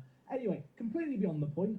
They play in the Midlands Premier Division. That is the 9th tier of English football. They are 2 divisions below us, so I don't think we're going to worry about that game next time out. I'm kind of just going to view that as a freebie. We could be in the first round next episode. As for today, we are going to be focused on this game against Gloucester City. Hull Chuddy could play 45 minutes again. What? I really want to start playing him at some point because I do think he is a better player than Sam Kelly, at least as a more complete midfielder. I do feel like it's a game too soon to be starting him, especially in a league where you only get 3 subs. I don't really want to be using one of those subs just to kind of sub off a player who I know going into the game can't play the whole thing. I don't think he's that level of good. In terms of the rest of the team, we're going to go with the exact same starting 11 as the previous game. Was a temptation to go with the 3 striker system to start this game after it worked so well previously. The last time I did play it in the league, well, rather in the cup, we didn't score a goal. So you know what? I like the 3 striker system a lot. Kind of like it more as a plan B. The last 2 live-commed league games I've played in, we failed to win and we've lost 1-0 on both occasions. They are the only 2 games I've lost in the league so far this year. I'm hoping that record is going to end today in terms of losing 1-0. If we score a goal, I'll be happy. Doesn't really feel like rugby, does it, if we don't score a load of goals? Maybe we can get off to a better start here. I am pleased to report as well, we're back in 3D. As the ball is played forward, McAvoy's in behind. McAvoy scores. We've got a goal inside 8 minutes. Was it Matty Waters who put the ball in here? No, it was Perry with the ball. The defensive midfielder launching it down the line. What a ball that was. Difficult angle for McAvoy. Had no one in support of him. Great finish. I barely had time to hype up this game before the first goal was scored. We're immediately into a second highlight here. It's a kick-off highlight, and it's Gloucester with the ball. Chambers playing it down the line to Burton. Just as a reminder, they are the favourites for promotion for the year, or at least we're at the start of the summer. We are now the favourites based on our current squad. This is 2 of the big guns going head-to-head. We got the first blood. We're about to get the second blood. That is a ridiculous finish by Gillen. But the flag's raised and the chip won't count. Oh my, it was such a good goal as well. McAvoy picking out his compadre there. What a ball that was. But he was a yard offside. That's really made me sad. You don't see enough chipped goals in Football Manager. We saw one there. It's ruled out, but we have started this game on fire. We're on the attack again here. Cartwright on this occasion caught in possession. Walsh, the goalkeeper, launching it long. Doesn't look like they're committing a load of players to the attack, and as a result, our strikers not having to endure too much of a press here as, well, Waters has the ball, the left back, going inside, had loads of space down the line. Not sure about that decision-making. And, well, we might live to regret that offside goal. If only the run could have been timed better, we could have doubled our lead here. I'd still like to double our lead here as Kelly, who's not the most lively of starts to the season, brings the ball forward. Now back with Karon Samuels, Perry, McAvoy, Gucci, Gillen. It's a beautiful goal, but it is offside again. Callum Gillen, do you know the offside rule? We've had 2 goals ruled out for offside. It could have been 3-0. This game could have been dead and buried. Instead, it is 1-0 with 10 minutes left of this first half. As the away team, we have limited them to 0 shots on target thus far in this game. We've not had as much the ball as perhaps we have in other matches, but we have looked very good defensively so far here. I still feel uncomfortable though with this scoreline because I know they've got quality and I know they could score a goal. Brian, what a save, my friend. I'll tell you what, other clubs would never have stopped that. I feel like I've not hyped up Brian enough. Look at his ratings in some of these games. And when you compare him with Ovendale, who was our goalkeeper to start the year and last year, I mean, this guy, he might lack a little bit mentally, but his actual shot-stopping, distribution and aerial ability, it's just such a massive upgrade. 90 seconds left of this first half. The ball is whipped to the back post. Gucci is there, and Gucci gets his 5th goal of the season. That one is going to count. Matty Waters at left back, I think, has 11 or 12 corner taking, which at this level is really, really good, and it does make him a weapon from set piece. We do score a fair few of those. We've got another one to add to the collection there. That makes the half-time team talk that little bit easier. Very happy with how it's going. Keep it up. And well, we're going to start the second half with another highlight. Foden, Like Gloucester Palmer, to be better in Kane, this half. There's Watkins. no way they're going to be as bad in this half as they were in the Trippier, first Shaw. half, right? They did have a couple of shots at the end of things, but still, just a one shot on target. They've got Burton on the far side over here. I suppose an early goal for them would really galvanise them, give them hope. It would certainly make me question, should I have praised the players at half-time? And well, I was about to ask that question myself. Fortunately, the shot's gone wide, and before anything else happens, I'm just going to shout, demand more. I've done that, and now all the players are sad. Not ideal, but what is ideal is Waters over a set piece. We've scored one of his deliveries already. This one is a looping header. Cartwright shoots from an impossible angle and hits the woodwork. Wouldn't have counted anyway, he was offside. Okay, the short corner routine's coming out here. Waters, he's going to give it to Kelly. Kelly, do some magic. Do some magic. Make a rabbit come out of the hat. Or alternatively, just cross it to Cartwright. That's probably more productive for us as a football club. The last few league games we've had here in episodes have not been great. This game here makes up for them. We are 3-0 up away from home in the back garden of the team who were promoted from the league above us last year. They're a good squad. They're a strong squad. Maybe that's why with 28 minutes left, I shouldn't get too carried away just yet. The ball's going to be whipped in, and they're immediately going to get one back. I think with that goal scored, I'm going to respond. I'm going to bring in Oyetunde and advance forward. Elsewhere, Maycock's not had a good game today. Hold Chuddy. I think it's your time to come on, and it's your time to shine. I'll swap him with Kelly. Hold Chuddy will play as a box-to-box midfielder. Kelly, you are now Maycock. If Maycock left us during the year, this would be the man I play as the advanced playmaker. Show me what you've got for the next, 25 minutes. Bradley with a throw-in on the near side. The Finnish beast from the east puts it in. Kelly, oh my word, I thought he was going to score immediately, and I was going to look like a genius for playing an advanced playmaker. We might still have another chance here, though. I mean, there are chances everywhere. Waters, he had no right to be that close from that. That was Roberto Carlos S. Minus, of course, the fact he missed the target. It's still 3-1. There's 15 minutes left. If they got a goal back, squeaky bum time, it might just commence here. Dawkins with the ball for him. Playing it inside to Maloney. Brown, now with a bit of space in the box. He plays it across. And we've just been let off the hook. That was an atrocious effort on goal that goes over. It goes out for a goal kick. And in a game where I just want a boring last 15 minutes with minimal highlights, there are highlights everywhere. If we did get a goal, I suppose it would be fine then. I wouldn't mind the highlights if we're scoring them. But unfortunately, I imagine Gloucester are going to commit men forward. And defensively, let's be real, we're not the best at the back. But you know what we are good at? Sending our wing-backs forward. Waters gets sent forward, battling away for the ball, wins it back. McAvoy into the wide area. Has some players to aim for, skips past his man, could play it in, does play it in. Hold Chuddy. He could have got his first ever goal for the club. Instead, he's left the crossbar shaking. There's 12 minutes left. There's another highlight. Can we calm down, please, football manager? I'm not enjoying this. At 3-0, I felt relaxed. I feel certainly unchillaxed right now. Perry, hold Chuddy. Oh, my word. He hit the crossbar before. He's hit it again, but this time it's gone in. The style points are back. Remember the name, Hold Chuddy. Sounds like something off the Urban Dictionary, and I'll tell you what, this goal was dirty enough to appear in that Urban Dictionary. In off the crossbar take about my son. If you don't know what the Urban Dictionary is, don't Google it. I really mean, especially if you're at work, don't Google it, trust me. 4 minutes of added time at the end of this game. It's 4-1. It's game over. Gloucester score a goal. Go on, get a second goal. You've already taken away the clean sheet bonus. That's a little bit of money you've saved me. I don't have to pay my defenders as much now. Being real for a moment, goal difference would be nice to maintain in a good position. And, well, we've blocked it. We've saved it. It's fine. That should be game over. And with that last chance there, it is going to be game over. 4-1 in this game, deserved victory, maybe a little bit closer than the scoreline suggests. Rio McAvoy, man of the match, getting another goal in this game. Jake Cartwright and Gucci on the score sheet as well. Great team performance, always nice to score for. Paul Chuddy, I mean, that was the back of the bunch, wasn't it? That was a ridiculous goal by him. That result there, by the way, Idem dole.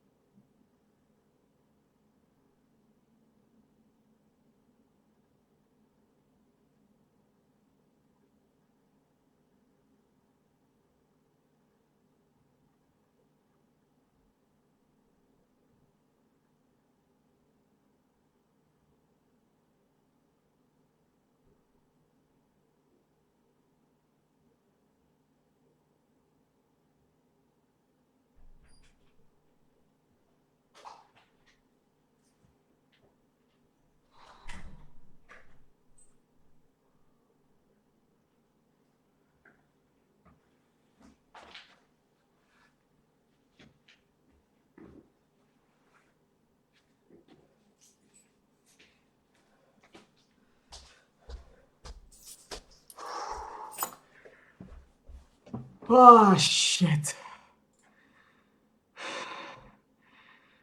How the fuck this happened?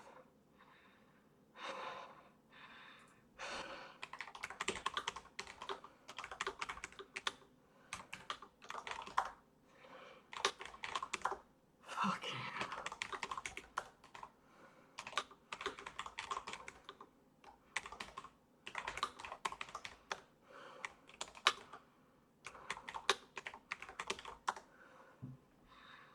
Fucking hell.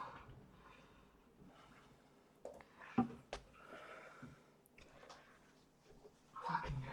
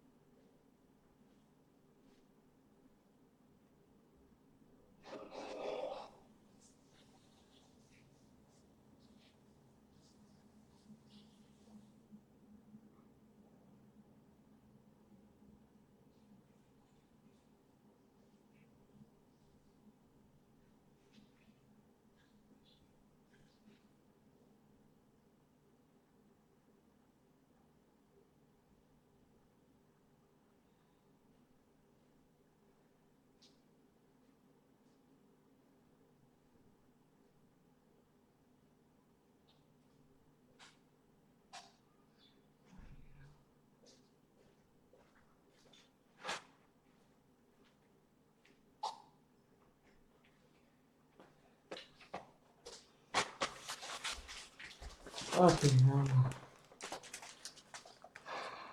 Fucking hell.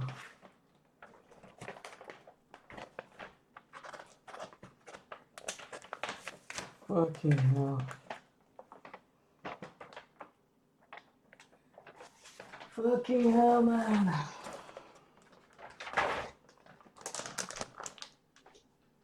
Fucking hell.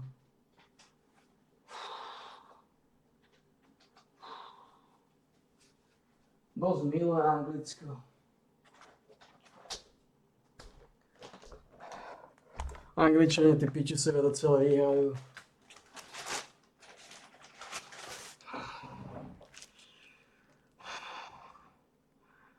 To je konec.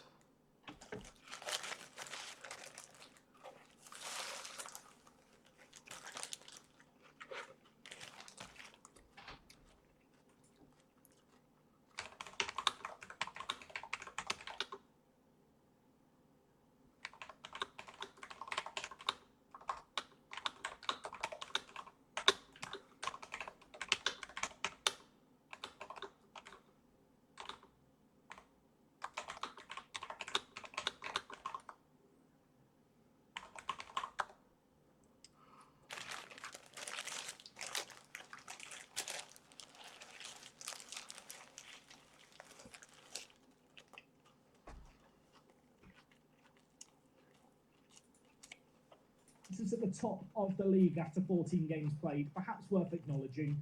Everyone immediately behind us has got a game in hand. So things could change a little bit. Like I mentioned before, the FA Cup feels like a rather important competition for us to go on a run if we can, just to generate some money. We have Romulus in the next round. They play 2 divisions below us. The dream scenario is next episode. We come back, first round, and maybe taking on Football League opposition away from home would be really nice just to maximise the amount of revenue we get. If you want to find out, I get exactly what I'm hoping for. You'll have to be back tomorrow to find out. Thank you for watching today's episode. Hopefully you enjoyed it. Apologies for the away days. How was I meant to know that Gloucester City changed the name of the stadium? I even searched the name of the stadium before I sat down to record and was like, oh, it's what I've not done before. I'm going to have to add that to my checklist of things to look out for, aren't I, when I do away days going forward. Thank you so much for watching, as always. 2 more Pulp to Prem episodes to end the week. I'll see you tomorrow for the penultimate one. Until then, it's me, Jack. I'll talk to you in a bit. I'm out.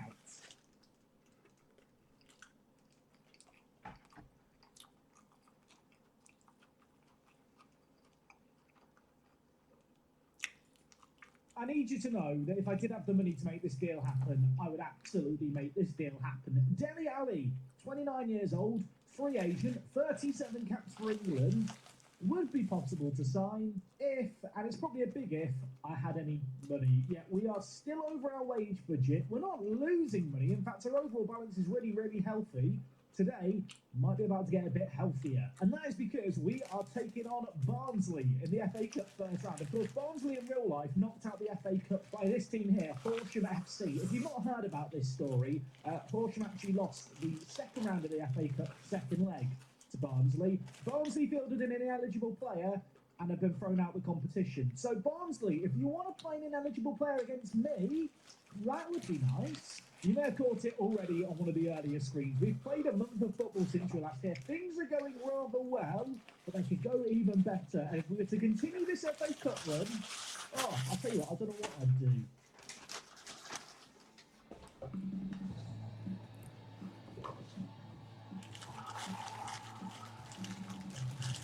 Yes, folks, how is it going? Welcome back to Prem. Today is episode number 16.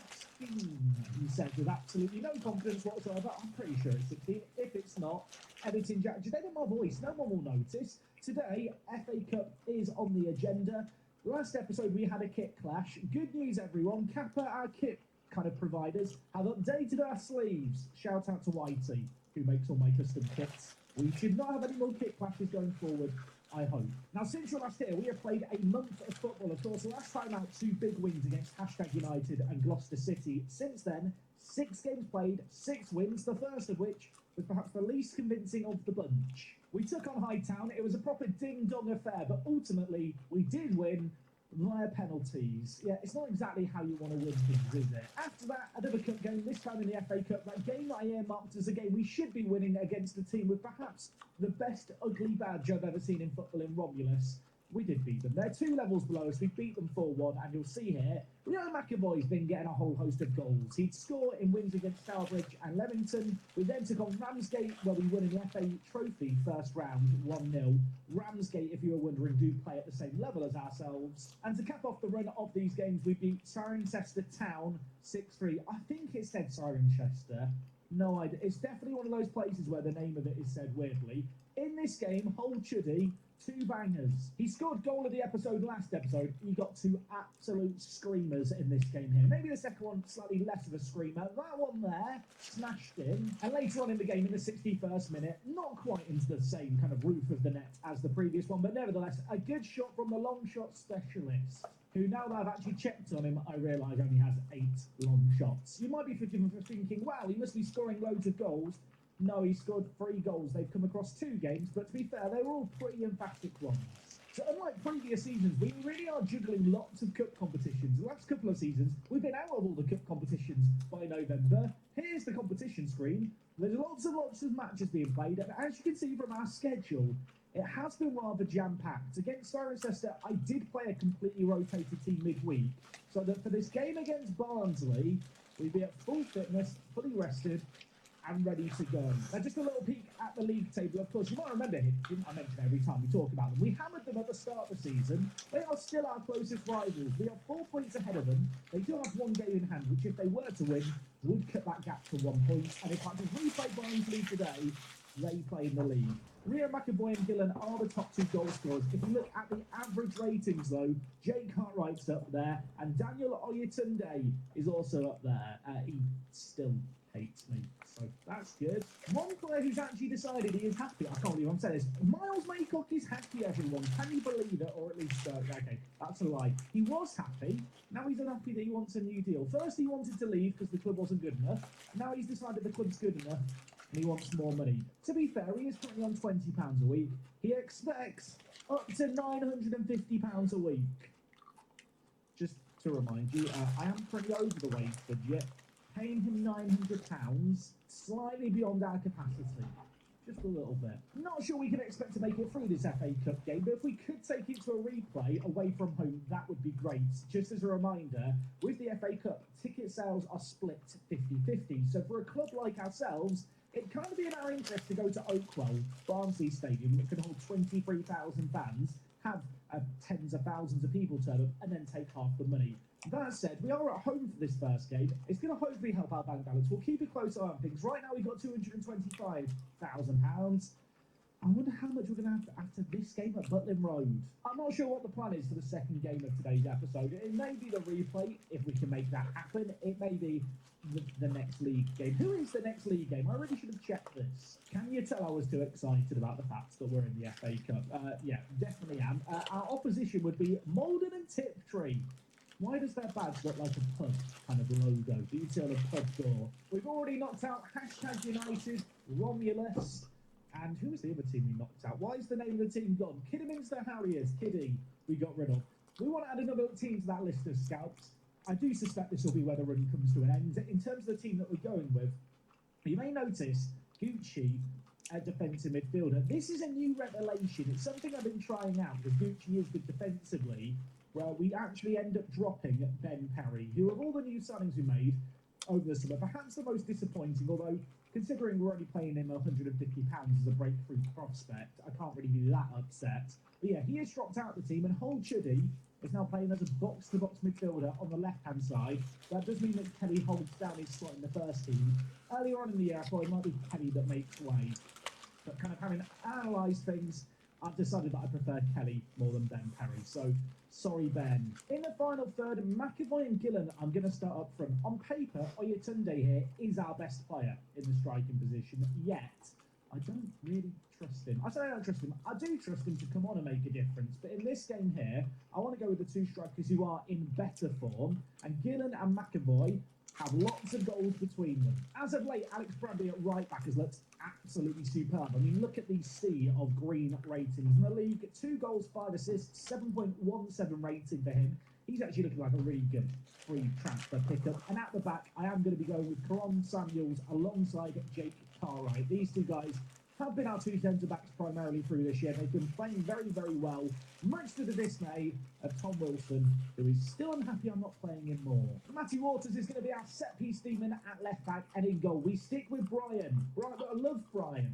He's a great lad. He's not been training very well lately, but in the last 3 games, he's played well. So far this year, 4 clean sheets in 13 games.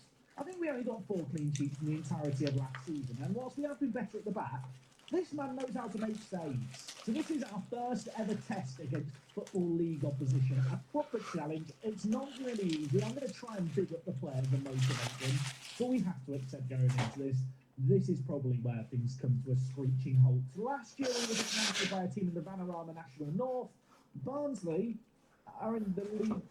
Well, I was going to say the league above that. No, they're 2 leagues above that. They're in League 1. They're a good team. I'm scared. It's also worth noting this is the first video I'm recording on the new update, which did come out days ago. Last couple of episodes, I played without actually restarting the game. I thought I'd updated the game. I'm guilty of just reading Football Manager running at all times on my home PC. I don't know if I'm the only person who does that. It's just, if I've got 10 minutes to start, I'll just open up Football Manager and do a little bit on the side. But I've restarted the game. It's, I think, a new match engine of sorts, and all the goals have vanished. Nothing's happening. Okay, I say all of that. 9 minutes left of the first half. I mean, it's boring. It's not a classic thus far, but actually 0-0 to hold them out for this long. A good reflection of the lads. We've worked hard here. We still might be tested a little bit defensively as they get the ball into the middle, and Aidan Marsh gives them the lead. And what an anticlimactic way to concede that is. Jake Cartwright, after that went in, looked inconsolable. I'm not even sure if it was really his fault here. They just had a lot of players in the middle. Cartwright kind of half got there. It fell to Marsh, and Brian was caught flat-footed. Barnsley take a predictable lead. But you know what? Don't count us out of it just yet. Maybe count us out of it in a moment. Marsh is coming forward again. Cartwright, not quick, trying to chase back. It's squared across. It's saved once. It's saved again. Brian, you beautiful man. In fact, I think Sam got the second block. But it's heroic defending to keep it at 1-0. We've been tested here defensively. If this game remains 1-0 for as long as possible, that's good. At some point in the second half, I could just throw on a third striker. Half-time in this game, it's only 1-0. I will just point out again, Barnsley are in League 1. Look at the XG story. They've had 2 really good chances, created nothing besides that. We've not really created enough either, mind you. I'm going to tell the players they've been terrible so far. Sam Kelly lacks confidence. I have faith in you. He looks happy now. We are struggling to have the ball in this game. With that in mind, I am just going to ask the players to get the ball forward that little bit quicker, I think, when we do have possession. Let's try and get it to the big men up top. No one's having a standout game so far. I'm not going to throw anyone under the bus and say they're playing poorly. But we have got changes we can make to change this game around, I feel. The longer it stays at 1-0, the better, and there could be a chance here. Set piece. We might not get many chances like this, and on this occasion, Cartwright heads over. That was only our second corner of the game, but at least we've created something to start the second half, and in fact, I'm looking at the match stats here, we're creating a little bit more. Old Chuddy wins the ball. This man scores screamers. He could go on his lonesome. Instead, he does that. Apparently, that was almost one of the goals of the season, according to the commentator. I don't know what season they're watching. Different one to me. Clearly already forgotten about McAvoy's overhead kick. You know what, old Chuddy? I've witnessed you do that. You're coming off the pitch. On your Tunde, on you come, my friend. Elsewhere, do I bring in Fabio Ducker? Do I bring in Ducker? I've been trying to loan list him lately because he's unhappy about not playing first-team football. He scored goals, mate. You'd play a little bit more. I don't know why. The voice is talking to me again. I'm putting him on up top. Ducker on you come. Gillen off you come. Elsewhere, I was going to say let's put the wing backs on attack. Probably a bit too early for that. We are going to lose the midfield battle even more severely now. But ultimately, we do need to just get the ball forward quickly. We need to just go for this game. We've got half an hour left to try and get a goal against a team that plays 4 divisions above us, just as a reminder. To keep it close for an hour is fantastic. Now we have to gamble a little bit. We've brought on a third striker, Gucci, Bradley. Oh, yeah, Tunde's in the middle. And for a second, I thought he was going to get his noggin on it. Hayton flips it out the air. There is 28 minutes left. It's still a one-goal game. I'm going to remind you of that. We are still in it to win it. You have to imagine Barnsley will still create stuff in this game, but all it takes is one moment of magic. Marsh wide to Cotter. We are going to be tested, I think, defensively here, especially now we're committing players forward. Ball threaded through to Marsh. Cartwright, caught flat-footed. Brian Okonkwo, what a save, my son. I say that, they've given a goal kick. I have to get them from.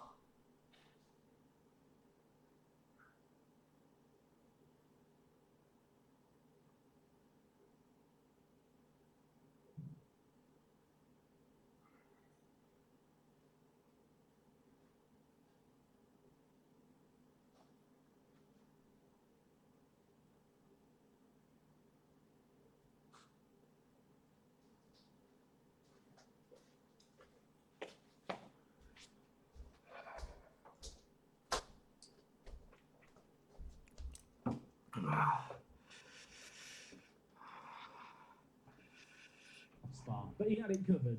15 minutes left in this game. It's time to demand more. It's time to switch the wingers to attack. It's time to attack, not defend.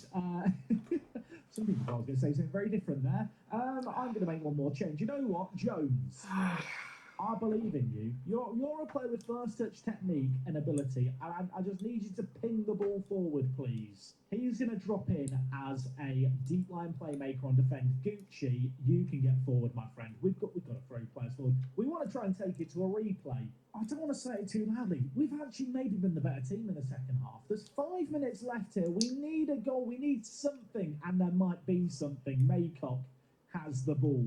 4 minutes left.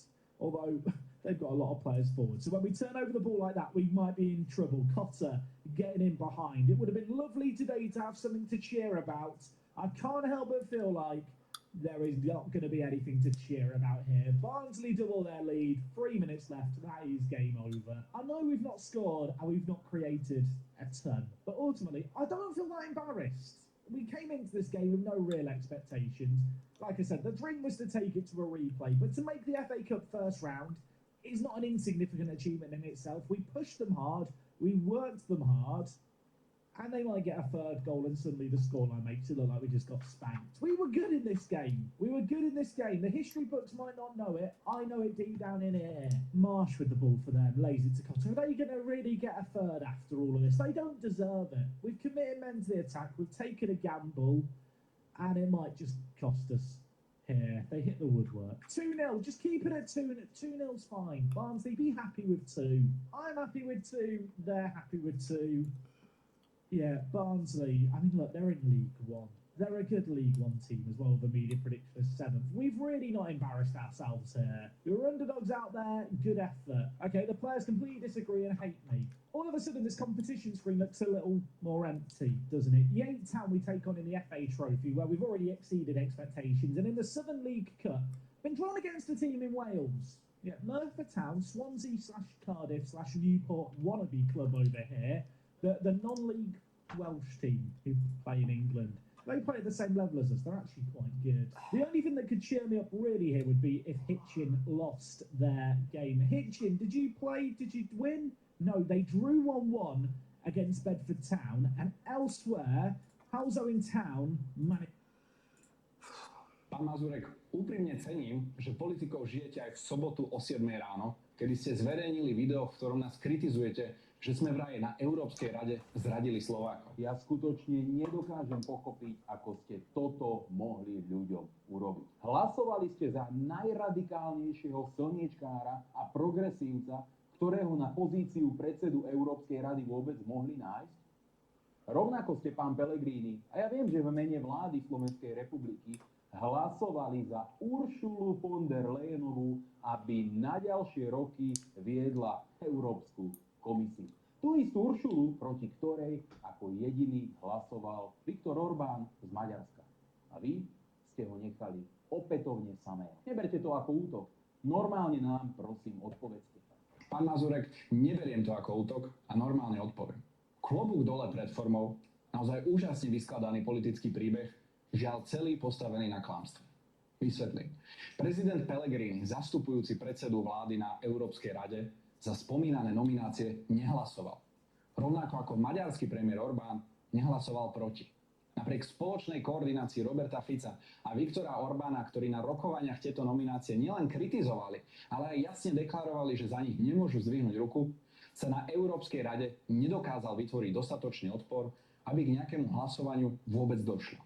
Predseda Európskej rady jednoducho skonštatoval, že vzhľadom na to, že nominácie frakcií, ktoré vyhrali voľby do Európskeho parlamentu, majú nespochybniteľnú podporu väčšiny, nie je ani potrebné žiadne hlasovanie. Teda nikto nehlasoval za ani proti. Dodám, že náš najväčší odpor smeroval voči nominácii, ktorú pán europoslanec Mazurek ani nespomenul. Estonská premiérka Kaja Kallas, ten najväčší americký jastrab s tými najnebezpečnejšími názormi na konflikt na Ukrajine, sa má stať vysokou predstaviteľkou Únie pre zahraničné veci a bezpečnostnú politiku. Čo pre Európsku úniu nevešti naozaj nič dobré a súboj o zachovanie práva veta sa stáva priam existenčným.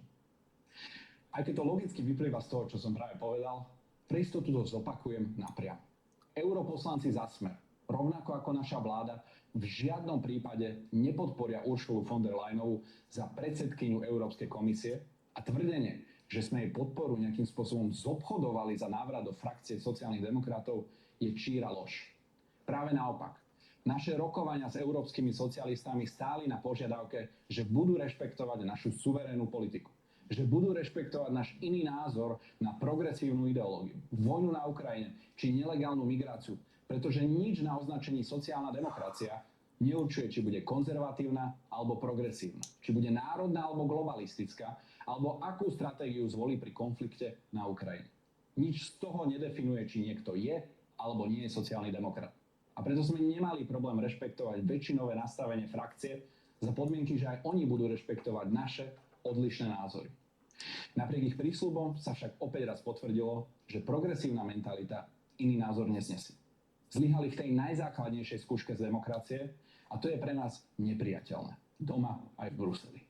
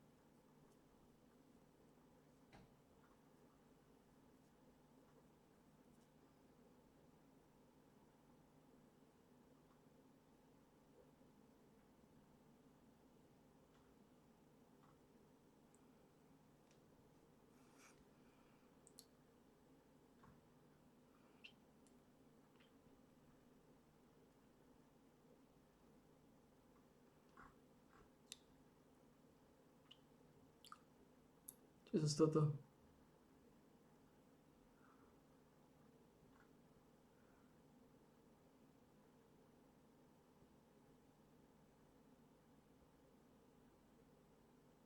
Stádová klasika, ty kámo.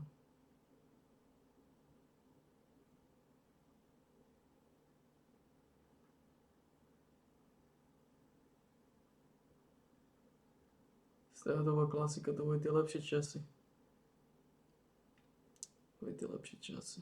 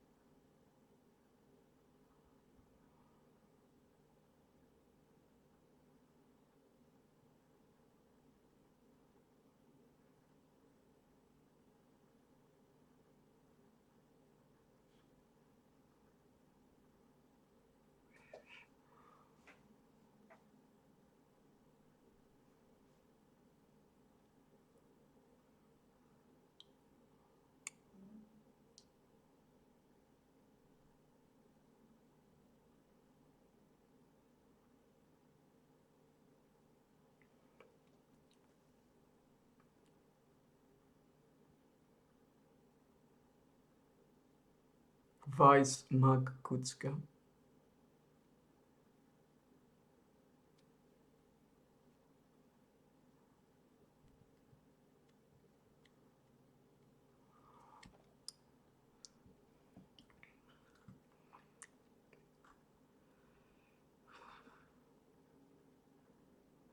Struga je čo za tým? FC Struga. Čo je to za...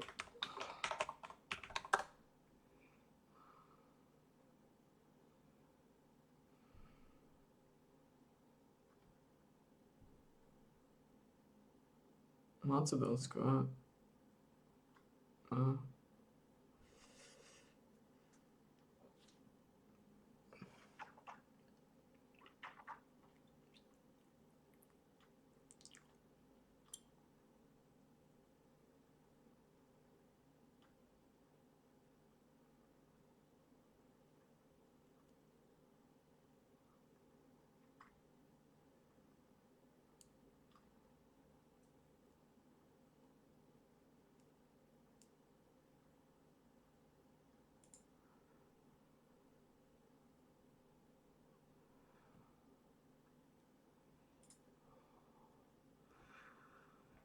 Aha, prehali si so Slovanom.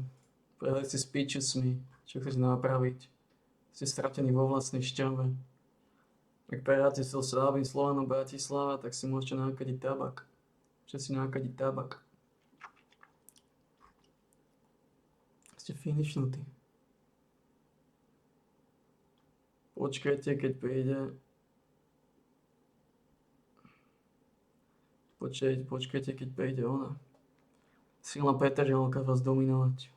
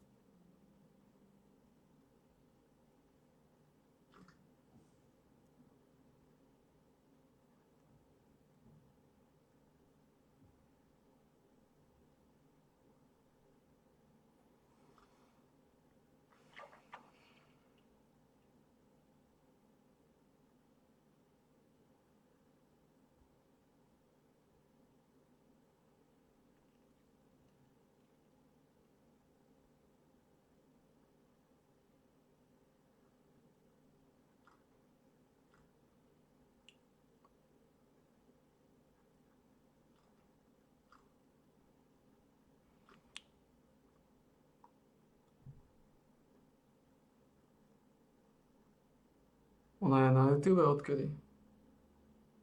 Ona sa streamuje naraz na 2 platformách? Nestreamuje. Ona to vystriedala.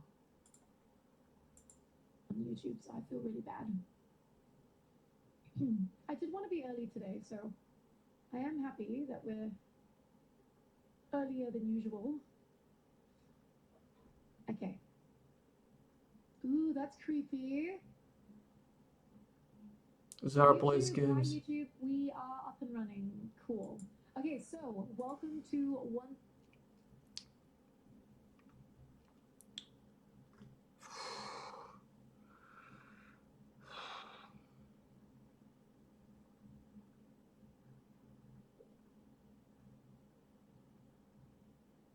Táto, ja neviem, čo mu stále z Huntou.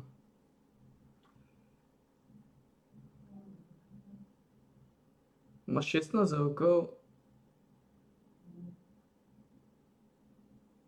Má 16 rokov a odsýpa... Odsýpa ze Španielska už teraz z národný tým. What?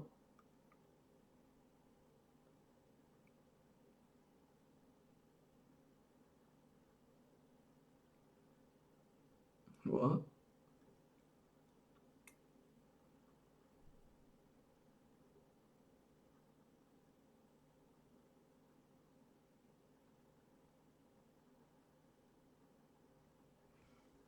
Odsýpa za Barcelonu.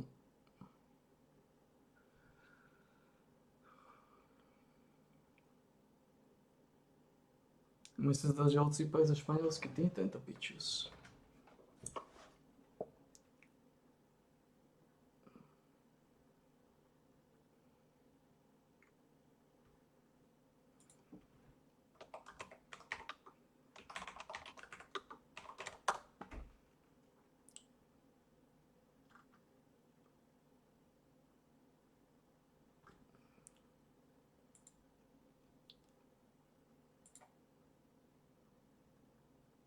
On odsýpa aj tuto, on, a?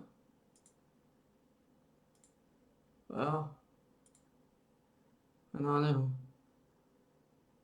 To je v prdeli. Dokonca dal gól.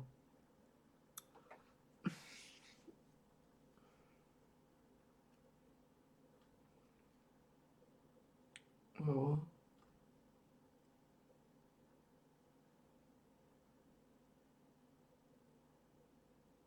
Co neuvěděl.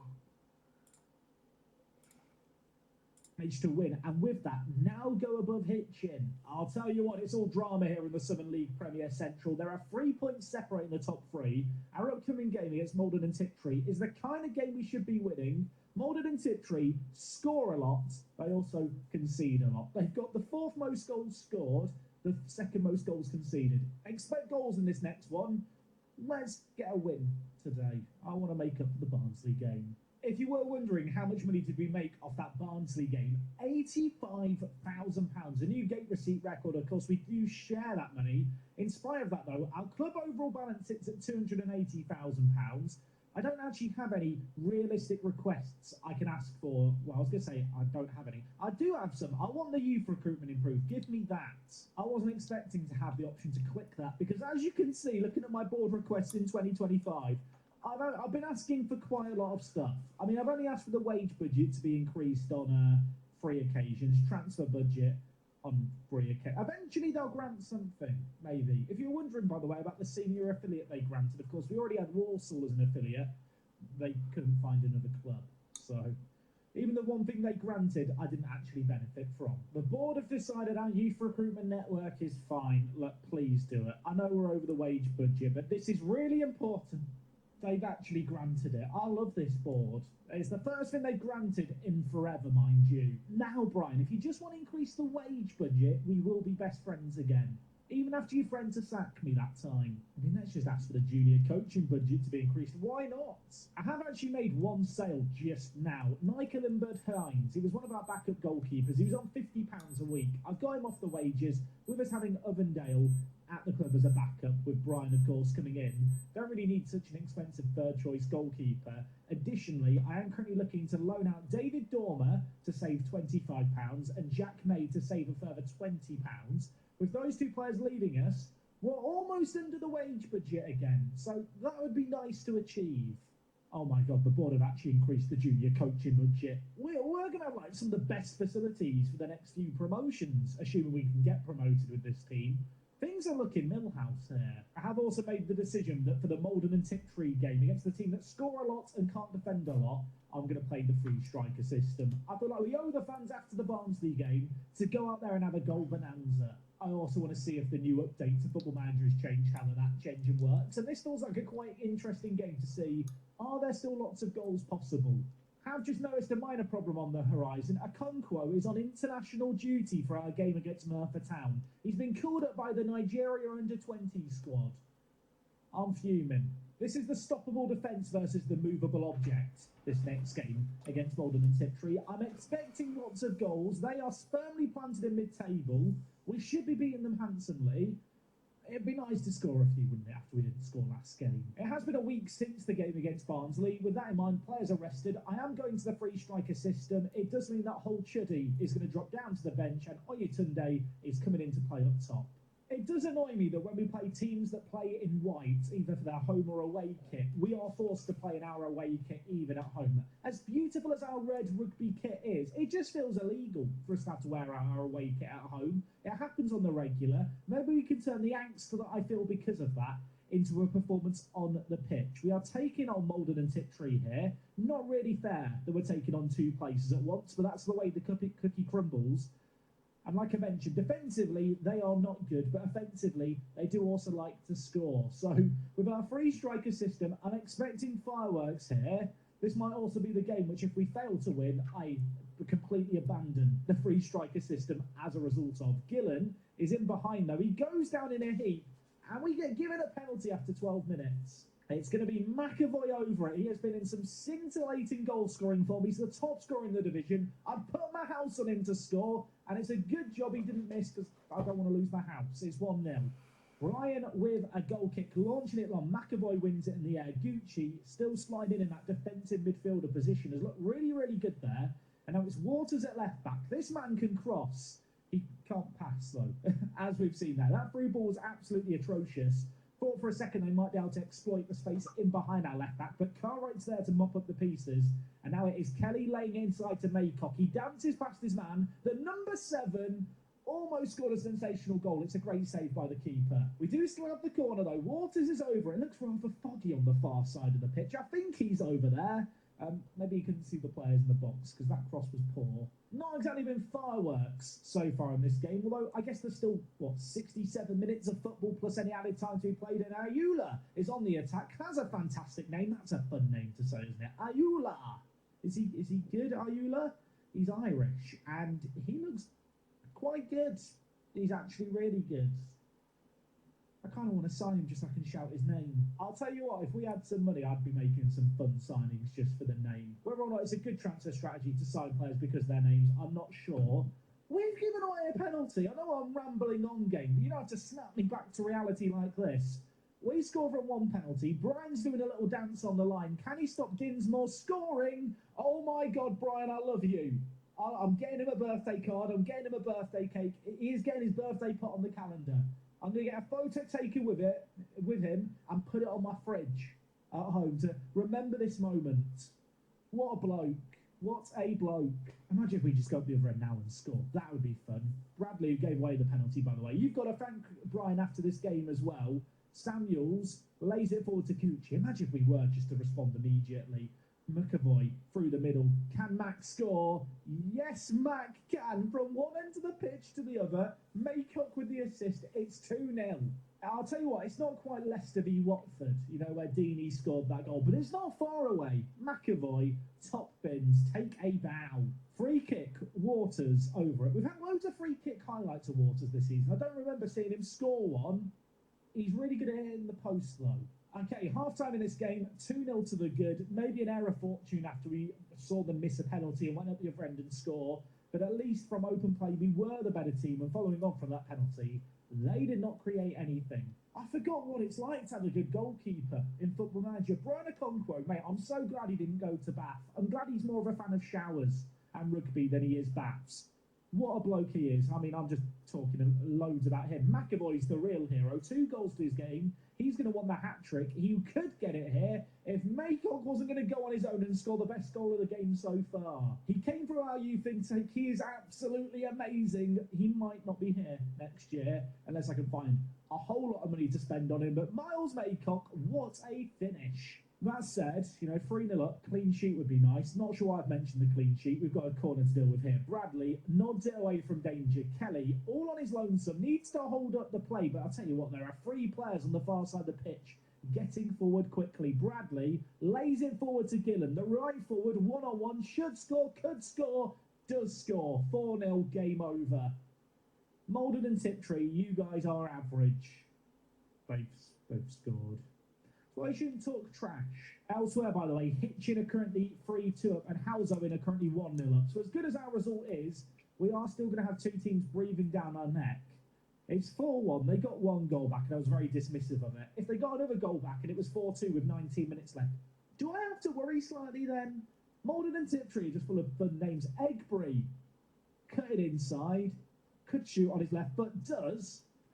Not far wide. I'm getting a bit complacent here. Have made a trio of subs just now. Ducker is on the pitch. Elsewhere, Hull Chuddy and Harrison Jones both coming in as well. Just rotating the team, I want to believe, at 4-1 up with 10 minutes left. The game's over. It might not be over. Sami Ayula has scored. I feel like that player, Ayula, must have some really fun chants in real life. There's lots of potential with a name like Ayula. I can't think of any of them off the top of my head right now. I guess, like the tequila songs, like tequila, you can go with Ayula. Da, da, da, da, da. I'm not going to do the rest of it. It's 4-2. It was all over at 4-0. Why are they on the attack again? Ayula's going to do it again, isn't he? Don't do it, Ayula. Brian makes a save. It's not away from danger. It is now, kind of. I'm fine. Da, da, na, na, na, na, na, na, na, na, na, na. Ayula. Okay, 4 minutes of added time. I was about to say, surely that is just game over. It might not be game over. We've had lots of goals. That was what I expected from taking on the team that can't defend but can score. It's 4-2. If they make it 4-3, I'm not going to panic. There's no time left. It's going to be A-OK. Samuels, just get it away from danger. Jones, Maycock. By the way, absolutely love this red away kit. I think it's the socks. It's got Dennis the Menace energy. Hold Chuddy through the middle. Oh, McAvoy, score it. Get your hat trick, son. I'm going to bow to him. Hey, Hold Chuddy with the assist. I'm bowing. One occasion, it's 5-2. It's game over. Now you might be wondering at home, Jack, what was in your cereal this morning? No idea. I just had lots of energy for that second game. I think Iula gave it to me. Very happy with that result and how he played 5-2 win. Always happy about that. That's a proper Rugby Town FC performance right there. I mean, yeah, Halzo in Town won 4-0 and Hitchin won as well. Don't let that ruin the narrative. It's a great result for us. Our goal difference is amazing. Halzo in as well is quite good, to be fair. Hitchin, not quite in the same category. Only positive 16. You guys are trash. I am fully aware that I need to work on my smack talk. McAvoy, you are the GOAT, my friend. 3 more goals in that game for him. Scored an overhead kick earlier on this year. 20 goals in 16. I think he might end up going into the Park to Prem Hall of Fame. I think he'd be a pretty justified inclusion at this point. Now, the reality is the FA Trophy and Southern League Cup, they're not quite as sexy and as exciting and as financially, well, beneficial as the FA Cup. So I'm not as focused on them. In terms of when we're going to be back next time, we have got Hitchin in December, but I think instead I'm going to come back in January for Halzo in Town. They are a very, very good team. They are a team that bit of a surprise package. Media prediction of 14th. They're currently up in second. They keep just performing really, really well. Have just noticed here, though, Tom Adozi, their key man, did just get injured in today's game. How long is he out for? 4 weeks. Well, that's going to be problematic for them, isn't it? I'm hoping and praying that when you come back next time, we're under the wage budget. Whether or not that is the case or not, come back tomorrow to find out. Thank you for your support on this series. Sorry we couldn't go further in the FA Cup. I hope you enjoyed today's episode. We're back tomorrow with more. I'm out.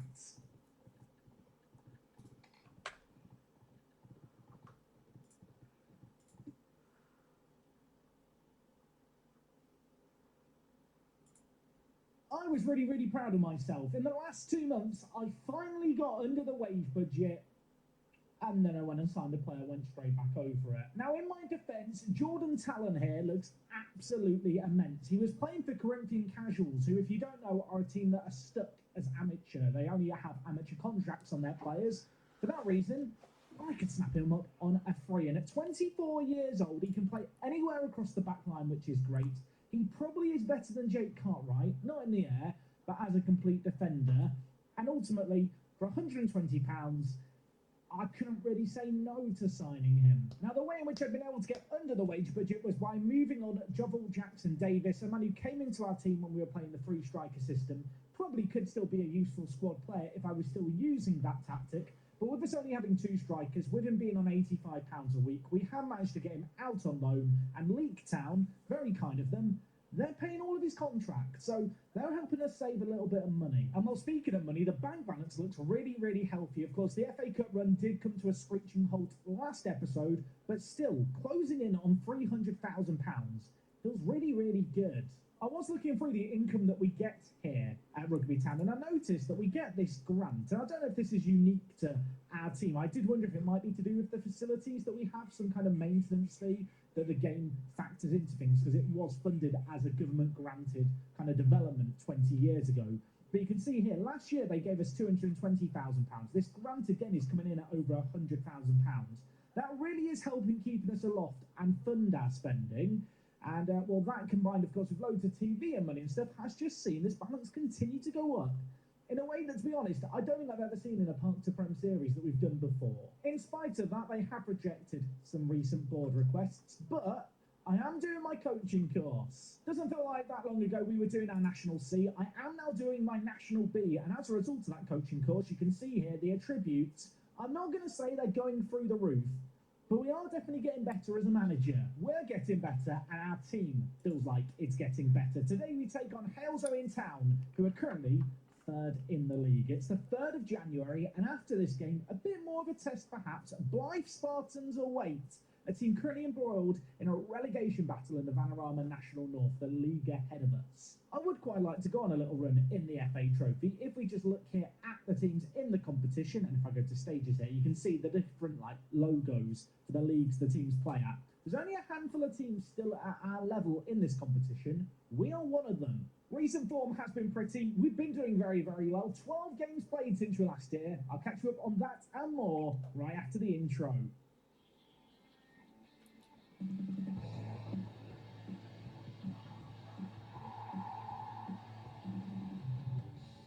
How are you lovely lot doing? Welcome back to Park to Prem. Today is episode number 17 and it is the 3rd of January 2026. I don't know why 2026 feels like you're quite far in the distant future.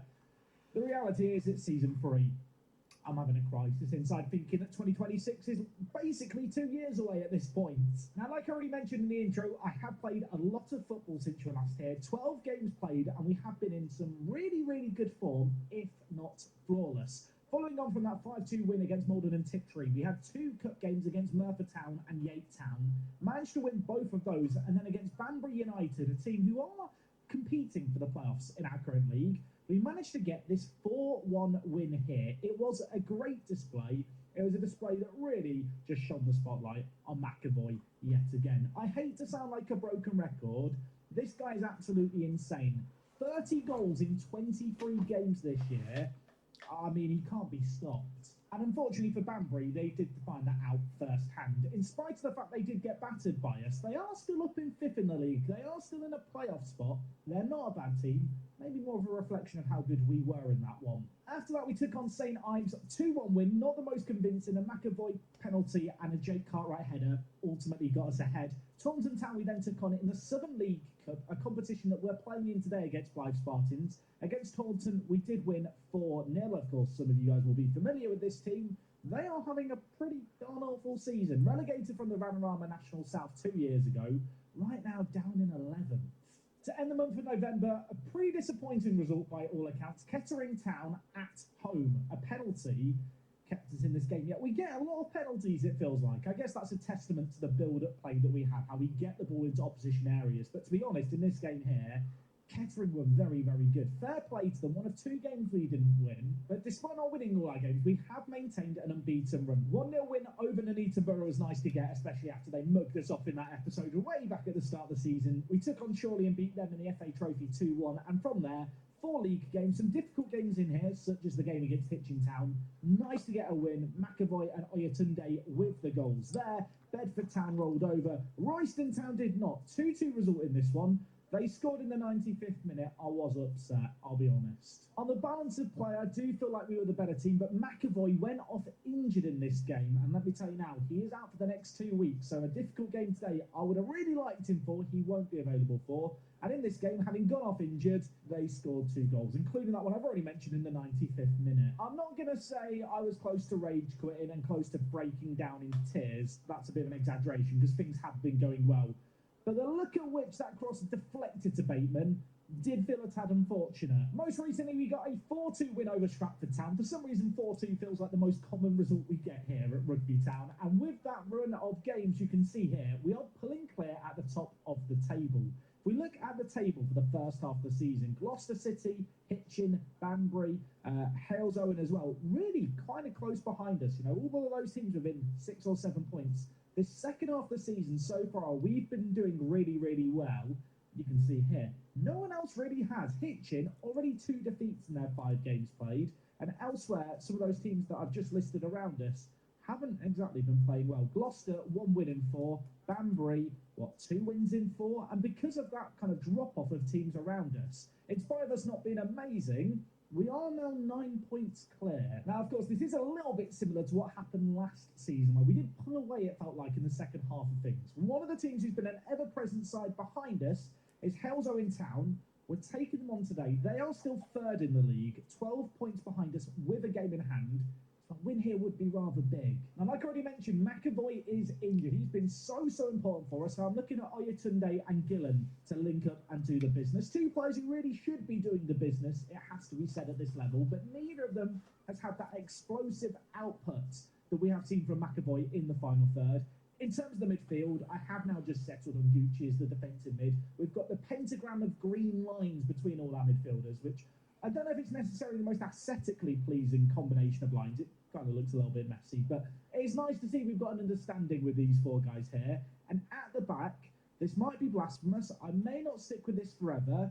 I am dropping Jake Cartwright in favour of playing as Talon Samuels combo at the back. I do just feel like this is the better combo for us. You can really see here how good Talon is as a player we picked up on £120 a week. Outrageous value for money. That was the reason I was willing to go over the wage budget.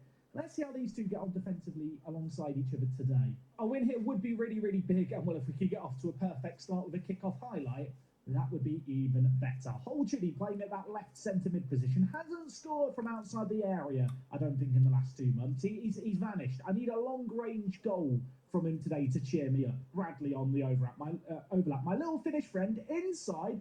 Oyatunde, he's offside. Why did Gillen Oyatunde not know the offside rule? I mean, let's look at the positives. We created something. Yes, the strikers don't know the offside rule besides McAvoy, but we have been good, and I'm not going to get worked up just yet. Although now that we're halfway through the first half, maybe I should be getting worked up. Nothing has happened yet. I'm getting shouty. I'm getting the demand more out early. 5 minutes left of the half. The shout did absolutely naffle. We need a goal in this game. This is a game where a draw isn't disastrous, if we're being real. But as the home team, as the side who really, pre-season, we predicted to win the league, haven't really run away with it in the first half. The second half of the season's been good. A win here, a statement result, I think really could lead us on to hopefully initiating cruise control. And in a similar manner to next week, who knows, by the start of next week, early next week certainly, we could have a transfer special on the go. We could be preparing for a promotion, but I can't get ahead of myself because we can't score. Kelly shoots wide. I say he shoots wide, actually. I think it was saved or blocked. We do still have the corner. No Jake Cartwright to aim for. Constable, not convincing. Maycock, edge of the area, shoots. Deflects wide again. Pressure mounting here. Half-time in this game. 0-0. 0-0. They've had one shot on target. 0.01 XG. We've been in complete control. Not been able to find a breakthrough. Sam Kelly is nervous. Kelly, I'll be honest, mate, I'm feeling nervous as well. Given the fact he's feeling nervous, would it be mad just to take him off? Just haul him off and bring in Fabio Ducker. I think I might do that. The Duck's coming on. If in doubt, just throw 3 strikers on. They've got free kick. This fills me with nerves. They've done nothing all game and now Holmes is over it. I'm looking at Brian in goal thinking, Brian, bail me out if you need to. He doesn't need to, it goes over. Since we brought Ducker on, nothing's really changed. In fact, they've created more since Ducker's come on and we've gone to the 3 strikers. And now, is that Maycock? It is Maycock. Captain Fantastic, or Vice Captain Fantastic. Not so fantastic today. Brian, you saved a penalty recently in episode. I need another one from you here, mate. Oh my word, he's actually done it. Brian, I think I might love you. Would it be wrong for me to send him a Valentine's card? In-game. Obviously, send it to the actual public. Probably a bit weird. I brought on Ducker, and the game's kind of changed for the worse. Also, I should point out, his name is not said Ducker, it's said Duca. It's an Albanian last name, I want to say. Someone in the comment section was telling me this. I won't be calling him Duca, because then I can't make any duck puns. But I do appreciate the education. Jake Hesketh is a man I've not used much this year, but I don't know why. Jake, the voice is calling my name, telling me to put you on. Hull Chuddy, off you come. This is really a game where McAvoy would be nice to have. Joe Chambers, at 16 years old, is sat on the bench for us. He came for our youth intake last year. But the additions we made in the striking area, he's not really had a chance. I'm going to give him a chance here. He is going to come in. He's going to play out on the left-hand side because he is left-footed. A player who was maybe robbed of a first-team opportunity when we signed Ducker. But with us losing Jobble Jackson-Davis out on loan, he is our 5th-choice striker. And in a game like this, he might get a chance. I really need him now to come on and score. They're 1-0 up. That motto I said about if in doubt, just bring on another striker. Don't do it. Don't do it. You'll lose the midfield battle. Jack, what were you thinking? What was I thinking? I know what I'm thinking now. Wing backs on attack. You knew it and I knew it. It's happening. Okay, there's 10 minutes left in this game. To be honest, second half, we've completely thrown this away with a tactical change. I should have just stuck it out, but instead, I wanted to bring in Ducker. I wanted to give him some time on the pitch. It could cost us, 3 points potentially. Although, I was going to say, Chambers might have a chance there. The 16-year-old, he even has the Mohawk in the 3D match engine, which I think we all have to appreciate the ballsiness of him to rock a Mohawk in 2026. For all I know, it could be a fashion trend at that point, couldn't it? But I find it unlikely. He's let us down with that header there, and now we've got more defending to do. Holmes on the near side for them, looking to get it into the middle. Parker Holmes, is he under the hammer? Going, gone. It's 2-0 here. I realise if you're not in England, if you don't watch daytime TV, the Holmes under the hammer, it's gone over your head. Don't worry about it. Probably the best bit of commentary ever. Shame it was over one of their goals. It's 2-0, and I'm going to be honest, I've got it tactically wrong. The free striker system, it's not a silver bullet. Sometimes in Football Manager, stuff happens. You think, mental note. Note that down. That's going to be useful in the future.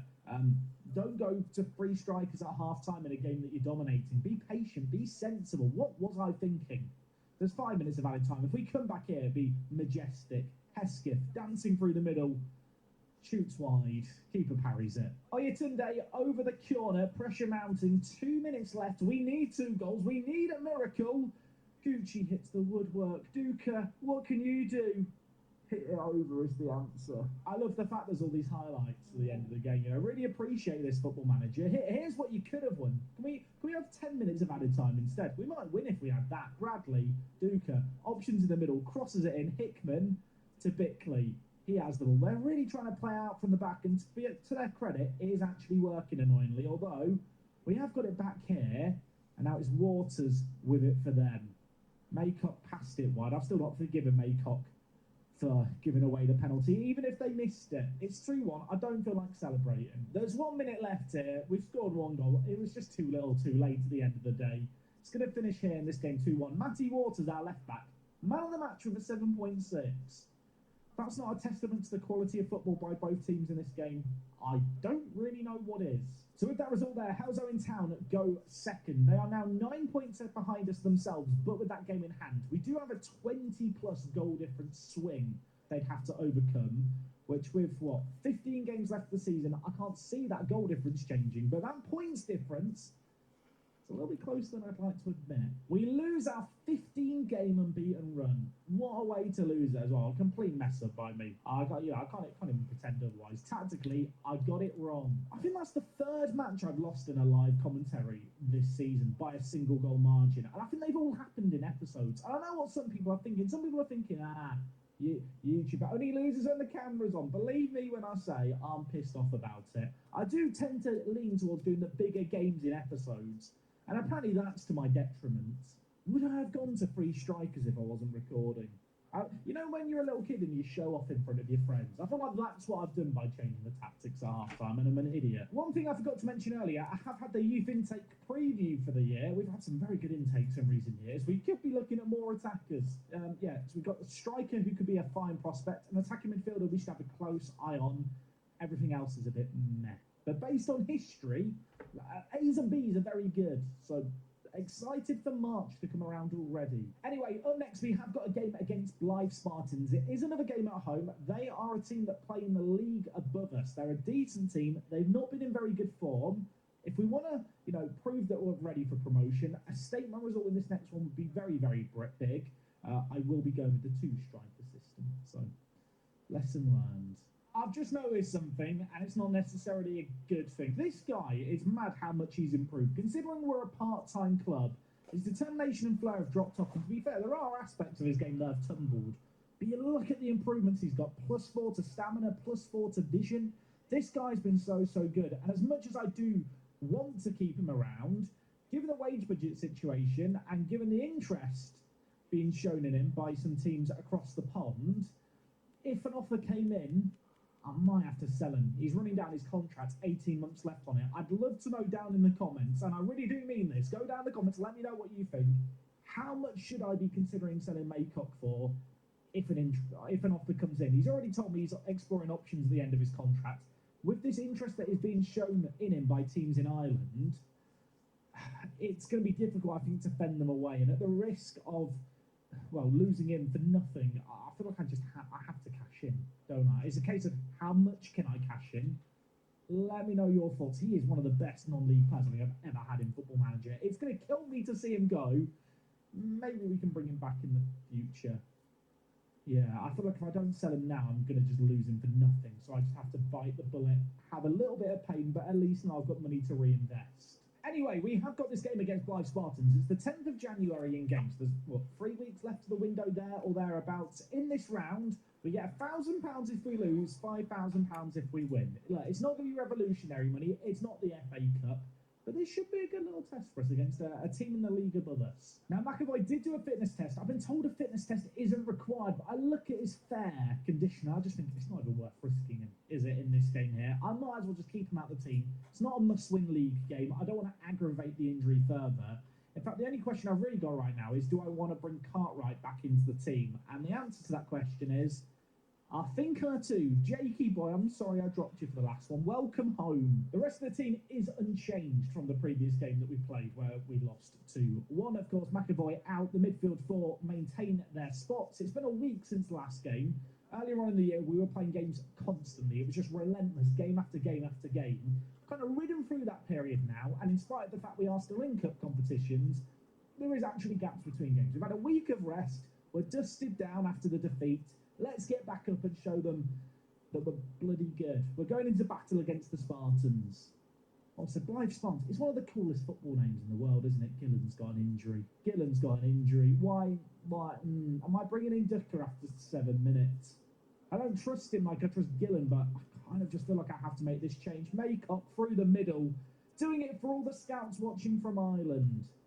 It's 1-0. If I sounded a bit sad as he scored there, it's just because I'm sat thinking about the fact I might have to let him go. It might be the last time we ever see him score in rugby colours. It's a great finish as well through the keeper's legs. You know what? This is a cup game where, in spite of the fact Gillen did just get an assist, I'm going to take him off. I'm going to be sensible, but I'm going to bring in Joe Chambers. Sorry, Fabio Ducker. Friendship ended. I'm bringing in the hometown hero, who I'm going to try and make the replacement to Maycock in my heart. Joe Chambers, what can you do? Waters, the left back. Free kick, taken short to Kelly. That is a tricksy play. There's players queued up in the middle. One of them is Jake Cartwright. He's known for using his head physically. This time he's used it mentally. Positioned himself to perfection. Little trick routine. Get us into the NFL with this playbook. Kelly squares it. And yeah, I know Cartwright can only really head the ball. Even without any legs, I'd back him to score from there. We're 2-0 up. We're looking great. I'm not going to discount Blythe Spartans just yet. Evans here shoots. Oh my God. Brian, that was not convincing. 10 minutes left of the half. We've already scored from one free kick. Could we score from another? It's Oyetunde over it. Gucci's lurking at the back stick. Doesn't get his header on it, but does keep the ball alive. Doesn't really have anyone in support, so turns and does it on its own. It falls to Sam Kelly. What a finish that is. Top bins, 3-0. Probably game over. And you know what? Gucci, fair play here. I felt like he was really isolated. Didn't really have anywhere to go. He pulled it to the edge. Bradley then helped it along. And then Kelly, bang. 3-0. Great goal. Let's score another. You know what? Let's cheer myself up. Let's not be sad about Maycock going. Let's smile because it happened. Or something. Kelly scored another. Cartwright's got this. It's 4. It's annoying when we can do this against the team in the league above us, and then against our league rivals in a game that I'd argue I want to prioritise more. We can't score any in the first half at least. It's 4-0 here at the break. Blythe Spartans have looked crap, to be frank. Even if you only want to look at this game as the idea that we only score from the highlights that we have, as Chambers. Sorry, Joe Chambers. It's his first ever senior goal, and it's that. Before I was really interrupted, I was just going to say, even if you just think we're scoring every shot we have on goal, the bottom line is Blythe Spartans have not had a highlight in our half. It's 5. That is ridiculous. Look at 5 goals up. We should probably just do some changes. Maycock's picked up an injury. If I'm trying to cash in on him, probably don't want him injured. We'll take him off elsewhere. Oyetunde, off you come. Ducker, on you come, my friend. I realised that earlier when I was talking about the Maycock sale situation, I didn't really say how much I'd sell him for. I feel like as soon as we get in the region of £100,000, I have to consider it. His upper value, kind of according to our staff, is nearer 400,000. That would be an absurd amount of money to get for a team at our level. I think the record for a non-league sale in English football is barely over 100,000 from like the National League North and South, that is. I don't know if there's even records for transfers below that are kind of kept publicly. But yeah, I mean, he is an outstanding talent. He's one of the best players I've ever had. It's going to be sad if we do lose him. We just got to enjoy the time that we do have with him. And right now, I'm enjoying what I'm seeing. We're bullying Blythe. Chambers with the ball, tries to lay it back to Kelly. They do get the interception. I don't really want the clean sheet. I don't want to have to pay the bonus. Giwer, give us a goal. That was an attempt at a pun. He's missed once. He scored the rebound. Is he onside? He is. Thank you, mate. That saved us some money. I mean, we've lost a load of money paying goal bonuses, but at least we don't have to worry about the clean sheet bonuses. Waters over the corner. Go on then. Let's have another one. Cartwright's there. He's already scored one. He's scored another. It's 6. I dropped Jake Cartwright for the last game. I feel like he's just given me 2 fingers with this performance. He's thinking to himself, why did the gaffer drop me? Why did he not play me in the last game? And the honest answer is, at this point, I don't know why I didn't play him. I was an idiot. Oh, God, injuries. Maycock out for 5 to 8 days. Gillen 2 to 3 days. That could have been a lot worse. £5,000 received for winning that game, and Houso in town, just ruining my day. They're still unbeaten. They could only get a draw, though, in the league. That's quite nice for us. So Gloucester won, Houso and Drew. Hitchin didn't play. Banbury, did you play Banbury? They did play. They won 3-0. But yeah, good to see Houso in, dropping points. Okay, this is the big thing. The FA Trophy 5th round. How many rounds are there in this competition? Lots is the answer. For some reason, I thought we were way further in this competition than we actually are. Corinthian Casuals. I'd quite like to play Corinthian Casuals. I'm not going to get to play them. Horsham. Play Yeovil. Eastleigh. Play Solihull. I'm just getting next on the draw myself. Bracknell Town. Take on Spennymoor. Torquay. v Scunthorpe. Rugby Town at home. Who are we at home against? Stafford Rangers. Stafford, you know, team we played last year in the same division as. That is probably the most boring draw option we could have got. Not coming back for that one, I've already decided. Of course, last year, Stafford Rangers were relegated into the league that we were in, and with that, we went head-to-head with them. They made their way through the playoffs, and as a newly promoted team, they now sit 12th in the Northern Premier Division, which, of course, kind of coexists at the same level as us. In spite of that, though, I really back us to win that game, to the point where I'm not even going to worry about coming back, although Hightown have a regen striker here. He's on loan. For a second, I thought we just found a gem randomly, but it wasn't meant to be. I'm looking at the upcoming games thinking, when are we going to be back next time? And the honest answer is, I don't really know. I think a lot of it's going to depend on, obviously, how the FA Trophy goes, who we get drawn against, and also how close the league's looking. With 15 games left of the season, we are still 8 points clear. And with Houso, who were our closest rivals, only getting a draw, I am still feeling pretty good about promotion, especially with McAvoy coming back into the team. We kind of missed him for the first game today. Will Miles Maycock be here next episode? You're going to have to come back on Monday to find out. Have a lovely weekend. Leave a like on this video if you've enjoyed. And until next time, it's me, Jack. I'll talk to you guys in a bit. I'm out.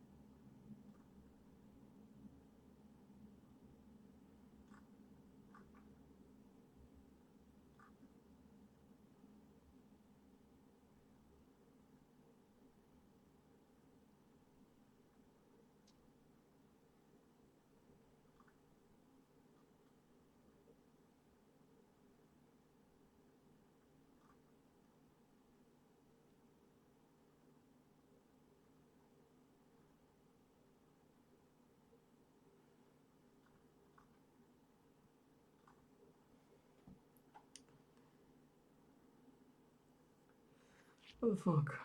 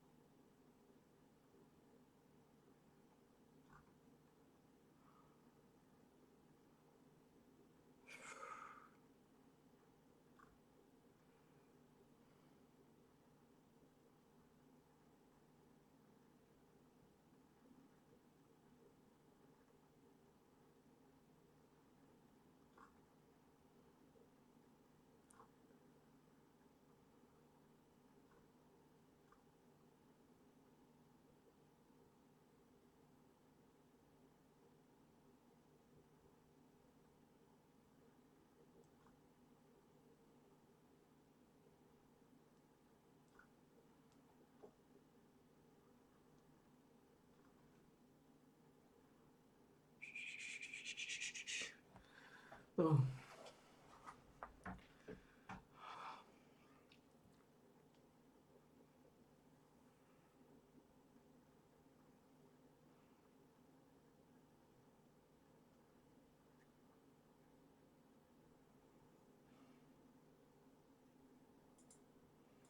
FM24 is finally. Now, I say the first group of players because very quickly I'm going to cover 8 players that you've probably already heard of, and then we'll get into the 20 was on the years, but still a great striker at the age of 18. He's on the more expensive side, but Evan Ferguson is definitely one of the best striker wonder kids you can get in the game. He's obviously moved to Brighton this summer window on loan, however, for himself in PSG's round, but it's Championship, available for about 30 million and still looking as good as ever, if not better. Last year, we were introduced to Endrick, who had one of the highest potentials of any wonder kid ever in FM. Since then, he's been picked up by Real Madrid, and whilst he is still a great wonder kid, as far as we can tell, he's not quite as good as he was last year. And finally, we've got Vitor Roque, who wasn't quite as well known as Endrick last year, but was scouted till last in typical great wonder kids. We have got Estevao, who plays for SEP. A lot of comments took. I'll try and move through these as quick as possible for you because, like I say, the club that he will stop, who can play, he could be an elite level talent behind your striker. It's always great to see a new wonder kid in FM, but it's even better when they have a relative in football that's already very well thought of, and we have that here with Shaquille Van Persie. Take a guess who his dad is. Of course, Robin Van Persie. You'll find him at Feyenoord, a striker just like his dad, who can also operate on the wings. Available for about £17 million. Probably not worth it straight away, but he has a lot of potential in game and can definitely become a top-level striker with the right development. 6'2", a decent physical presence at 16 with nice ability. He's not amazing anywhere just yet. He's not going to be the best player in the world or anything like that. He's got a great base set of attributes to build on. Scout him, keep your eye on him, as you should with all of these wonder kids. And if they keep developing, when the time is very strong technically already with great mental attributes, including the flair yet again, we'll do some rebuilds over there. Positions, who's already strong physically at the age of 16. The value of around 15-20 million, you can find a cheaper option playing for RB Salzburg, where of course so many great strikers have came from recently. Sesko, Erling Haaland, and now we have Karim Konate, who was in the last couple of football managers, but seems to be getting better and better. Now 19, an Ivorian international and a regular in the Austrian side's team. He has 17 acceleration. He's quick, he's fairly strong, he can finish, and he's got great mental attributes already. The aggression, the bravery, the determination, the work rate. He is a typical modern day striker, and I think he's going to be a great pickup to anyone who can land him in your save. But make sure you're quick, because I really don't think it will be long till he moves to one of Europe's elite clubs. The future is also bright for the young Englishman too. We're going to cover 3. Next we have Mikey Moore of Tottenham. The 15-year-old number 10 can play on the left. Want to sign him. He's already got great ability, and he has a national cap for the Italian national team at the age of 17. He is valued at about £10 million here, and once again, he is a number 10. I'm going to get sick of saying that. Physically, he's not strong. He's 5'5". He's not good in the air, but he's quick, he's agile, he's determined, and his technical ability is looking very good already. 13 passing, 14 vision, 15 technique, first touch, free kick ability, corners, dribbling. He is a very good player technically. Maybe not a goal scorer just yet, but you could do Barcelona. He's a left back in game who can also play wing back, left midfield, and even left wing if you needed him to. And he is going to be a crazy price for most teams, £100 million player. He is the future of his club and his national team when it comes to his position. He's rapid, he's great, he's a brilliant player. Most of you won't be able to access him, but he is one of the best wonder kids this year. So excited to show you the final player in this list. I imagine a lot of you have already got an idea of who it might be, but my favourite outside of him in this list is this player here, João Neves, who is already a regular starter for Benfica at the age of 18. Now, he was in the game in previous years, but he's got better and better. I believe since Enzo left Benfica, he has been filling in a lot of those minutes. He's looked great for them, and there's a lot of hype around him. He is one of those players.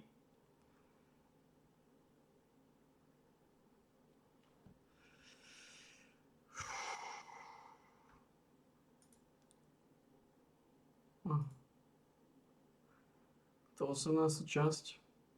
We all knew this day was going to come at Mejkok. Lúčili sa s Mejkokom.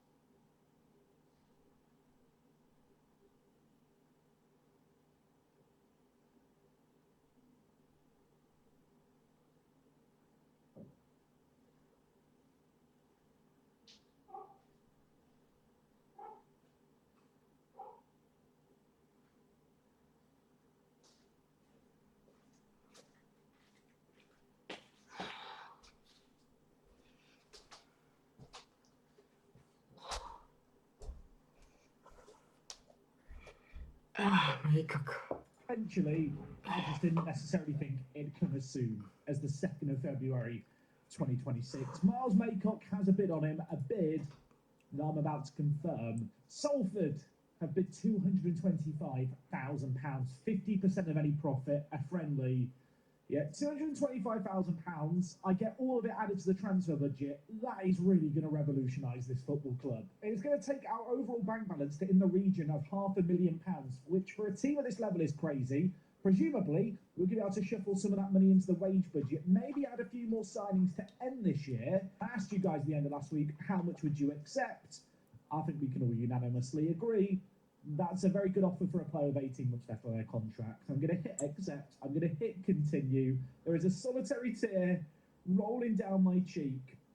I did look to loan him back, but unfortunately he didn't want to join us back on loan following on from his transfer. So instead he is going to the League One outfit.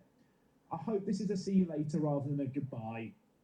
I'd like to bring him back at some point in the future. Anyway, on that rather depressing note, I've got to go and play a load more Football Manager. I think today we're coming back in March, maybe for some cup competitions. There's a youth intake on the horizon. I think we might have that to end things off as well.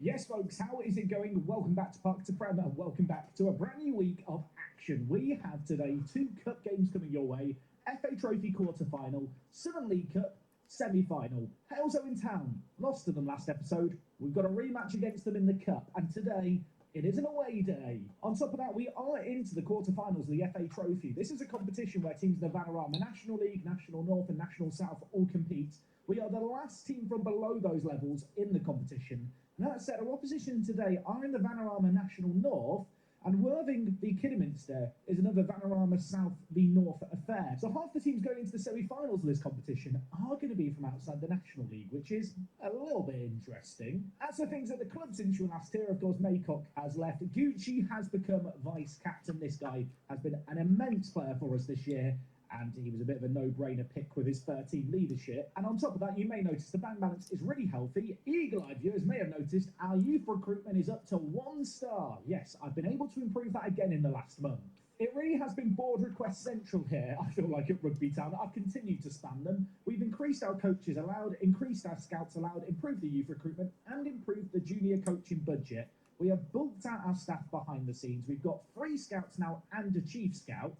And whilst perhaps there could have been a temptation to go out and spunk all the transfer money on a load of players, instead I've tried to be sensible. That doesn't mean we've not signed anyone, but by just improving the recruitment team, getting in some really good scouts to this level, improving the coaching team as well with some new additions, and heck, even adding a second physio in Ian Kirkpatrick, who is a very, very good physio. I feel like we're now set up for the longer term future. If I do decide to stick it out here at Rugby, this is a team that is pretty well set up now for the next few years. So I mentioned transfers, let's talk about them. Of course, on the outs, suddenly we've made £225,000, all off a singular sale. We do get 50% of any potential profit.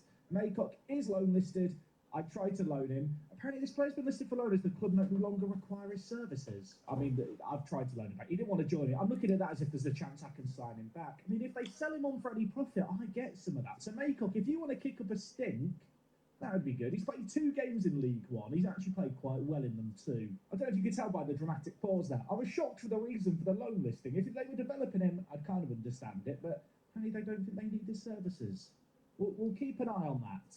If you're someone that was hoping that Dele Alli might be joining us following Maycock's departure, bad news. He retired, age 29. He retired from football before I could convince him to join us, which I was a little upset by because he would have been quite a fun Maycock replacement. But I kind of came to the realisation that replacing Maycock was going to be difficult. So instead, some sensible long-term transfer planning was probably what was needed. That doesn't mean I haven't signed a new first-team player. Miguel Freckleton, fantastic name. This guy here, a very, very good player, 22 years old, a centre-back, also a centre defensive mid. This is where I think we're going to play him. I looked at attacking midfield options that could come in for Maycock. There wasn't really an option. So Gucci, who had been playing at defensive midfielder, is going to move back into the free centre mid setup. Kelly is now the new Maycock. No longer is he a Mazzala. You, my friend, are now an advanced playmaker on attack, which, to be fair, he can play quite well. And when he has played it recently, he's shown some good form. So maybe he can just be the Maycock replacement. And then Freckleton, the new addition, comes into play defensive midfielder for us. I have tried to sign a Maycock-esque player, and Isaac Pritchard is the man I have landed on. 16 years old, very good young Scottish player. With the departure of Maycock, I was able to improve the scouting budget and shuffle around the budgets a little bit. So right now, our wage budget sits at £7,000 as the limit. We're currently spending £5,000, so we have invested a little bit here. But Pritchard comes in as very much one for the future, released weirdly by Ross County of the Scottish Premier Division. He's a good little player, super consistent, needs to improve a lot. Can't even play centre mid yet, but hopefully he picks it up eventually. I was a little bit confused as to the fact he'd been released by Ross County. I've been eyeing up their youth team. You can see here they've got a few different players in their ranks, 2 of which I've added to the Wonder Kid shortlist because they are contracted to Ross County here, Andrew Slight, and also Swanee. They aren't on actual proper deals, so they could be released at any time. And I've added them to the shortlist in the hope that if they do get released, they might actually want to talk to me, because they are both actually very, very good little players. I did decide to go out and sign a little bit more depth in the defence as well. Azam, of course, our backup right back, is a player who I've kind of mentioned I'm not overly happy with. Carl Jones isn't exactly the perfect right wing-back alternative to Azam, but at 17 years old, this is a man who I've had my eye on for a while. He was playing in the Welsh Northern Division. He's joined us on a free transfer, hasn't exactly hit the ground running, and has now got injured, and is currently unhappy about the fact I lowered his playing time from regular starter. But ultimately, at 17 years old, useful little squad player on £150 a week. He cost us absolutely nothing. And another player who cost us nothing that we've signed from Wales is Luke Meredith. Yes, Ovendale is no longer the second choice goalkeeper. Huzzah, we have picked up a Welsh under-18 international. Yeah, I spotted him in the Welsh national team setup at youth level. He was playing for Bangor, actually generated, you can see here, at Dover Athletic. He's now hopped back over the border back to England, played one game for us, conceded 3 goals. Yeah, I might have rushed him into the first team a little bit. I have also told him he's a first choice goalkeeper. He's got a 2.5 year deal, but with a contract extension after promotion. So if we get promoted, even if he's unhappy, he's stuck here for a while. So he'll have to get over it. One more transfer to talk about real quick. Free transfer, one for the future, sticking him down in the under-18s. Declan Quinn, 17 years old, capped at under-18 level for Northern Ireland. Yeah, another capped youth player at the kind of national level. This guy looks like he could be a good little player. 15 finishing, 17 determination. Physical's a little bit, but if you can improve them, he could be a bargain at a free transfer. Now, I have already started trimming the fat off the first team. With our new signings, we've signed a fair few new players. You might have noticed there weren't any other players that had left the club. So what I have been doing is with players like Steve Bayeke and Azam, players whose contracts are up at the end of the year, mind you, I've just kind of stuck them in the under-18s and under-21s just to forget about them. Players who I was planning on replacing anyway, but with the surge of money we got from the Maycock sale, I've been able to do that sooner rather than later. So in spite of the fact we have improved the youth recruitment, increased the junior coaching budget, increased the wage budgets and stuff, the overall balance is still in a really, really healthy spot. It's not like we've spent a load of money in the last month and now it's all gone. No, I'm really trying to take a sustainable approach. Not signing any players with big inflated transfer fees, rather trying to pick up some good young players for cheap and on free transfers. Hopefully build, a squad that will last longer term. Worth noting, youth intake, already mentioned it earlier in today's episode, it's coming in March. If it doesn't come before the 2 games that we play today against Halesowen and Spennymoor, I'm going to go away off camera and come back whenever it appears. Now, since you were last here and we took on Blythe Spartans, we have also played a lot of Football Manager. Of course, I left things at the start of January. The intro with Maycock Cleveland was at the start of February, and now it's the start of March. Looking at results here, we've had some really, really good league form. A draw against Evesham was disappointing, but wins throughout the month of January, besides that, was fantastic. In the FA Trophy, we scraped by against our former domestic rivals last year in Stafford Rangers. Of course, they played at the same level as us. In this game here, I mean, it would have been embarrassing if we got knocked out, but we did get through. We won this game on penalties. 1-1 it finished after 90 minutes. Daniel Oyetunde has been very, very good lately. Look at the green bars here in his last 20 games form. Yeah, he is really turning in to a great asset for the team. Not just a goal scorer. He's not like Rio McAvoy where he's a one-trick pony. This pony has 2 tricks. He can assist as well. Minor issue, I've just frozen Football Manager going between fixtures. I'll restart it and be back.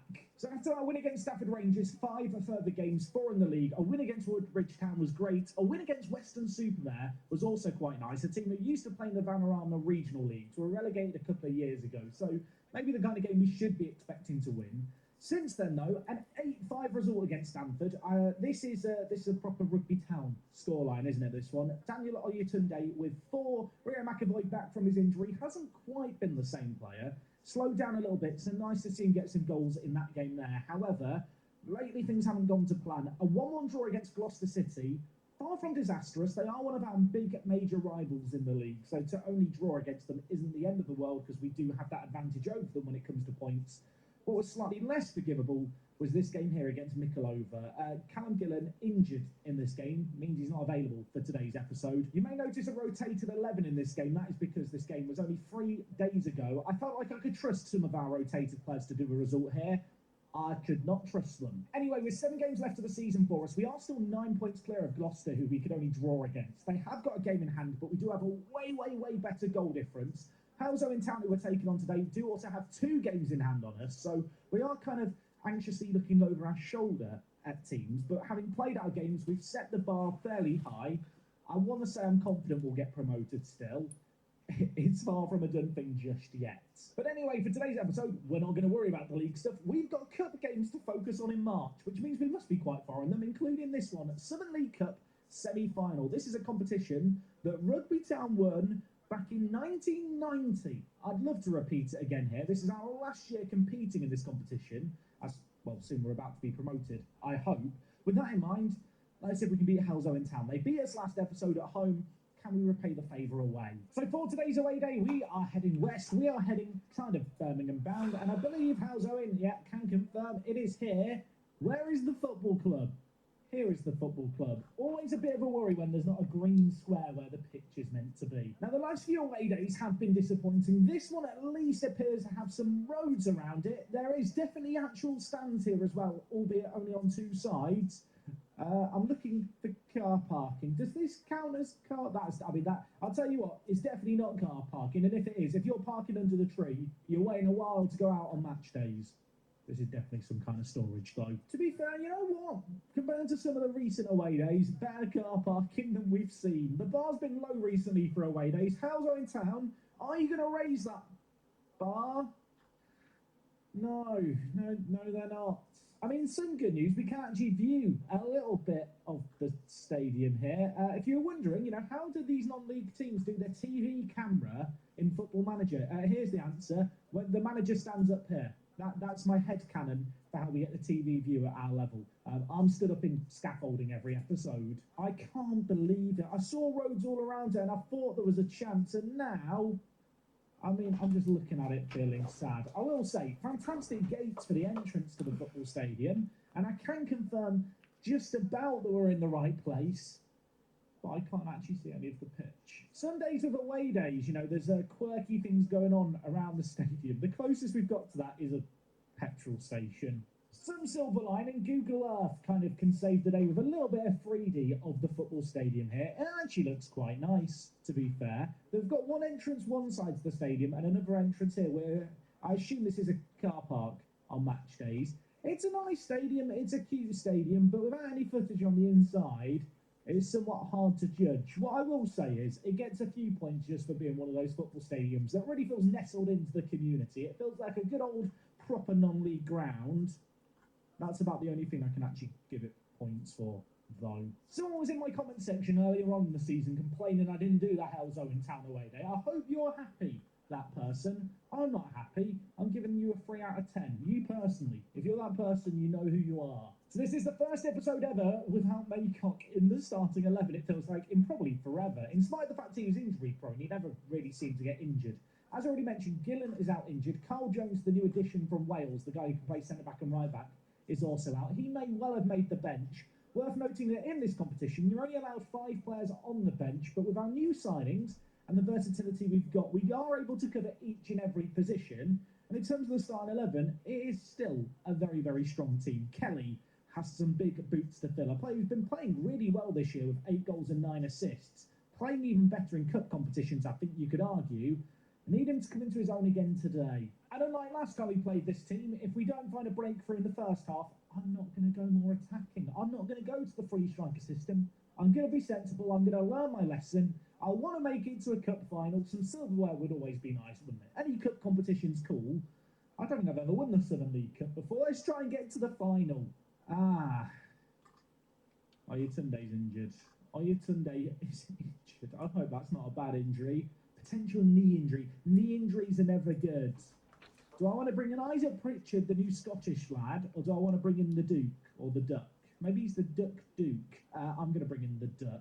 I'm really hoping that injury's not bad. Gillen's not out for a super long period of time, but Oyetunde has been our striker in form of our 3 main players in Gillen, McAvoy, and himself. He is going to be a big miss in this game here, but it opens up an opportunity for Ducker to maybe step up. And while speaking of the devil, there he is losing out on a loose ball. And now it's Halzoen looking to bring the ball forward here. Hickman at right back. Down the line to Adozie, who is their key man, the centre attacking mid. Pulling the strings in the midfield. He crosses it in. A miracle Okafor makes it 1-0 inside 10 minutes. I want to say Okonkwo was beaten easily here. I actually think the shot took a really mean deflection. It bounced around a little bit. The keeper's caught in no man's land. I mean, in terms of first 10 minutes to a football match, it doesn't get much worse than this. I mean, it could get worse. There's still a minute left of it, and there's another highlight. Freckleton, the new defensive mid, I didn't really mention it earlier. He signed for £90 a week on a long-term deal. He is actually a mad signing for us. Didn't necessarily think I'd go out and sign a big first-team player, but when I saw him available and we had the Maycock situation to address, he felt like a solution. Ducker shoots, keeper makes a big save. Could have been 1-1. 20 minutes into this game, we still find ourselves a goal down, but we're not going to give up just yet. Kelly, unleashing the ghost of Maycock, threads it through to McAvoy. And when McAvoy's missing one-on-ones, you know it's going to be a bad day. We do still have a corner, though. Let's not panic just yet. Waters is over. He's going to whip it towards Cartwright at the back post. He can't keep his header down. I know I should be focusing on this game here, but if that Oyatunde injury is bad, that's going to be a massive blow for our end-of-season running. I mean, the one thing that could help us is if we weren't in a cup competition. I say that like there's loads of games left in the cup competition and it's a massive distraction. This is the semi-finals. And right now, we're on the verge of going out. 5 minutes left of the half here. We have been second best, it has to be said. Whilst we've had a few half chances here and there, our finishing has left a lot to be desired. Defensively, we've certainly not been impenetrable either. Halesowen have looked good in this game, and they are in possession now, working it on this near side. Holmes turns his man, lays it back to Hickman, the right back. He goes inside to Redfern. They're actually playing some quite nice football, which is a little bit annoying for us, really, as we look to chase shadows. Hold Chuddy, trying to apply some pressure. We win the ball. Samuels back to Okonkwo. A goal now before half-time makes the half-time team talk 10 times easier. It's a big ball over. McAvoy, one-on-one, finds the back of the net. It's his 41st goal of the season. It's an assist by the goalkeeper. And now he's doing some river dancing to celebrate. I want to pretend it's some sexy, beautiful goal. No, it's not. It's just a big lumped ball through the middle. But I don't care how it ends up in the back of the net. That, my friends, is 1-1. 3 minutes of added time at the end of a half. Is there going to be any late drama? The answer is a resounding no. Look at this XG story. They scored from one of 3 shots on target. Since then, they've not done a great deal. We've kind of woken up, I feel like, a little bit. The beast is stirring. The media's given us a lot of credit. Yeah, all that media at our level of football. They really big us up. I believe in you guys. I have faith in you to do better. Let's do this. Let's step up. I really want to make it to a final. When you look at the XG, when you look at the total shots, we are edging out this game as the away team, which is great to see. If it wasn't for the fact that I got burnt by it last time, I maybe would be considering going to a different free striker system at this point. But we're not going to do that. Instead, we need to defend a set piece. It's whipped in. It's half-headed away, but Hickman still has the ball in a dangerous area. Mitchell, Hickman, could shoot, does shoot.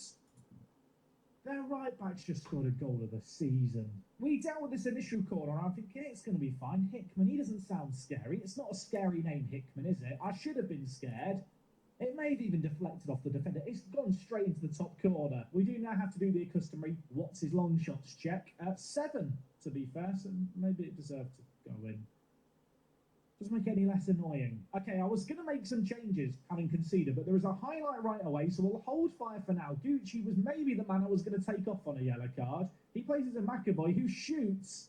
He was offside. He hit the post there, though. So I think what I'm going to do is I'm going to move Hold Chuddy out onto the left-hand side. Kelly is going to go and play as a Mazzala, as he has for a lot of this season, and I'm bringing in Pritchard to play at centre mid as an advanced playmaker on attack. This guy, I'm hoping, is going to be the Maycock replacement longer term. That's very much the dream for Isaac here. I'm going to hope that he can step up just as a reminder.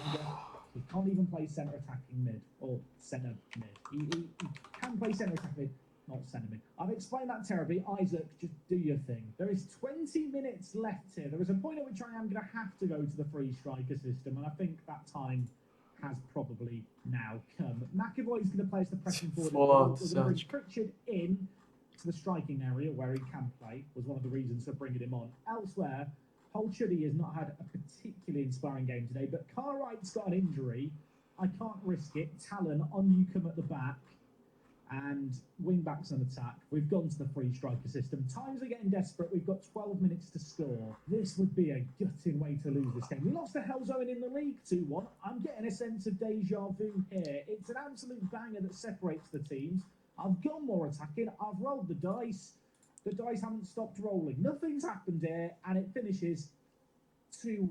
What a disappointing way to lose a game. The only thing that can make this result worse is if Oyatunde is out injured for a long time. He's out for 8 weeks. He's out for it's got worse. How bad's Cartwright's injury? Okay. Okay, well, we're without two strikers for our next game. It was already a rough situation. It's just got worse. I mean, Gillen's out for up to 3 weeks. Oyatunde's out for the foreseeable future. Joe Chambers, by the way, I couldn't offer him a proper full contract. You might remember when he generated last year because we had that issue where I could only offer non-contracts. He turned 17, signed the non-contract I gave him before. Someone's tried to bid on him, Buxton. I have offered him a new contract. If he leaves us as well, I'm going to have a striker issue for our next game, which is in 3 days' time. I need to rest the players. Spennymoor Town are up next. They have a very scary name. They play at the Brewery Field. We're doing another away day there. They play in the National League North, currently 12th. A good team. I mean, based on what I've seen in that last game, not got high hopes for this next one. Let's hope the away day at least perks me up. I'll admit it, I had no idea where Spennymoor was, so I did have to search it. I've become so accustomed to playing teams in the Birmingham area, hadn't really considered it could be a game up in the north.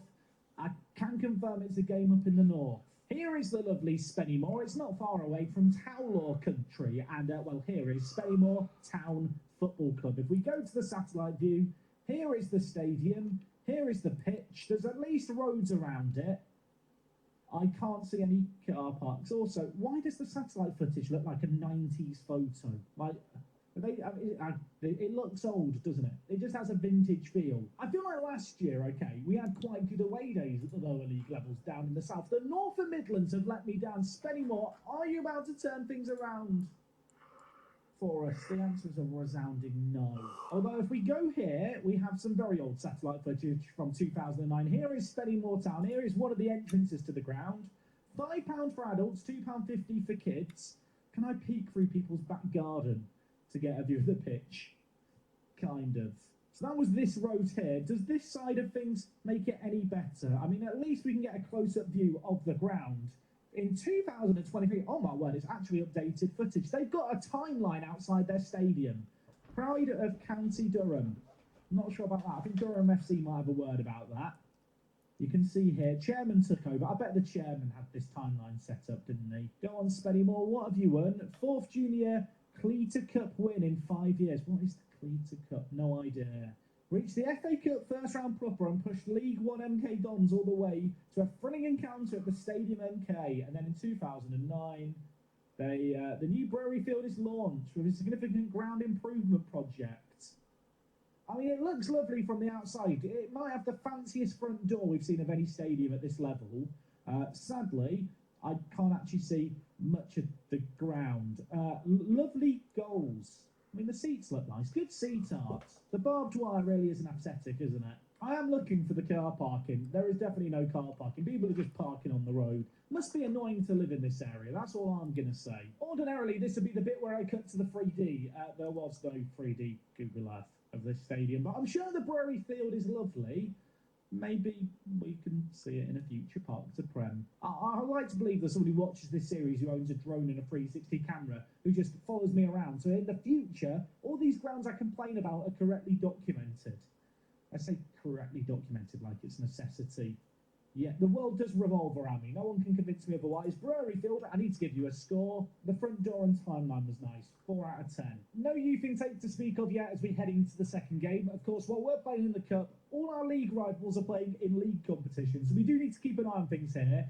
Gloucester, sadly, not playing today, as far as I can see. But Hales Owen are against Leamington. Banbury R2, Hitchin are against St Ives. So, yeah, some semi-big games to maybe just keep half an eye on. And you know what? It's not all bad news here. Joe Chambers has committed his long-term future to the club, signed for £40 per week. Optional contract extension of 2 years if we get promoted is nice to be able to trigger. That should take him through for the next 4 years. And because we're without 2 of our starting strikers, and I'm feeling giving, Joe Chambers, I think, is going to start today. Have just remembered, I can have 2 more players on the bench. Not exactly got a ton of attacking options to bring on, mind you. Harrison Jones and Jake Hesketh, come on down. Also, Cartwright, still not fit. Jordan Talon, you're going to play as well. There is an argument to suggest that Talon and Samuels are a better centre-back pairing for us than Cartwright and either of the 2 aforementioned players. But ultimately, neither of these guys have the same set-piece wizardry as Cartwright. To be fair, by his own incredibly high standards, yeah, he's not quite got double figures yet. He has slowed down a little bit. Only 9 goals in 31. I say only. That's still a ridiculous output. Anyway, our opposition today are Spennymoor. They're a good little team. For a bit of context, their key player is Teddy Ramwell. Here he is. Very versatile player, in on loan from Blackburn. I mean, when you look at him as their key player, I don't feel that scared. Their main striker is Mampala, who for some reason looks familiar. He looks like a player I had in a Park to Prem series years ago, or maybe I played against him in Park to Prem. It's weird, when you play at this level for a number of years in a row, there's just certain players that become familiar faces. You may have noticed I have deactivated the standing desk. A second disappointing away day in a row just deflated me. And as a deflated man, I couldn't stay stood up anymore. One thing I actually want to check, it's 0-0 by the way after 20 minutes, and I know a highlight's just begun. What is the money for this round of the competition? £8,000 if you win. If we get to the semi-finals, it's £16,000 if you win. If we won this whole cup competition, £60,000. I was hoping it might be more than that. That said, silverware is still silverware. We are playing in our red away strip today. Waters, Samuel. Waters was a little bit disappointing last game. Can he put in some good deliveries today? The number 3 whips it in. Roxburgh half clears it. Freckleton there to mop up the pieces. Bradley, Holchuddy, the long shot specialist. And I'll tell you what, he's hit the post there and it's gone out for a goal kick. That's so unlucky. Well, we've had a couple of chances early on in this game. Could we craft out another one here? Gucci, lovely build-up play. Ball whipped in. McAvoy's there. Oh my word. Joe Chambers, the youngster. What an assist. At 16 years old, he generated at the club. At 17 years old, he signed his first deal with us. And, well, he's put in a great ball there. McAvoy still had a lot to do from an impossible angle. What a header that is. It's not exactly been a classic first half, this one. 3 shots on target in the first 40 minutes. We are ahead in this game. We've had a lot of the ball as well.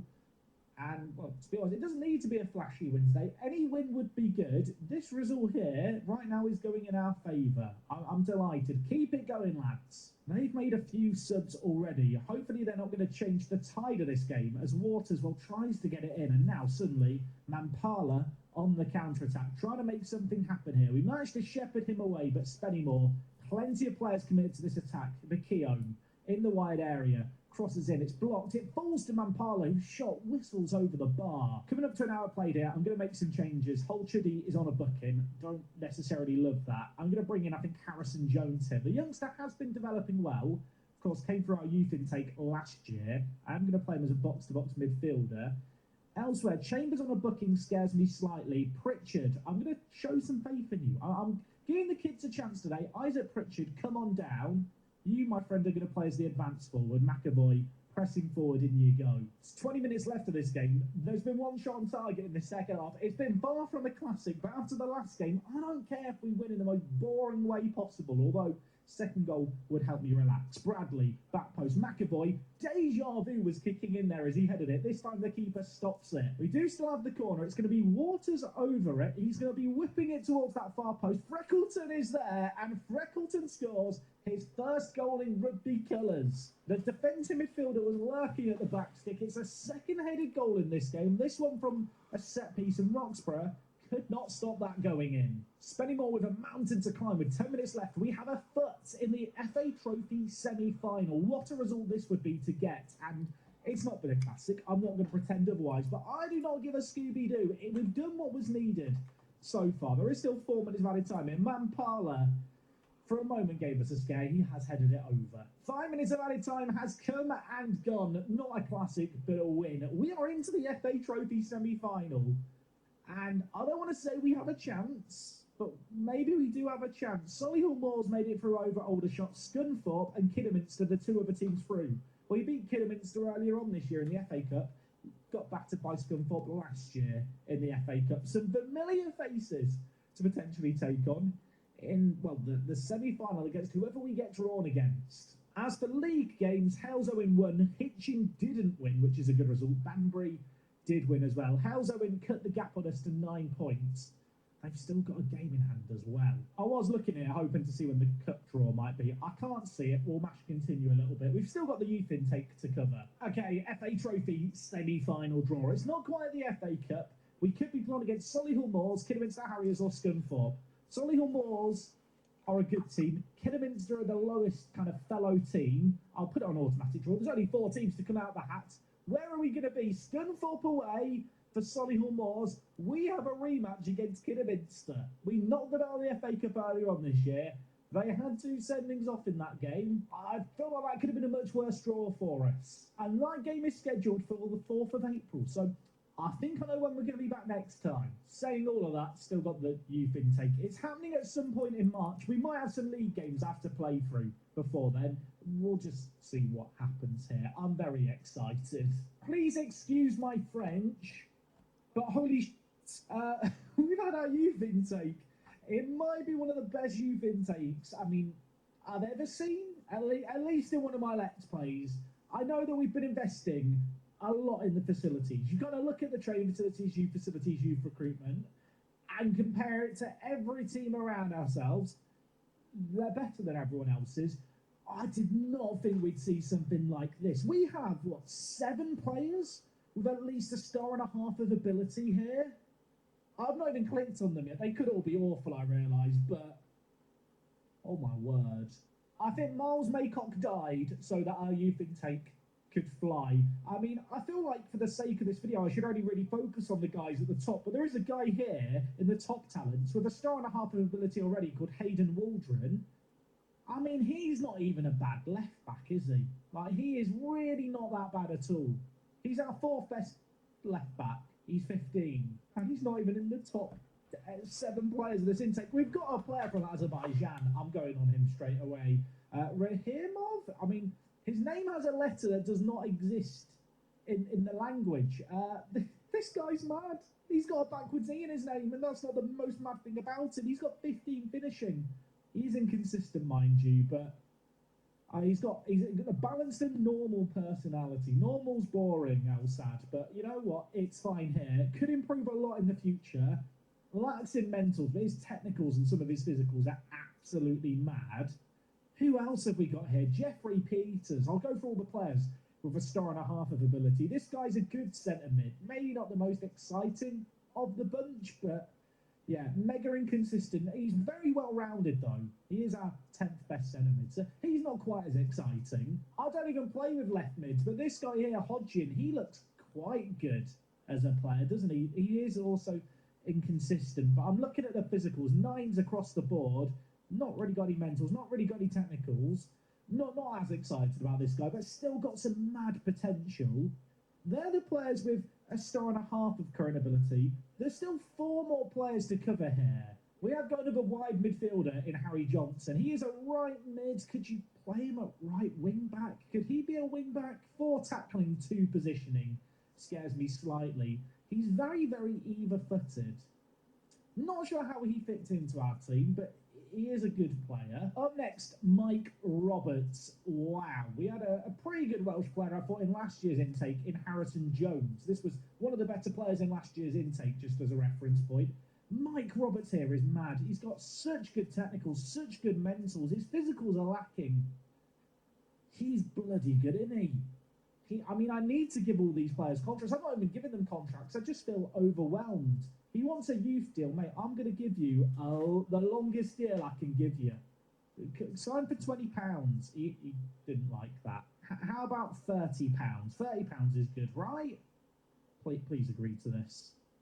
He's agreed to it. I've still got 2 more players that I've left to the end because they're at the top of the list. I don't even know if that means that they're better players. The first, Jack Skidmore. You've spelt your name wrong, son. But besides that, I mean, he is very, very good. It's a shame he's inconsistent and injury prone, but he has some really good current ability. Like, just straight away, just offer him a contract. Give him the keys to the city. And the last of the players, Norman Hamilton, I've left him till last. Is he good? He's very good. Oh my word. I need to get him into the starting 11. Shame about his fickle personality, but he is a very, very good player. I mean, according to our scouts, he joins immediately and is just one of our best players just right away. Joe Chambers was the best player of last year's intake. Just to compare him with Norman here is ridiculous. I'm lost for words. Norman, sign on the dotted line. Sign the contract, my friend. I mean, I need to give contracts to all these players, but if this is what the future of this club looks like, with these facilities and the continual improvements we're doing, it's going to be very hard to leave this team. What I will say is all these players look good and have good potential. Their current ability maybe is a little bit lacking. I think of all of them, Norman Hamilton is the one with the best current ability. Úplně He actually hovno. looks like he could slot into the team right Totálně away. hovno. Mike Roberts could maybe do a job as well. Oh, it's very good. It's almost a shame that we've got a left mid and a right mid, isn't it?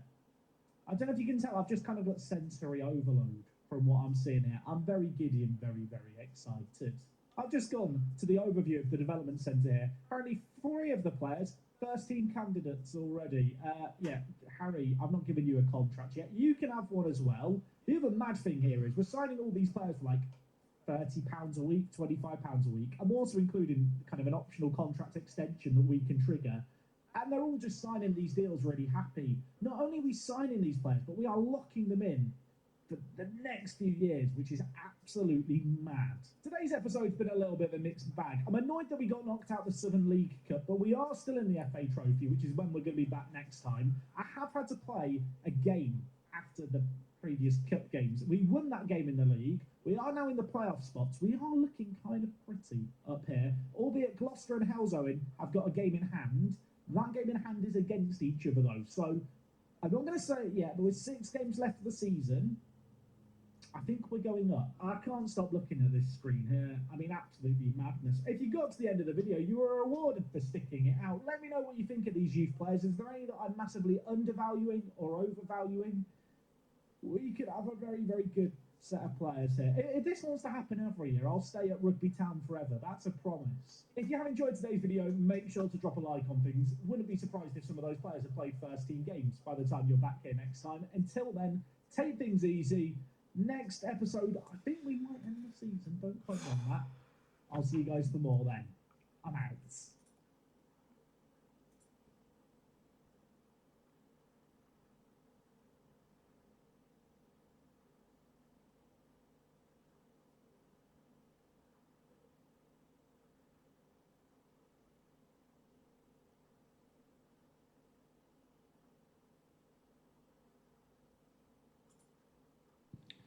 Did I sign the oldest striker on Football Manager 2024 for the clickbait? And so I thought people might watch the video and did I think it was slightly funny?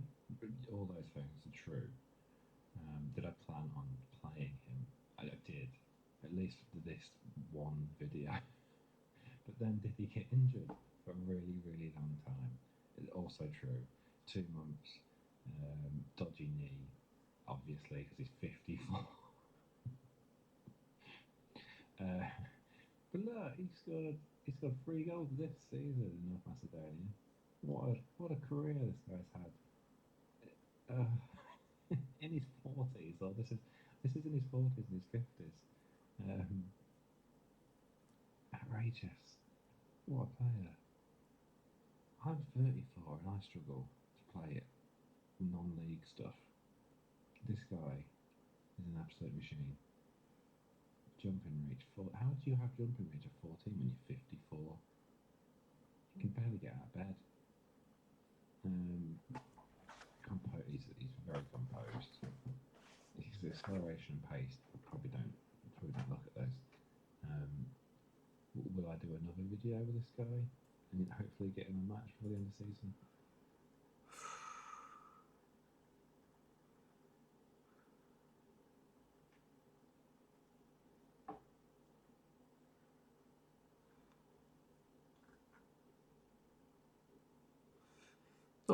To myslím, že čas to zabaliť. Welcome back to Park to Prem. Today is episode number 19. Today we are finishing season number 3 and FA Trophy. No dorazíme a čas to zabaliť.